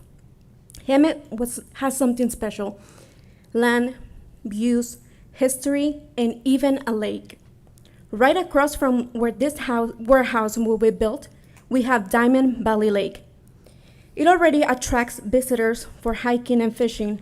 With the right leadership and investment, we could bring even more people to support our city and local businesses. And what are we doing to unlock that potential? Instead of revisiting projects that residents have already rejected, let's bring our attention on what's driving people away. Clean up the streets, address the homelessness, and improve public spaces. These things matter. When a Vallarta first opened, we were excited. But soon enough, the smell of urine and the homelessness made the shopping experience uncomfortable. When residents don't feel safe doing something as basic as grocery shopping, businesses hesitate to come and say, "My business is included." This warehouse might promise jobs, but they're no guarantee for the residents unless formally secured through a legal binding agreement. I agree with speakers before me. We need other kind of jobs, some that reflect the future that we all want and enhance the true beauty of Hemet. Let's give residents something to be proud of and offer neighboring cities what they lack of. A common real estate sales pitch is, buy in Hemet. You'll be just 15 minutes away from Menifee, the fastest growing city in California. But why can Hemet be the city to brag about when we have so much more to offer? Why can't we say to developers, come and build in Hemet, a city with hills, nature, farmland, history, and opportunity? Because the future of this city shouldn't be warehouses. The future should be the people. So I'll leave you with this question. Years from now, how do you want this council to be remembered? As the city council that allowed Hemet to sink lower than the reputation already had? Or the city council that recognizes the potential of this city and transform this place into something that everybody wanted to be part of? Because Hemet doesn't lack potential. It simply needs leadership bold enough to unlock it. Your time is up, miss. The next speakers, Sandy Casper, Michael Kennedy, and Dennis Young.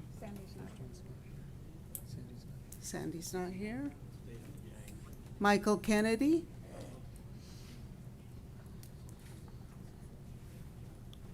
Maybe that's him. Good evening, Mayor and City Council. I'm hungry and it's past my bedtime. End of story. Okay.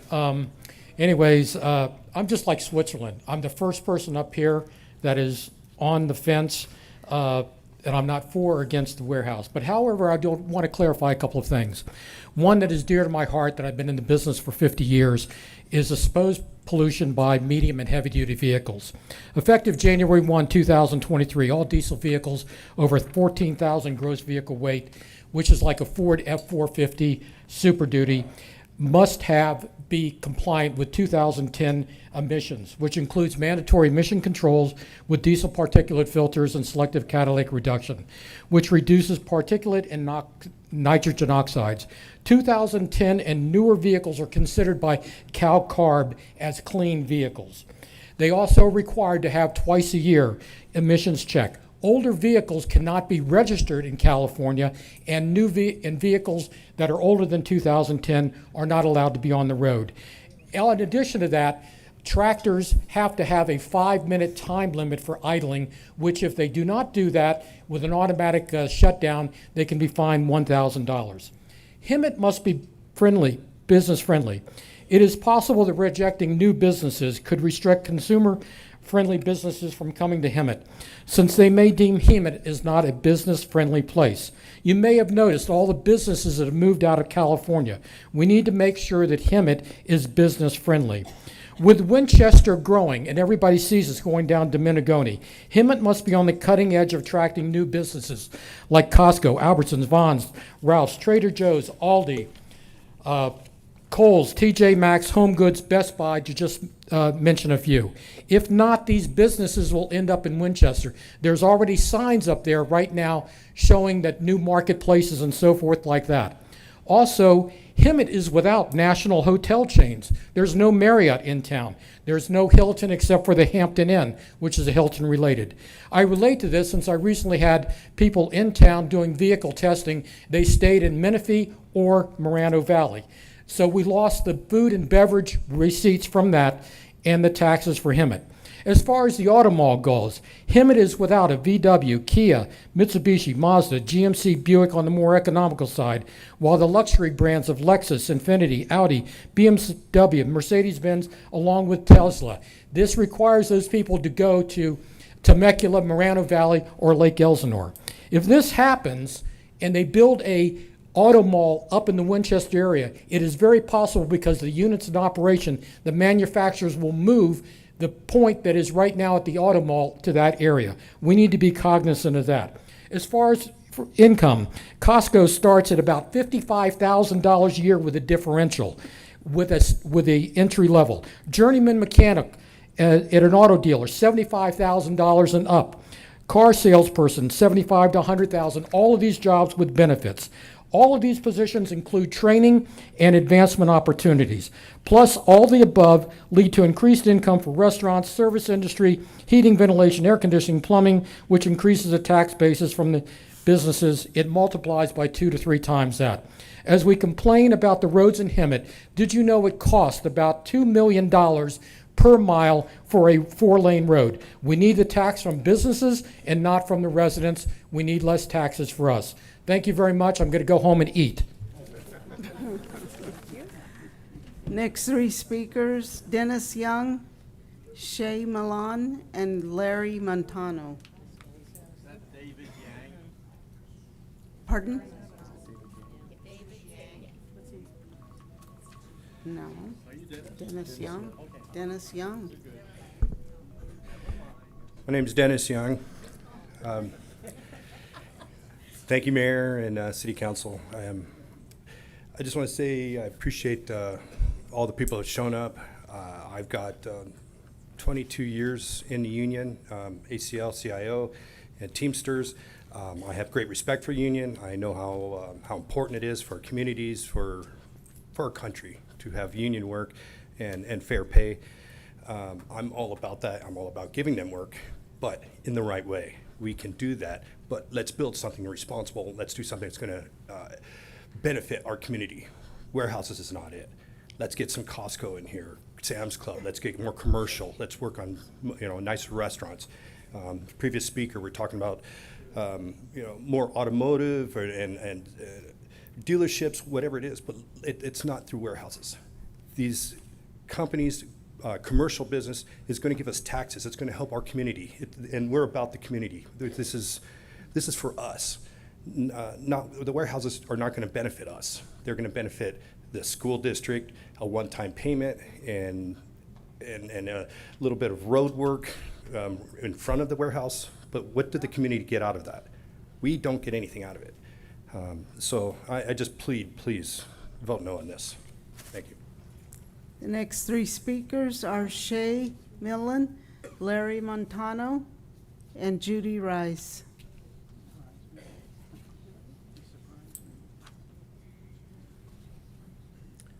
Hi there, my name is Larry Montano. I'm a resident of Saddle Point.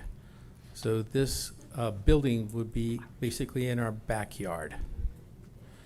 I'm also a proud volunteer for your Hemet Police Department. My biggest concern is the congestion that this is going to bring to that area and the problems with the roads. You put 18-wheelers on these roads, it's going to kill them. Speaking of problems with roads, one of the advantages as Hemet residents we have is that when we travel on our roads and the big earthquake hits, we'll never know it. I appreciate you saying no to this measure. Thank you. The next 3 speakers are Judy Rice, Casey Copeland, and Daisy Carter.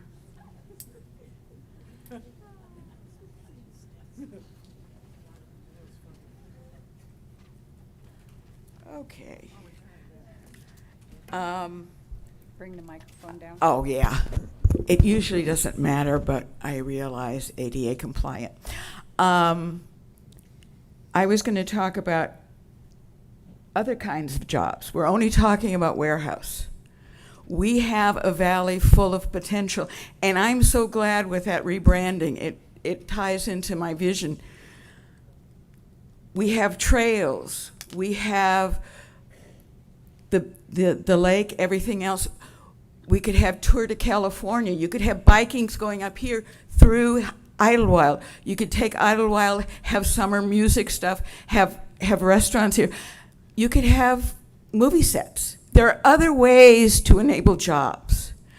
I frankly have a problem understanding the need for warehouses so far away from a freeway. It makes no sense to me. But but I also have to say, again, Ramona Bowl, it's an unused asset. You could have Coachella, mini Coachella here. Granted, you'd still have traffic problems, but but you'd have fun.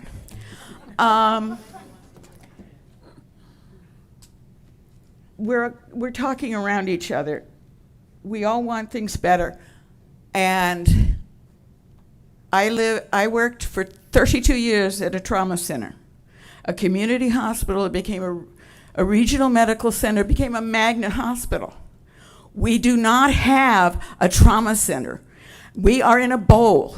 Anything bad happens here, we're stuck.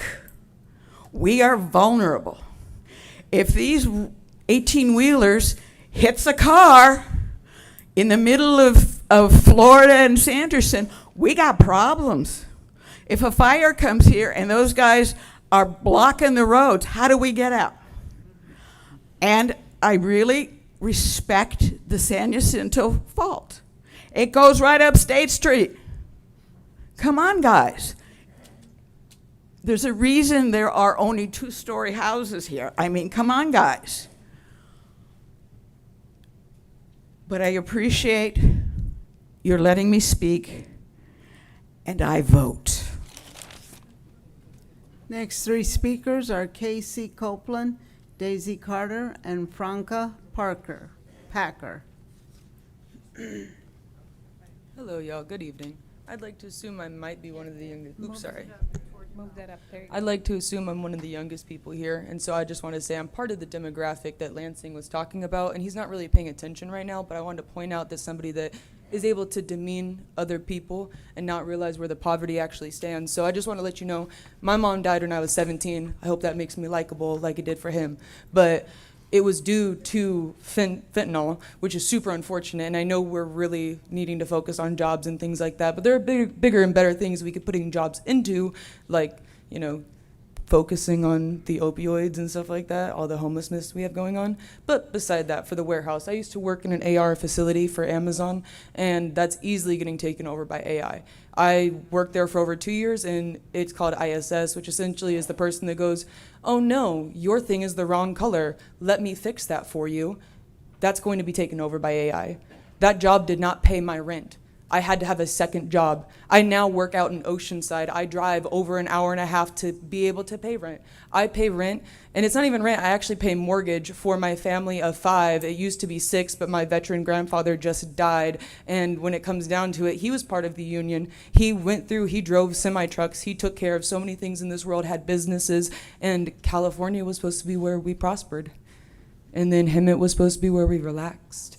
In Ontario, that's where my grandfather owned his mechanic shop, and now in Hemet, he wanted to die here, which he was allowed to. That's what we did as a family, is pay for that. But I wouldn't be able to afford the extra gas when Stetson is my route to work, and it adds another 30 minutes of getting stuck behind trucks.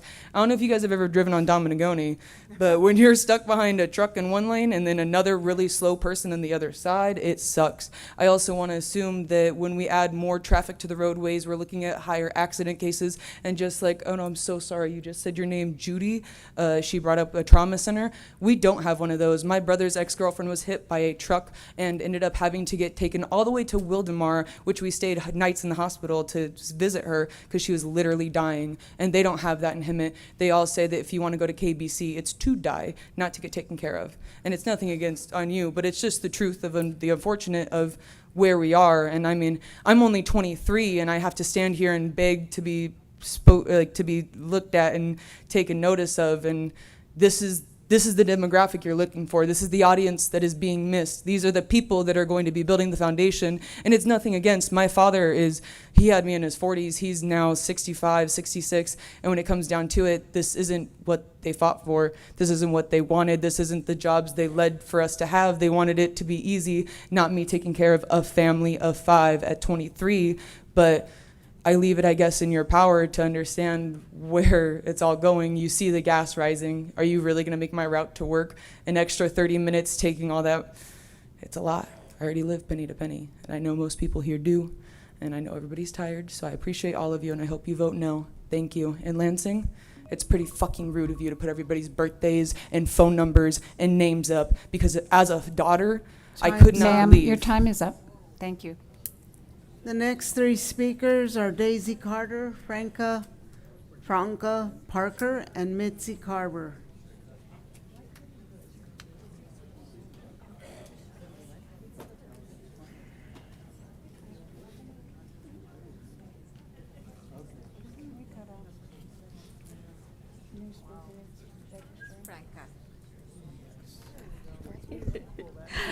State your name, please. Franca Parker. Okay. Yeah. Good evening, Mayor and City Councilors. First of all, I'm here to represent my family. 2 daughters, my husband. He's already sleeping because he has to get up so early.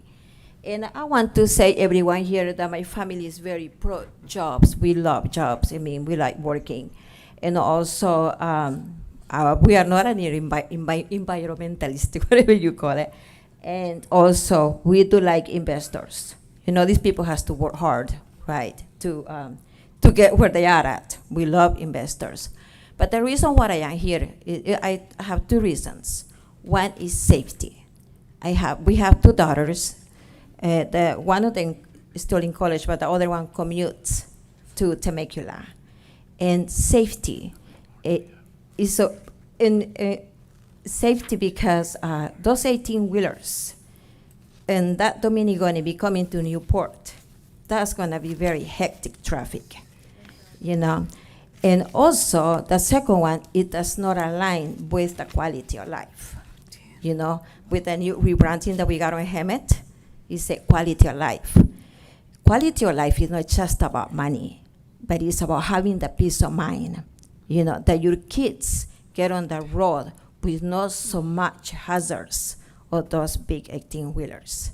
I do not drive, you know, but even though when I go beside to a 18-wheeler, we try to stay away, you know, when my husband drives.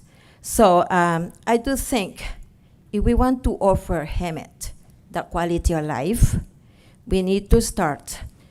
Maybe our investor can change, instead of that big warehouse, something different that can be invested on the people, you know, on human, on better enough for the quality of life of people. Maybe a university campus, medical centers, you know, those where people can have, especially young people, good quality of jobs, especially our graduating colleges from Hemet, you know. So that's what, this is my second time in this.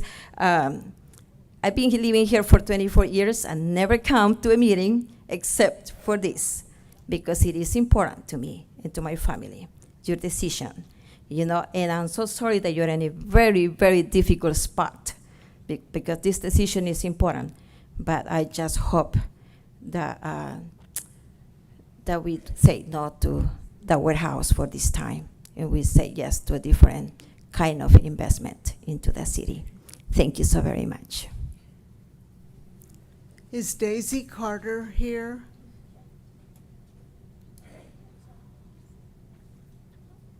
No?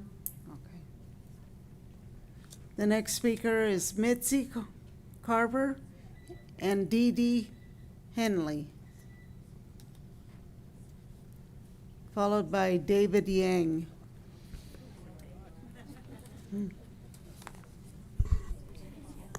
Good evening, Madam Mayor and members of the council and my neighbors. My name is Mitzi Carver, and I have lived in Hemet for over 30 years. I have spoken in opposition to warehouses in our valley before, and it is disappointing to be here again for the same reason. When is no really no? I have also participated in the city's branding logo program, and I'm so thrilled to see it. It's beautiful. But I find that it seems contradictory to plan a Hemet beautiful logo while allowing warehouses and the truck pollution, fumes, noise, road damage, congestion to our valley. The 2 plans for the city cannot coexist. Either we are a warehouse polluting town, or we are an oasis that will be an environment featuring the valley's natural beauty, which I think our logo supports. Recently, I became aware of a new scientific studies from Emory University in Atlanta, Georgia, which partners with the CDC, and from the University of the Pennsylvania School of Medicine. In the Emory University study, quote, researchers looked at health records for more than 27.8 million U.S. citizens aged 65 and older across the course of 18 years, comparing medical conditions and diagnoses against estimated levels of air pollution based on their local zip codes. Our findings suggest that the PM 2.5, that fine particulate matter from smoke and fossil fuel fumes in traffic, exposure were associated with increased Alzheimer's disease risk. The summary of the University of Pennsylvania School of Medicine study states, quote, scientists have discovered that even short-term exposure to polluted air can speed up Alzheimer's, worsening toxic protein buildup in the brain and accelerating memory loss. The research connects fine particulate matter, the PM 2.5, from sources like smoke and traffic directly to faster cognitive decline. Hemet still has a major retirement community, and risking the seniors and the rest of our neighbors to increased risk of Alzheimer's disease should be a major concern before becoming more warehouses to our valley. So again, what do you want the future of Hemet to be? Clean air with businesses supporting our natural beauty, stores, tourist destinations for enjoying our lakes, golf courses, horse ranches, nature trails, historical sites, agriculture, plus expanding our cultural and entertainment events with the Ramona Bowl, Historic Hemet Theater Valley Concert Series, and MSJC programs. Can't this developer maybe build something that Hemet could really use, like one of these projects, instead of a warehouse? And the warehouse project creates a congested and polluted environment with trucks and diesel fumes filling our basin and providing jobs that will one day be automated. Your vote tonight will be your legacy for our valley. Your vote will be important for all of us. Vote wisely. Thank you. Next three speakers, Dee Dee Henley, David Yang, and Bella Soul. Hi, my name is Dee Dee Henley, and I live in Morgan Crossing. We bought our house about a year and a half ago, and Morgan Crossing is probably the kind of demographic that you are hoping to attract to this city, to spend money here, increase your tax base, and provide businesses, entrepreneurship, jobs for people that will be good jobs. As far as the $1 million that Mr. Lansing has said that he's going to invest in the public schools here, I looked at my property tax bill today. We have a special assessment for Hemet Unified School District that is over $3,200 on our property tax bill. There's 150 homes in our community, so that's almost $500,000 that you're getting from us. And it's only 150 homes. Saddle Point is, I think, 349. The new developments that he talked about along Warren Road were in the hundreds. So when you consider how you want to grow your tax base for Hemet, you should be considering that new housing is going to increase your tax base a lot. And if we had known that there was going to be a warehouse built within a mile and a half of our home, we would not have purchased this home. And I'm sure that's true of a lot of the other homeowners in our community. There are a lot of younger people that have children, and probably this is their first home, so they've come here because it's in that sweet spot where it's affordable, and they evidently have jobs that they can afford their mortgages.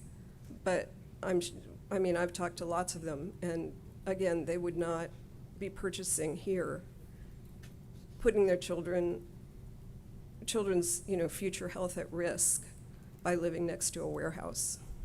So that's pretty much all I'd like to say from a different point of view for you. Thank you. Thank you. The next three speakers, David Yang, Bella Soul, and Chris Hoffeditz.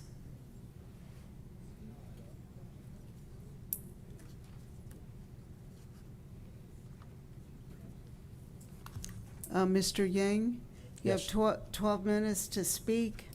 If these individuals are still here, Char Caps, Bill Caps, and Joyce Bryce. Are you saying my name? Yeah. What'd she say? It's not Joyce, it's Janet. Oh, Janet Boyce. I'm sorry, it's late. And John Mayer. Is he here? John Mayer? I don't think he's here. I should have taken his name out. I'll take So I his have name 12 off. minutes? So you have 9 minutes now. No, I have 12. You have, I have 3, 6, 9, 12. 3, 4. Do the math. You have 12. Okay. You have 12. I should say that I'm a graduate engineer, so I can do these things. Okay, I'm going to stay off of script. Can you hear me now? Okay, good evening, everyone. My name is David Yang. My wife Pam and I have lived here in Hemet since 2014. God, I'm so old I can't figure out this is the 21st century or 22nd. Anyway, we're here to rediscuss the Newland Simpson warehouse. And if I'm correct, when I was reading one of those displays, it's referred to as the Simpson Road Project. Is that the official name? Doesn't even mention warehouses. Anyway, I'd like to examine the employment opportunities here because a lot of people have talked about that. To begin with, I would like to establish that this will be a large automated warehouse. Otherwise, I don't think anybody would ask for a 61-foot warehouse where you can have high shelves and stacking areas way up high that would be dangerous to humans but would be great for robots. So is this going to be an automated warehouse? Can we get agreement that it will be? Well, I'm going to keep going. I have provided to members of the City Council and the mayor some figures that my friend GBT provided, and it's for a 900,000 square foot warehouse. And you can see that in a traditional warehouse, the so-called entry-level unskilled jobs, pickers, packers, forklift drivers, represent 520 people. That's a lot of jobs. But in a highly automated warehouse, that number goes down to 210 people. So, a lot of people, 800 people applying for a job? I don't know. But if you dig a little bit deeper, that number shrinks even more. What happens when a company that's in the warehouse business, not in the land development business, but in the warehouse business, decides to take its big warehouse and convert it to an automated warehouse? You go from 850 workers total in a traditional warehouse to 500 in an automated mega warehouse. What happens to those people that between the 500 and the 850, they're out of a job? Unless, and if you own maybe a number of warehouses, you're going to close down or change one warehouse, and you're going to have a lot of unemployed people, even the so-called entry-level people with some experience. You're going to transfer them to your new warehouse that's totally automated. So you haven't created any new jobs. All you've really done is move jobs from one facility to another. So are you really creating 210 jobs? I doubt it. And one of the gentlemen here that works for Mr. Lansing said they have talked to a lot of different people about their opinions on this. Well, I did some market research when I was working, and there's a lot of things you can do to decide how you want that research paper to come out. My wife and I and another couple walked along Warren Road in the, what is it, Saddle Point area with flyers trying to tell people about this new warehouse. And none of them had been talked to by anybody from Lansing Group. As a matter of fact, most of them didn't even know the warehouse was going to be there. So who did you talk to? People that live off of, what, Newport Road? Anyway, that's just a question. It's a rhetorical question. It's not speculation, but it's a question. Other people have talked about what it's going to cost the city versus how much they're going to get, so I really agree with them, and I won't say much about it. I will say, because it has a good effect, the value of your property is dependent on one thing. And if you ask a realtor, he'll tell you 3 words: location, location, location. If you are located close to a warehouse, your property value drops. I don't care what the studies tell you, because it's the real estate people that tell you location, location, location. And where you want to put your warehouse is not the right location either. So, okay, let's play follow the money. Who's going to make the money? Well, we all know who's going to make the money here. Typically, a landowner converting farmland to a warehouse can bring 10 to 20 times his money back in the investment.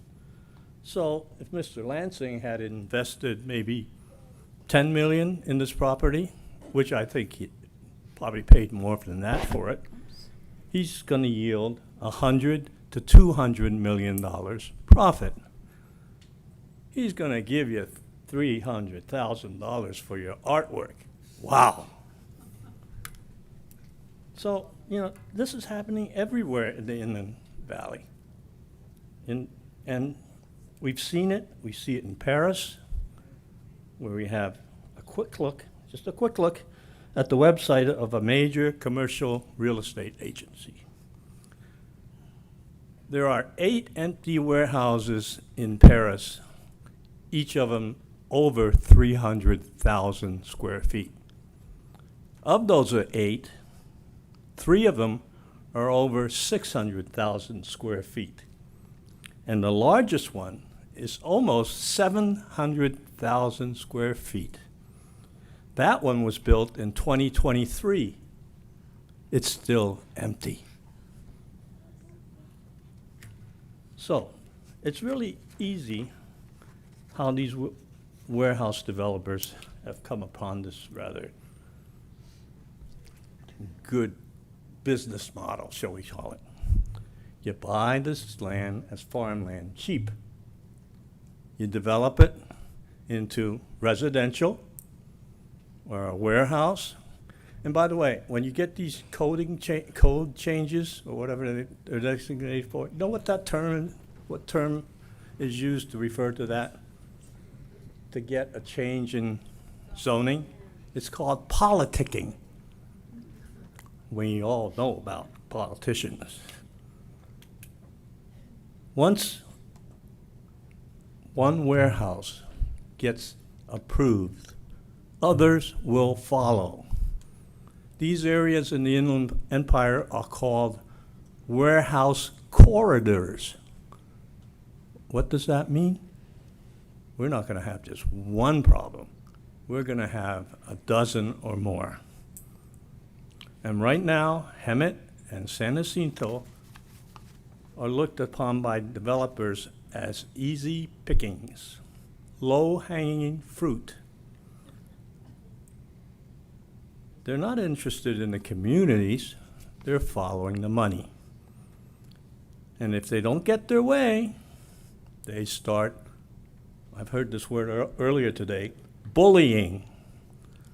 Large multi-million-dollar lawsuits against financially strapped communities, shall we call it that. And it's a common topic or tactic. It's not just been used here, it's documented all over Southern California. On the subject of lawsuits, I would like to address one particular type to Mr. Lansing. I asked him earlier, and I got a dirty look.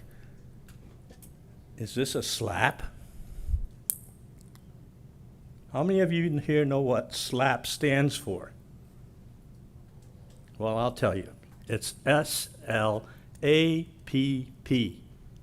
and it's called the Strategic Lawsuit Against Public Participation. It's defined in the law books as that. And I will read to you a definition.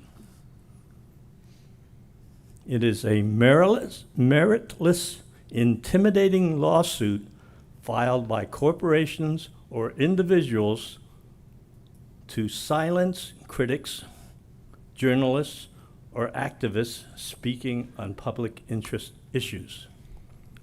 It threatens free speech and undermines the First Amendment right to petition the government and speak freely on public issues such as environmental concerns, protests, and consumer reviews.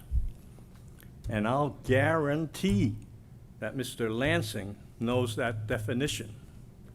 And it's illegal to threaten a SLAP lawsuit in the state of California. It's illegal in 39 states in the District of Columbia, and California has the most restrictive laws. Enough. There must be better alternatives for this property. Maybe not for the petitioners, but better for Hemet. You've heard a lot of them. Some of them, not so good as others, in my opinion. But they're better for the current and future citizens of Hemet. They're better financially for the city and better for the quality of life and the health of Hemet's citizens.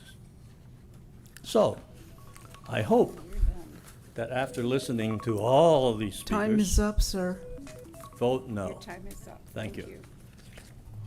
Next three speakers are Bella Soul, Chris Hoffett, and Iris Kiltham.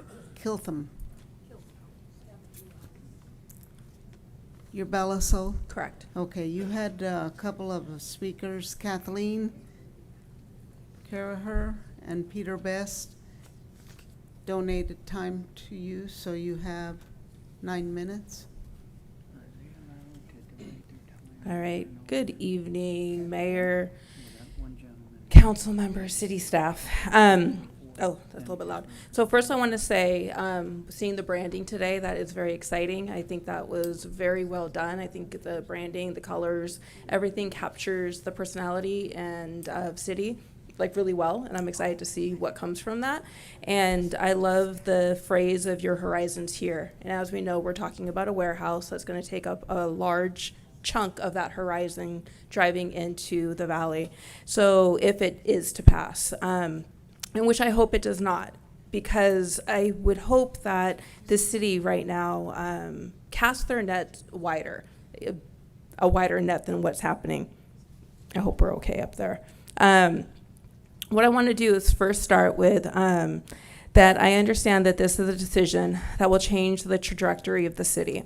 And I appreciate all that have shown up, but want to remind that at the end of the day, many of those in this room will call this a place that they worked for a project, while others of us call this home. And I speak tonight from a place of Hemet being my home. I've been in this valley for over 30 years, gone to school out here, and all of that. I actually graduated from, a continuation school. And in tonight, there was a businesswoman who, in just the lobby area, had mentioned seeing like high school students smoking like meth and thinking that a warehouse would be a good opportunity because they wouldn't smoke meth.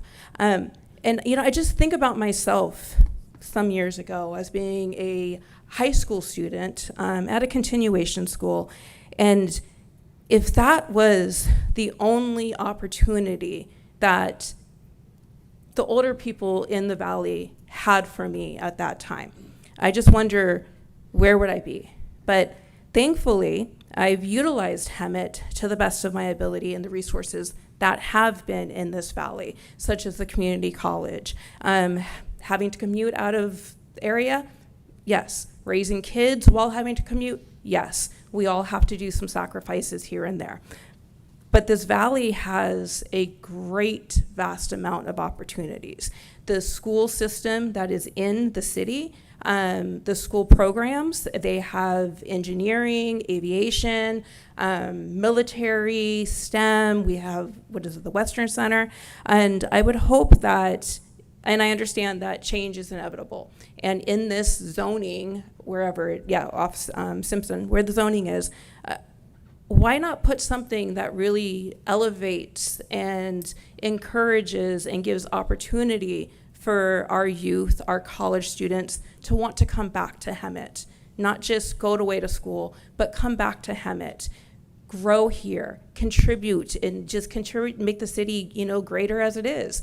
And just setting up opportunities for that. And really, I know a lot of people have already spoken on it tonight, but creating jobs that, and it's nothing against the warehouse jobs, but really giving the interest and pursuit on what's already in this valley and strengthening that. And talking about jobs, I think Lansing mentioned that it was going to be a salary of like $66,000 starting off, and UCR had already done their research and shown that the entry-level jobs, I believe, are, the average is $44,000. For the warehouse workers. And the warehouse workers make up, this is from August 25, warehouse workers make up a large segment of the workforce in the IE, but many are low paid, face dangerous working conditions, and are not yet unionized. And with that, most warehouse workers in the IE struggle to make ends meet. So this was research studies, and this is how they came to their data. And most IE warehouse workers are workers of color. Latino and Black workers are disproportionately employed within the 5 most common non-supervisory warehouse occupations combined.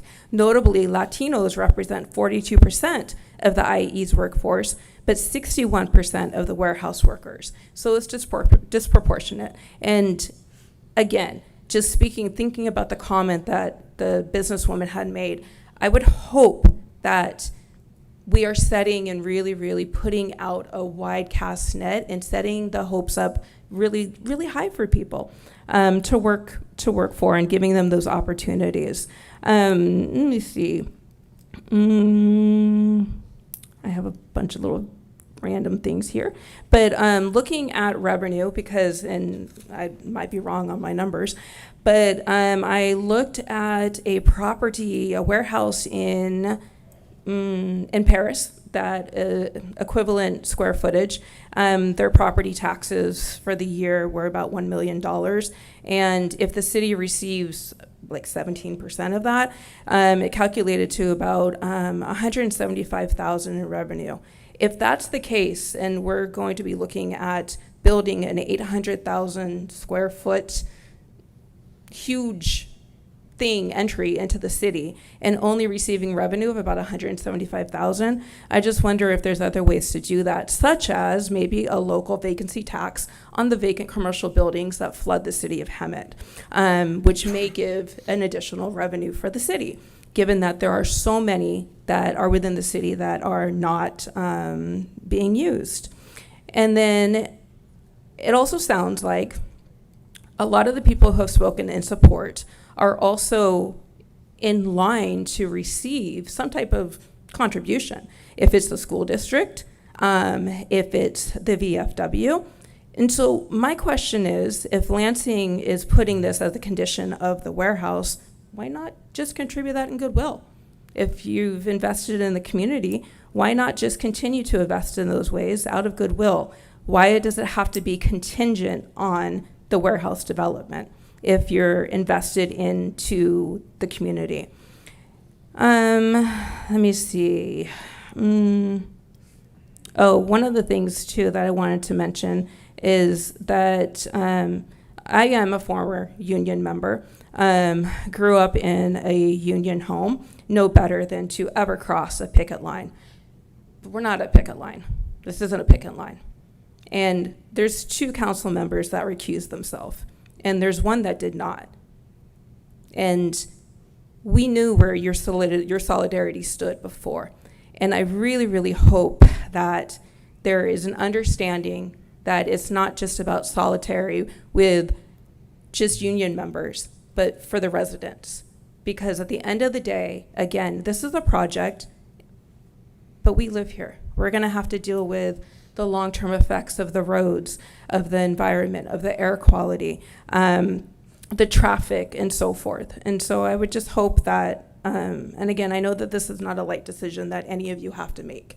And I hope that the decision is made from a place of, and everybody has said legacy. I really hope that it aligns, the decision aligns with the work that's been put into the branding and understanding where the heart is in this community, and that although there was a comment about retired nurses, the reality is a lot of us here do have life experience. We have our career experience. We have that experience to where we can now look back and say what makes sense, what doesn't make sense, right? We understand, and we're gonna encourage those around us, strive for more, look for more. You don't have to just stop or settle here. So I don't think that that's a bad thing, that there's a room full of people who may be retired speaking. They're speaking from wisdom. They're speaking from experience. They're speaking, I would imagine, and anybody can correct me if I'm wrong, but I would imagine they're also speaking from the voices and the wants that they want for their grandkids, here and wherever they may live. And again, this isn't about warehouses being bad. It's just being responsible in the development. And the branding initiative that you all have put forth, that's exciting. Lead with that. There's opportunity. Thank you. The next 3 speakers are Chris Holfedetz, Iris Kiltham, and Jim Reiser.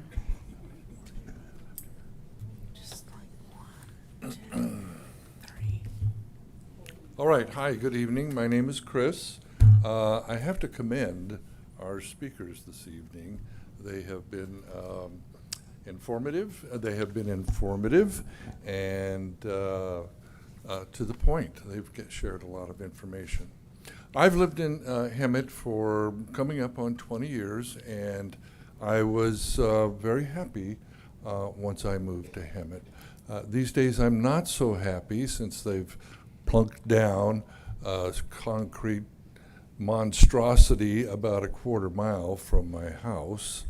And I don't look forward to this summer when that warehouse has been sitting in the sun all day and then radiating its heat away at night, warming up the local area. So that's another problem with warehouses. I don't think there's much I can add in the way of information about why I am against the warehouse. I would just ask that the city council members provide their rationale for voting the way that they will in some means, either posting it to the Hemet City newsletter or sharing it the next time we are together with a city council meeting. So please consider doing that so that you can be held accountable and we can be informed as your position on very important city matters. Thank you.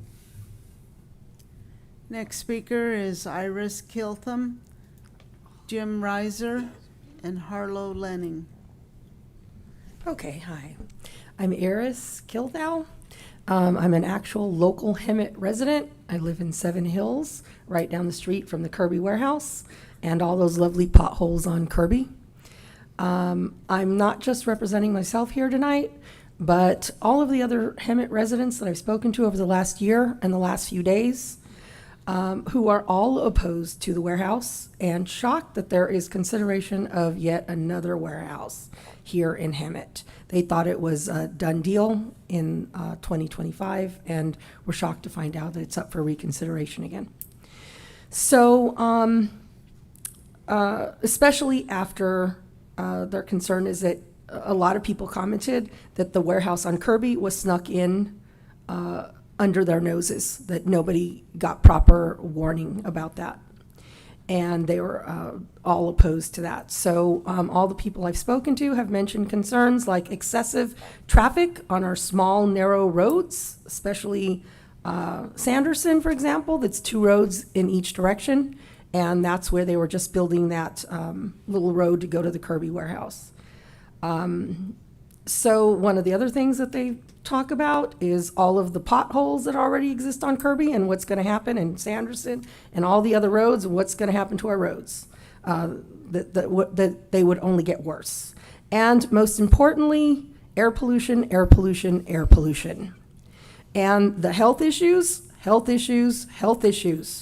that will be suffered by local Hemet residents as a result of that.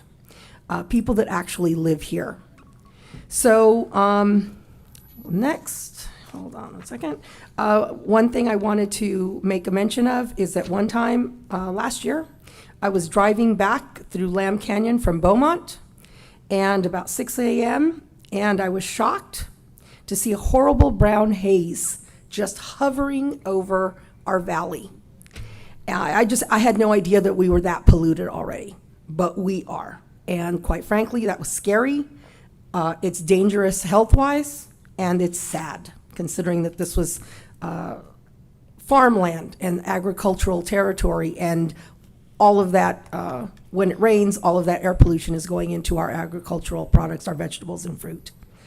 So on that note, I am going to say that that's why tonight, I think that the concerns, the needs, and desires of local Hemet residents are what really matter here. And Hemet residents' desires should be taken most seriously here and given the most weight in this decision. Please vote no. Thank you. Next speakers, Jim Reiser, followed by Harlow Lenning and Eric Robinson.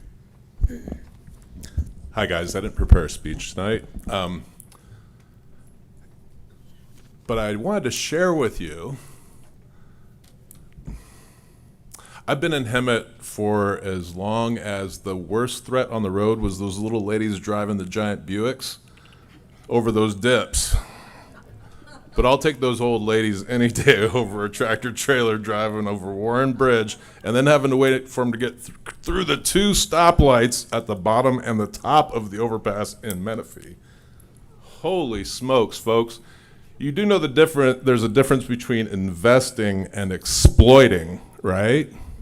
You invest in communities that you care about, that have dignity. You exploit communities that are cheap and easy. I've been wondering for a long time how long this community is going to disrespect itself. We have a history of being exploited all the way back to Ramona. You guys want to have jobs? You want to build something? Build something that your community is proud of. Please don't mislead, folks. I run a little operation, and we have a rule of thumb in that operation for making a decision, and it is we don't make a big decision without a sunset, one, and we have this rule of thumb called good enough for now, safe enough to try. Good enough for now, safe enough to try. You do all know the definition of insanity too, right? Trying the same thing over and over again, expecting different results. We got a warehouse on Kirby, folks. That's like, I'm just wondering how long it's going to take for this community to wake up. They're not building them in Menifee because Menifee respects itself. Is that why nobody wants to invest in the nice restaurants and the good jobs that we're talking about over there? You know, there's 5,000 years of experience in this room. Talk to us, Mr. I am Driver. so proud of Talk these to old us. folks over here, though. That's why I'm up here to speak tonight. I am so proud of these old folks because I used to go, oh, they can't even look over their driving, over their dashboards. But they're up here much later than their bedtime. And this is a glimmer of hope for me, for this community, that these people are here tonight. What a great sign of community. And you ought to be proud to represent them. Do it well. It's a beautiful moment for Hemet. Best I've seen in years. Sir, if you want to have us honor your name, as you said, we build trust. We grow trust. Your time is up, sir. Grow trust. And let's build something great. Next speaker is Harlow Lenning, followed by Eric Robinson, and the final speaker is Fernando Leon. Almost. Hi, members of the council. I also don't really have prepared comments. My name is Harlow Lenning. I live in Hemet, and I'm going to try and make this short and sweet because I know it's late. I am opposed to the warehouse for basically all of the voluminous comments that have been made earlier. I'm also kind of upset that the fact that I have to, this is the third time that I've spoken, or I guess fourth time I've spoken, against the warehouse. It's like you've made the decision before. Please just have the guts to stand by it. Let's see. What I would really want to say is that I'm not opposed to jobs. I'm not opposed to development. I'm just opposed to this development. We can do so much better. Please, and what I would like to say is please create a development that will attract people to Hemet as opposed to push them away. I grew up in the city of Orange, and they converted their downtown, for example, to antique shops. There's Menifee and Winchester have attracted all these nice businesses and stuff like this.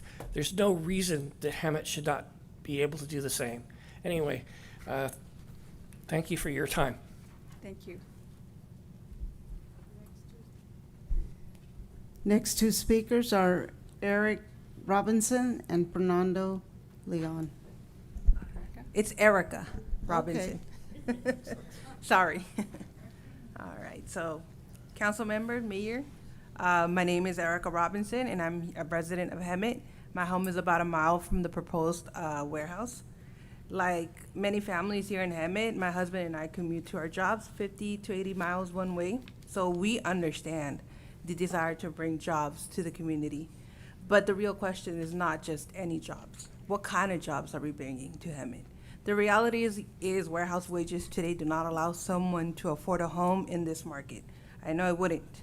Upward mobility in these jobs are the exception, not the norm. If I left my current job to work in a warehouse, I would lose my home. So like that, I will keep on commuting. That leads me to ask a question. Are Hemet residents only expected to settle for warehouse jobs that don't provide livable wages and work 60 or more hours a week to make ends meet? Trust me, I know that feeling too, because I also started from the bottom up. Not in a warehouse, in another industry. The majority of the union workers here that are in favor of the warehouse, we must note that this warehouse is only a temporary, 18 months, 2 years to build. After that, they will move on to another project, maybe in Hemet, maybe in Paris, maybe somewhere else, and they will be commuting too. And what about our youth? is a message that we're sending to the youth is that the best opportunity they have is a low-wage job in a warehouse. Is that the best that they can do? Safety is also a concern. Many young families live in this area, and children walk, bike, and transport themselves to the schools, my children included. Adding hundreds of trucks to our roads every day raises real concerns about traffic safety, noise, and long-term health impacts for our neighbors. Business parks are typically meant to attract offices, medical services, technology companies, and diverse businesses that bring higher paying careers. An approximate 885,000 square foot logistic warehouse with 146 loading docks at approximately 3 trucks per dock per day is a very different vision of that. We are also located near communities like Temecula and Menifee that do have warehouses, but none of that size and that scale as the proposed project. These communities have grown by focusing on balanced development such as healthcare, retail, small business, and services that strengthen their economies and quality of life. Hemet deserves development that builds opportunity and strengthens our reputation, improves our schools, and protect the quality of life for the residents that live here and for the future residents that are looking for a quiet place to live, like I did when I decided to move to Hemet. So with that, I tell you guys to please do not approve this warehouse. There will be better opportunities down the road, and I see you guys are doing it. Hemet has good bones. When I moved to Hemet, people were saying, don't move to Hemet. And if you have to move to Hemet, move on the west side. But go to Menifee, go somewhere else. Don't move to Hemet. But coming in here, I see the work that you guys are doing. It's slow, it's changing, and that rebranding that you guys saw this morning, absolutely beautiful. So please keep on doing that. Thank you. The final speaker is Fernando Leon.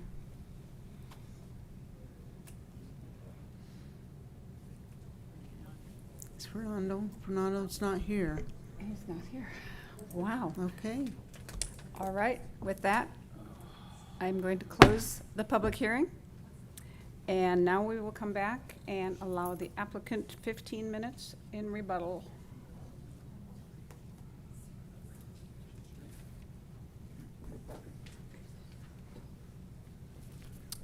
Jeremy Crowd again, EPD, and I'm only up to address a couple of the CEQA comments. There were a number made throughout the evening, so I'll be brief and quick on that.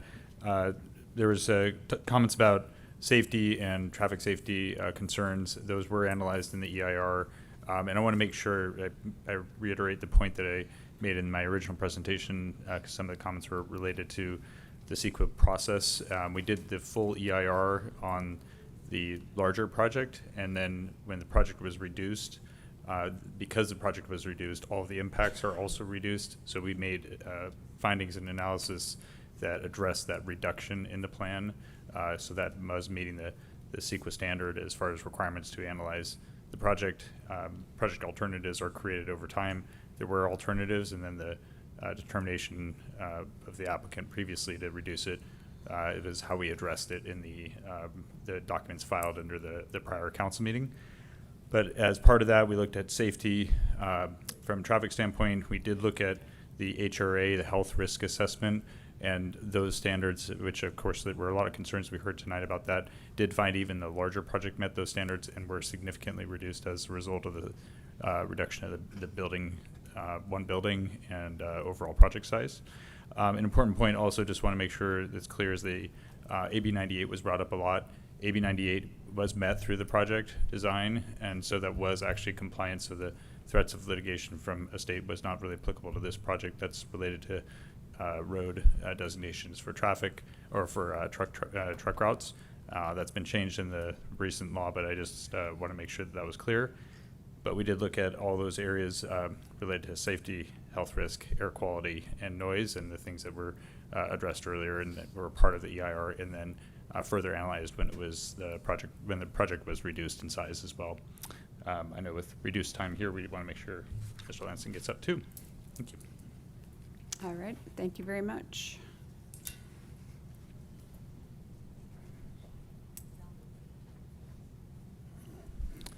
Thank you all for your time this evening. I appreciate it. We heard a lot from the opposition, very vocal, obviously. Not really a lot of substance. I mean, they all have an opinion. They all want this, they all want that. But no one has come to me in the last 2 years and said, hey, I can help you bring a hospital. Like, we'd all love a biotech or a high tech or a hospital, but Hemet's not there yet. And this building would be a stair step, right? It'll bring some jobs. I know there's a lot of fear that this will be like Paris, where there's a sea of these buildings, but Hemet's not going to let that happen. You already have a moratorium, I believe, and there's not enough sites. Even if you wanted to, there's only 2 other sites in the whole city that we could identify that could ever even accommodate a big warehouse. So I think the fear of it being a sea of warehouses is a big concern, and that's not going to happen. The other thing is we still own, as I said before, 500 acres next to this. If I thought for 1 minute there'd be a 1% chance that it would detriment the remainder of this project or the neighborhood, I wouldn't do it. So as an experienced developer, this is the progression of how the community can be developed. This is on the very far west end. We've got it, the city has the art in public places. We also, you remember we had a design showing a lot of trees, and the elevation, base elevation is 15 feet below Dominigoni Parkway. So you're already 15 feet, even though it is, 60-foot building. You're 15 feet below. You have a 15-foot berm and then trees, 25-foot trees. Again, it's going to be very well screened. And if for some reason not, we'll do a mural or something to make it an identity for the city, actually a benefit.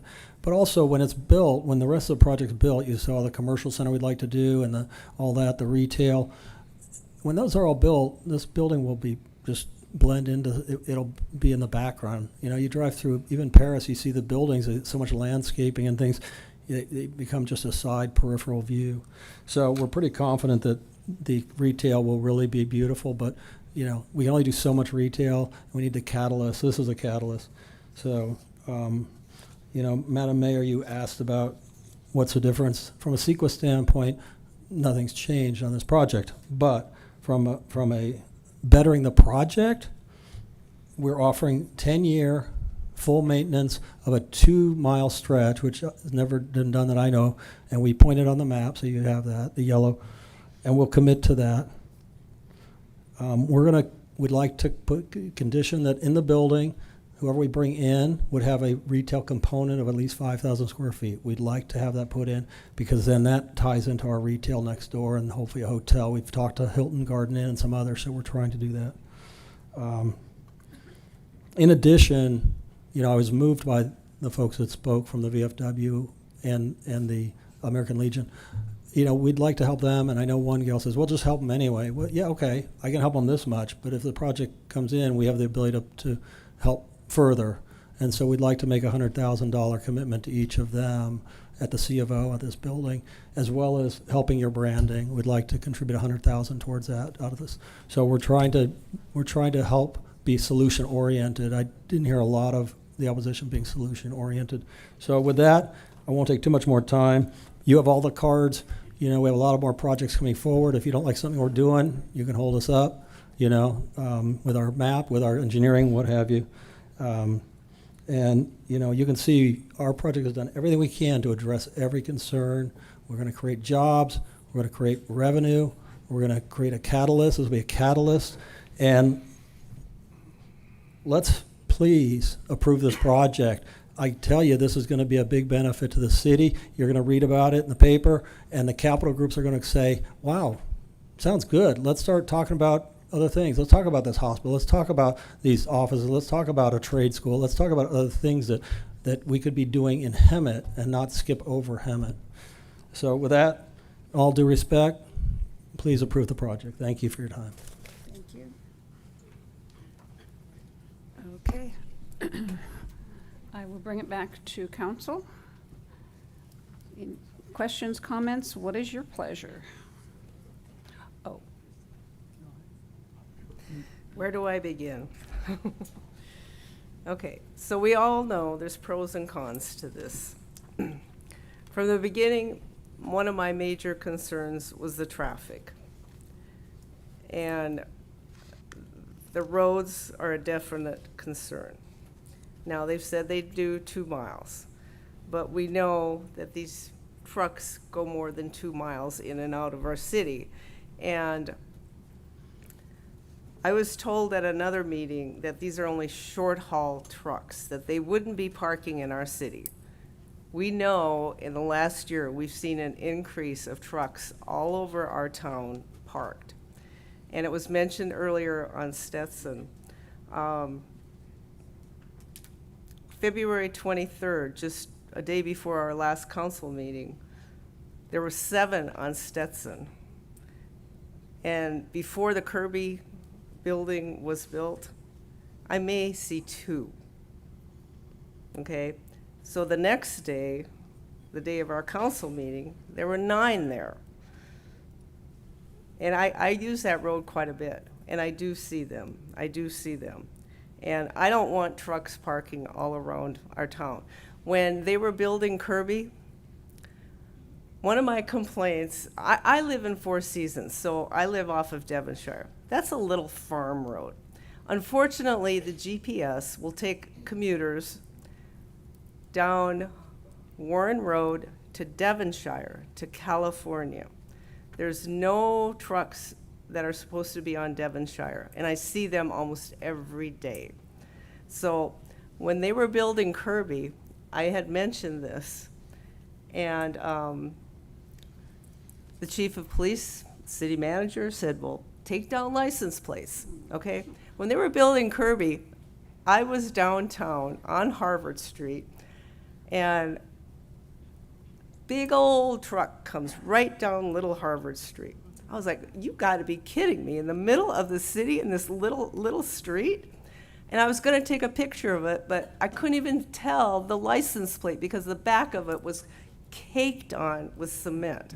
The whole back of it was just horrible.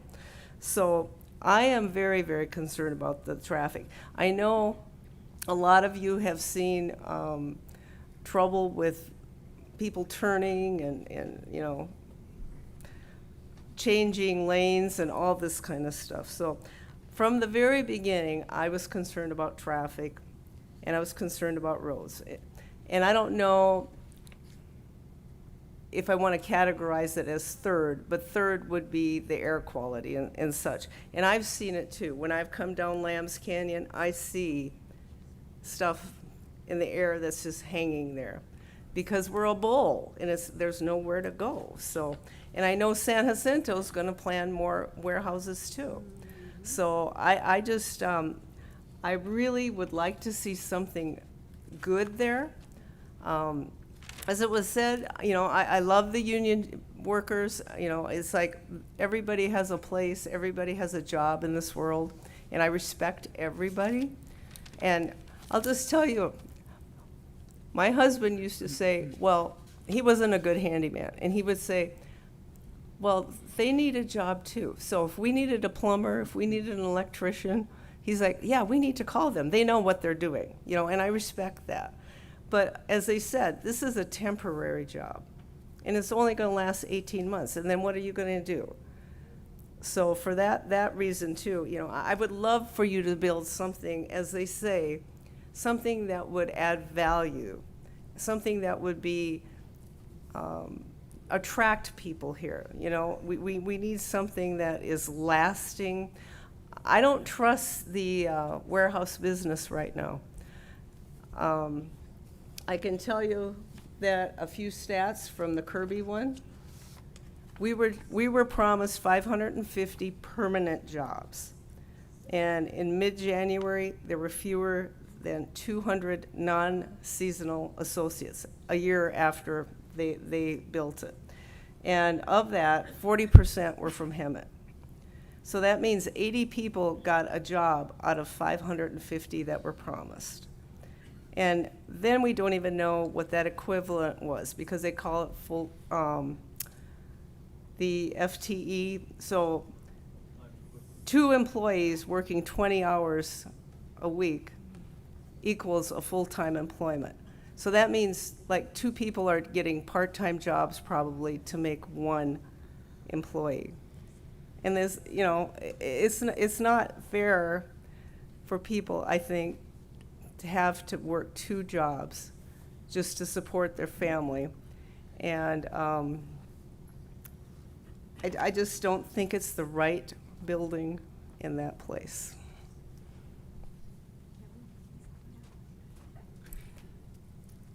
Want to say anything? Hello. My question is that you said for 10 years you'll maintain the 2-mile road. Why can't we just make it concrete instead of asphalt, which tears up easy with big rigs?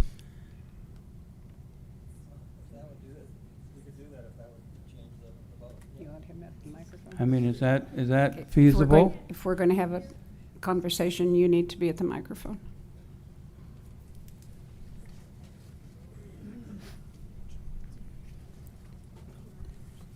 Yes, I'm sorry.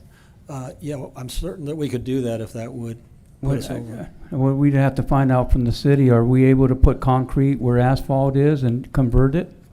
That would be an excellent question for the city engineer to answer. Is And I'm he looking here? right at her so she can't run away. Oh.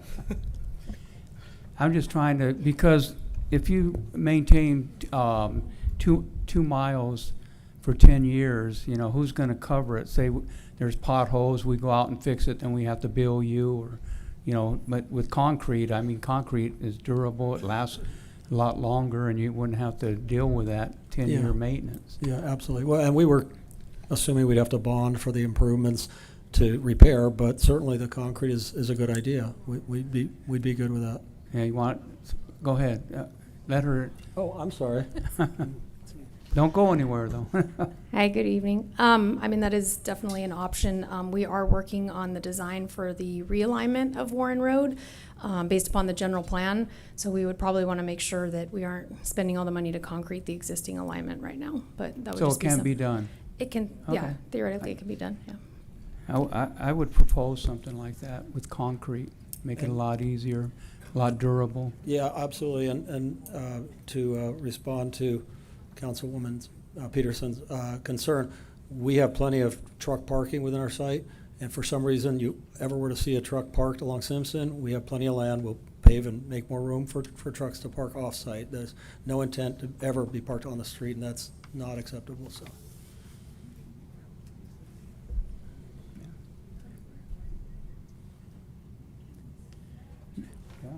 And you can have like one of those truck gas stations where people can park and you bill them, make extra money, I don't know. Something. But I'm done. You're done? Yeah. Okay. Okay. I just want to make a couple comments.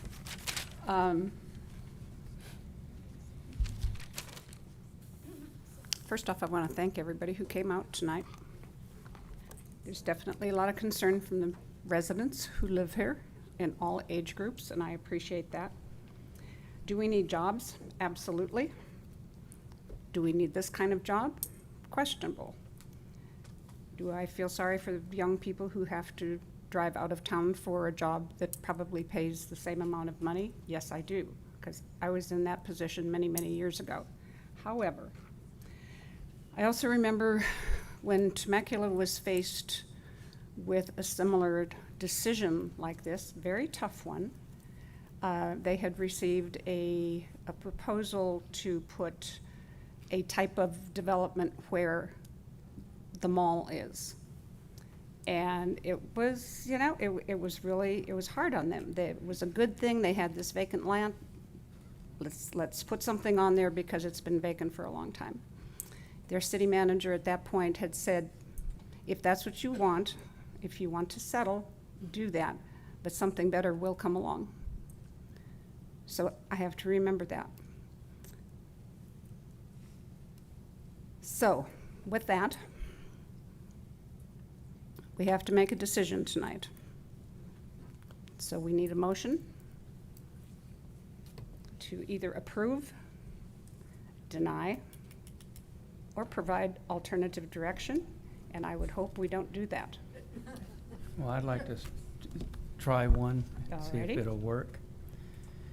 I move that the city council certify the final environmental impact report for the Newland Simpson project and approve GPA 22-003 and the CUP 22-006, tentative parcel map 38,800, and associated project approvals. Okay, is there a second to that? And I'm going to interject something here. We are going to vote differently tonight. We are not going to bear the onus on the last person who votes or the second to the last person or any of us. We're going to vote color-coded tonight. We each have a file folder with a red card and a green card. The red will say no to the motion. The green will say yes to the motion, and we will all put them up at the same time. So, do we have a second to this motion? Not hearing a second? Let's have another motion. I make a motion to deny the project. Do we need anything more than that? That's fine. That's fine. Okay. I will second that motion. Grab your little cards.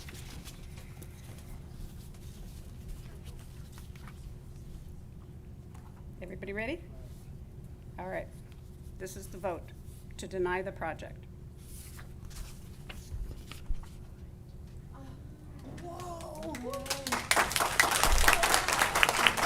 Okay, hold it.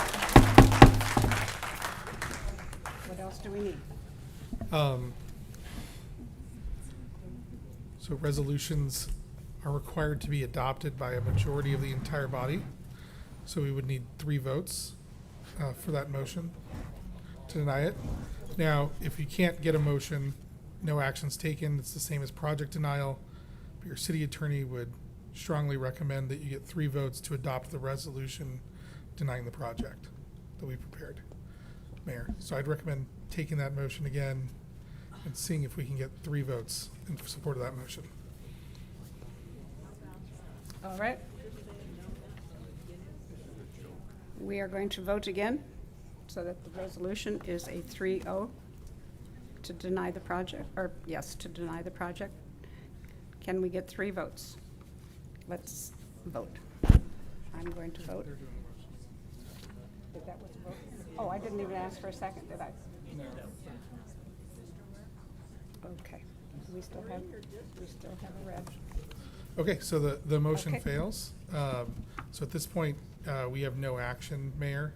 And so under the rules of procedure for the council, that's the same as denying the project, but we won't have a resolution denying the project on record. But we'll communicate that to the applicant. And then what do we have? That's it. That's it? All right. The project has been denied. Okay, so I'll explain a little more. Okay, and louder. We've been here all night. We might as well get this done. So a resolution of the city council has to be approved by a majority of the entire council. That means 3 votes in favor of adopting a resolution. So we've prepared a resolution to approve the project. We've prepared a resolution to deny the project. So we understood that the motion to deny the project was to adopt the resolution denying the project. It doesn't seem like we're going to get 3 votes in favor of adopting that resolution. So what we have is a motion that passed 2-1 to deny the project, but we did not have the resolution adopted. Is that clear? Yes. Okay. Yes. The project is denied. This long piece of paper I spent hours drafting didn't get approved, That's okay. but the project is denied. Thank you. The project is denied. Should we say to deny the EIR? We're good. We're good. Okay, we are good. And since it's now Wednesday morning, we are going to, no, that's not till 8 o'clock. I'm sorry. With that, I am going to adjourn this meeting to our next regular meeting on March 24th. Thank you all. We are adjourned. Good night.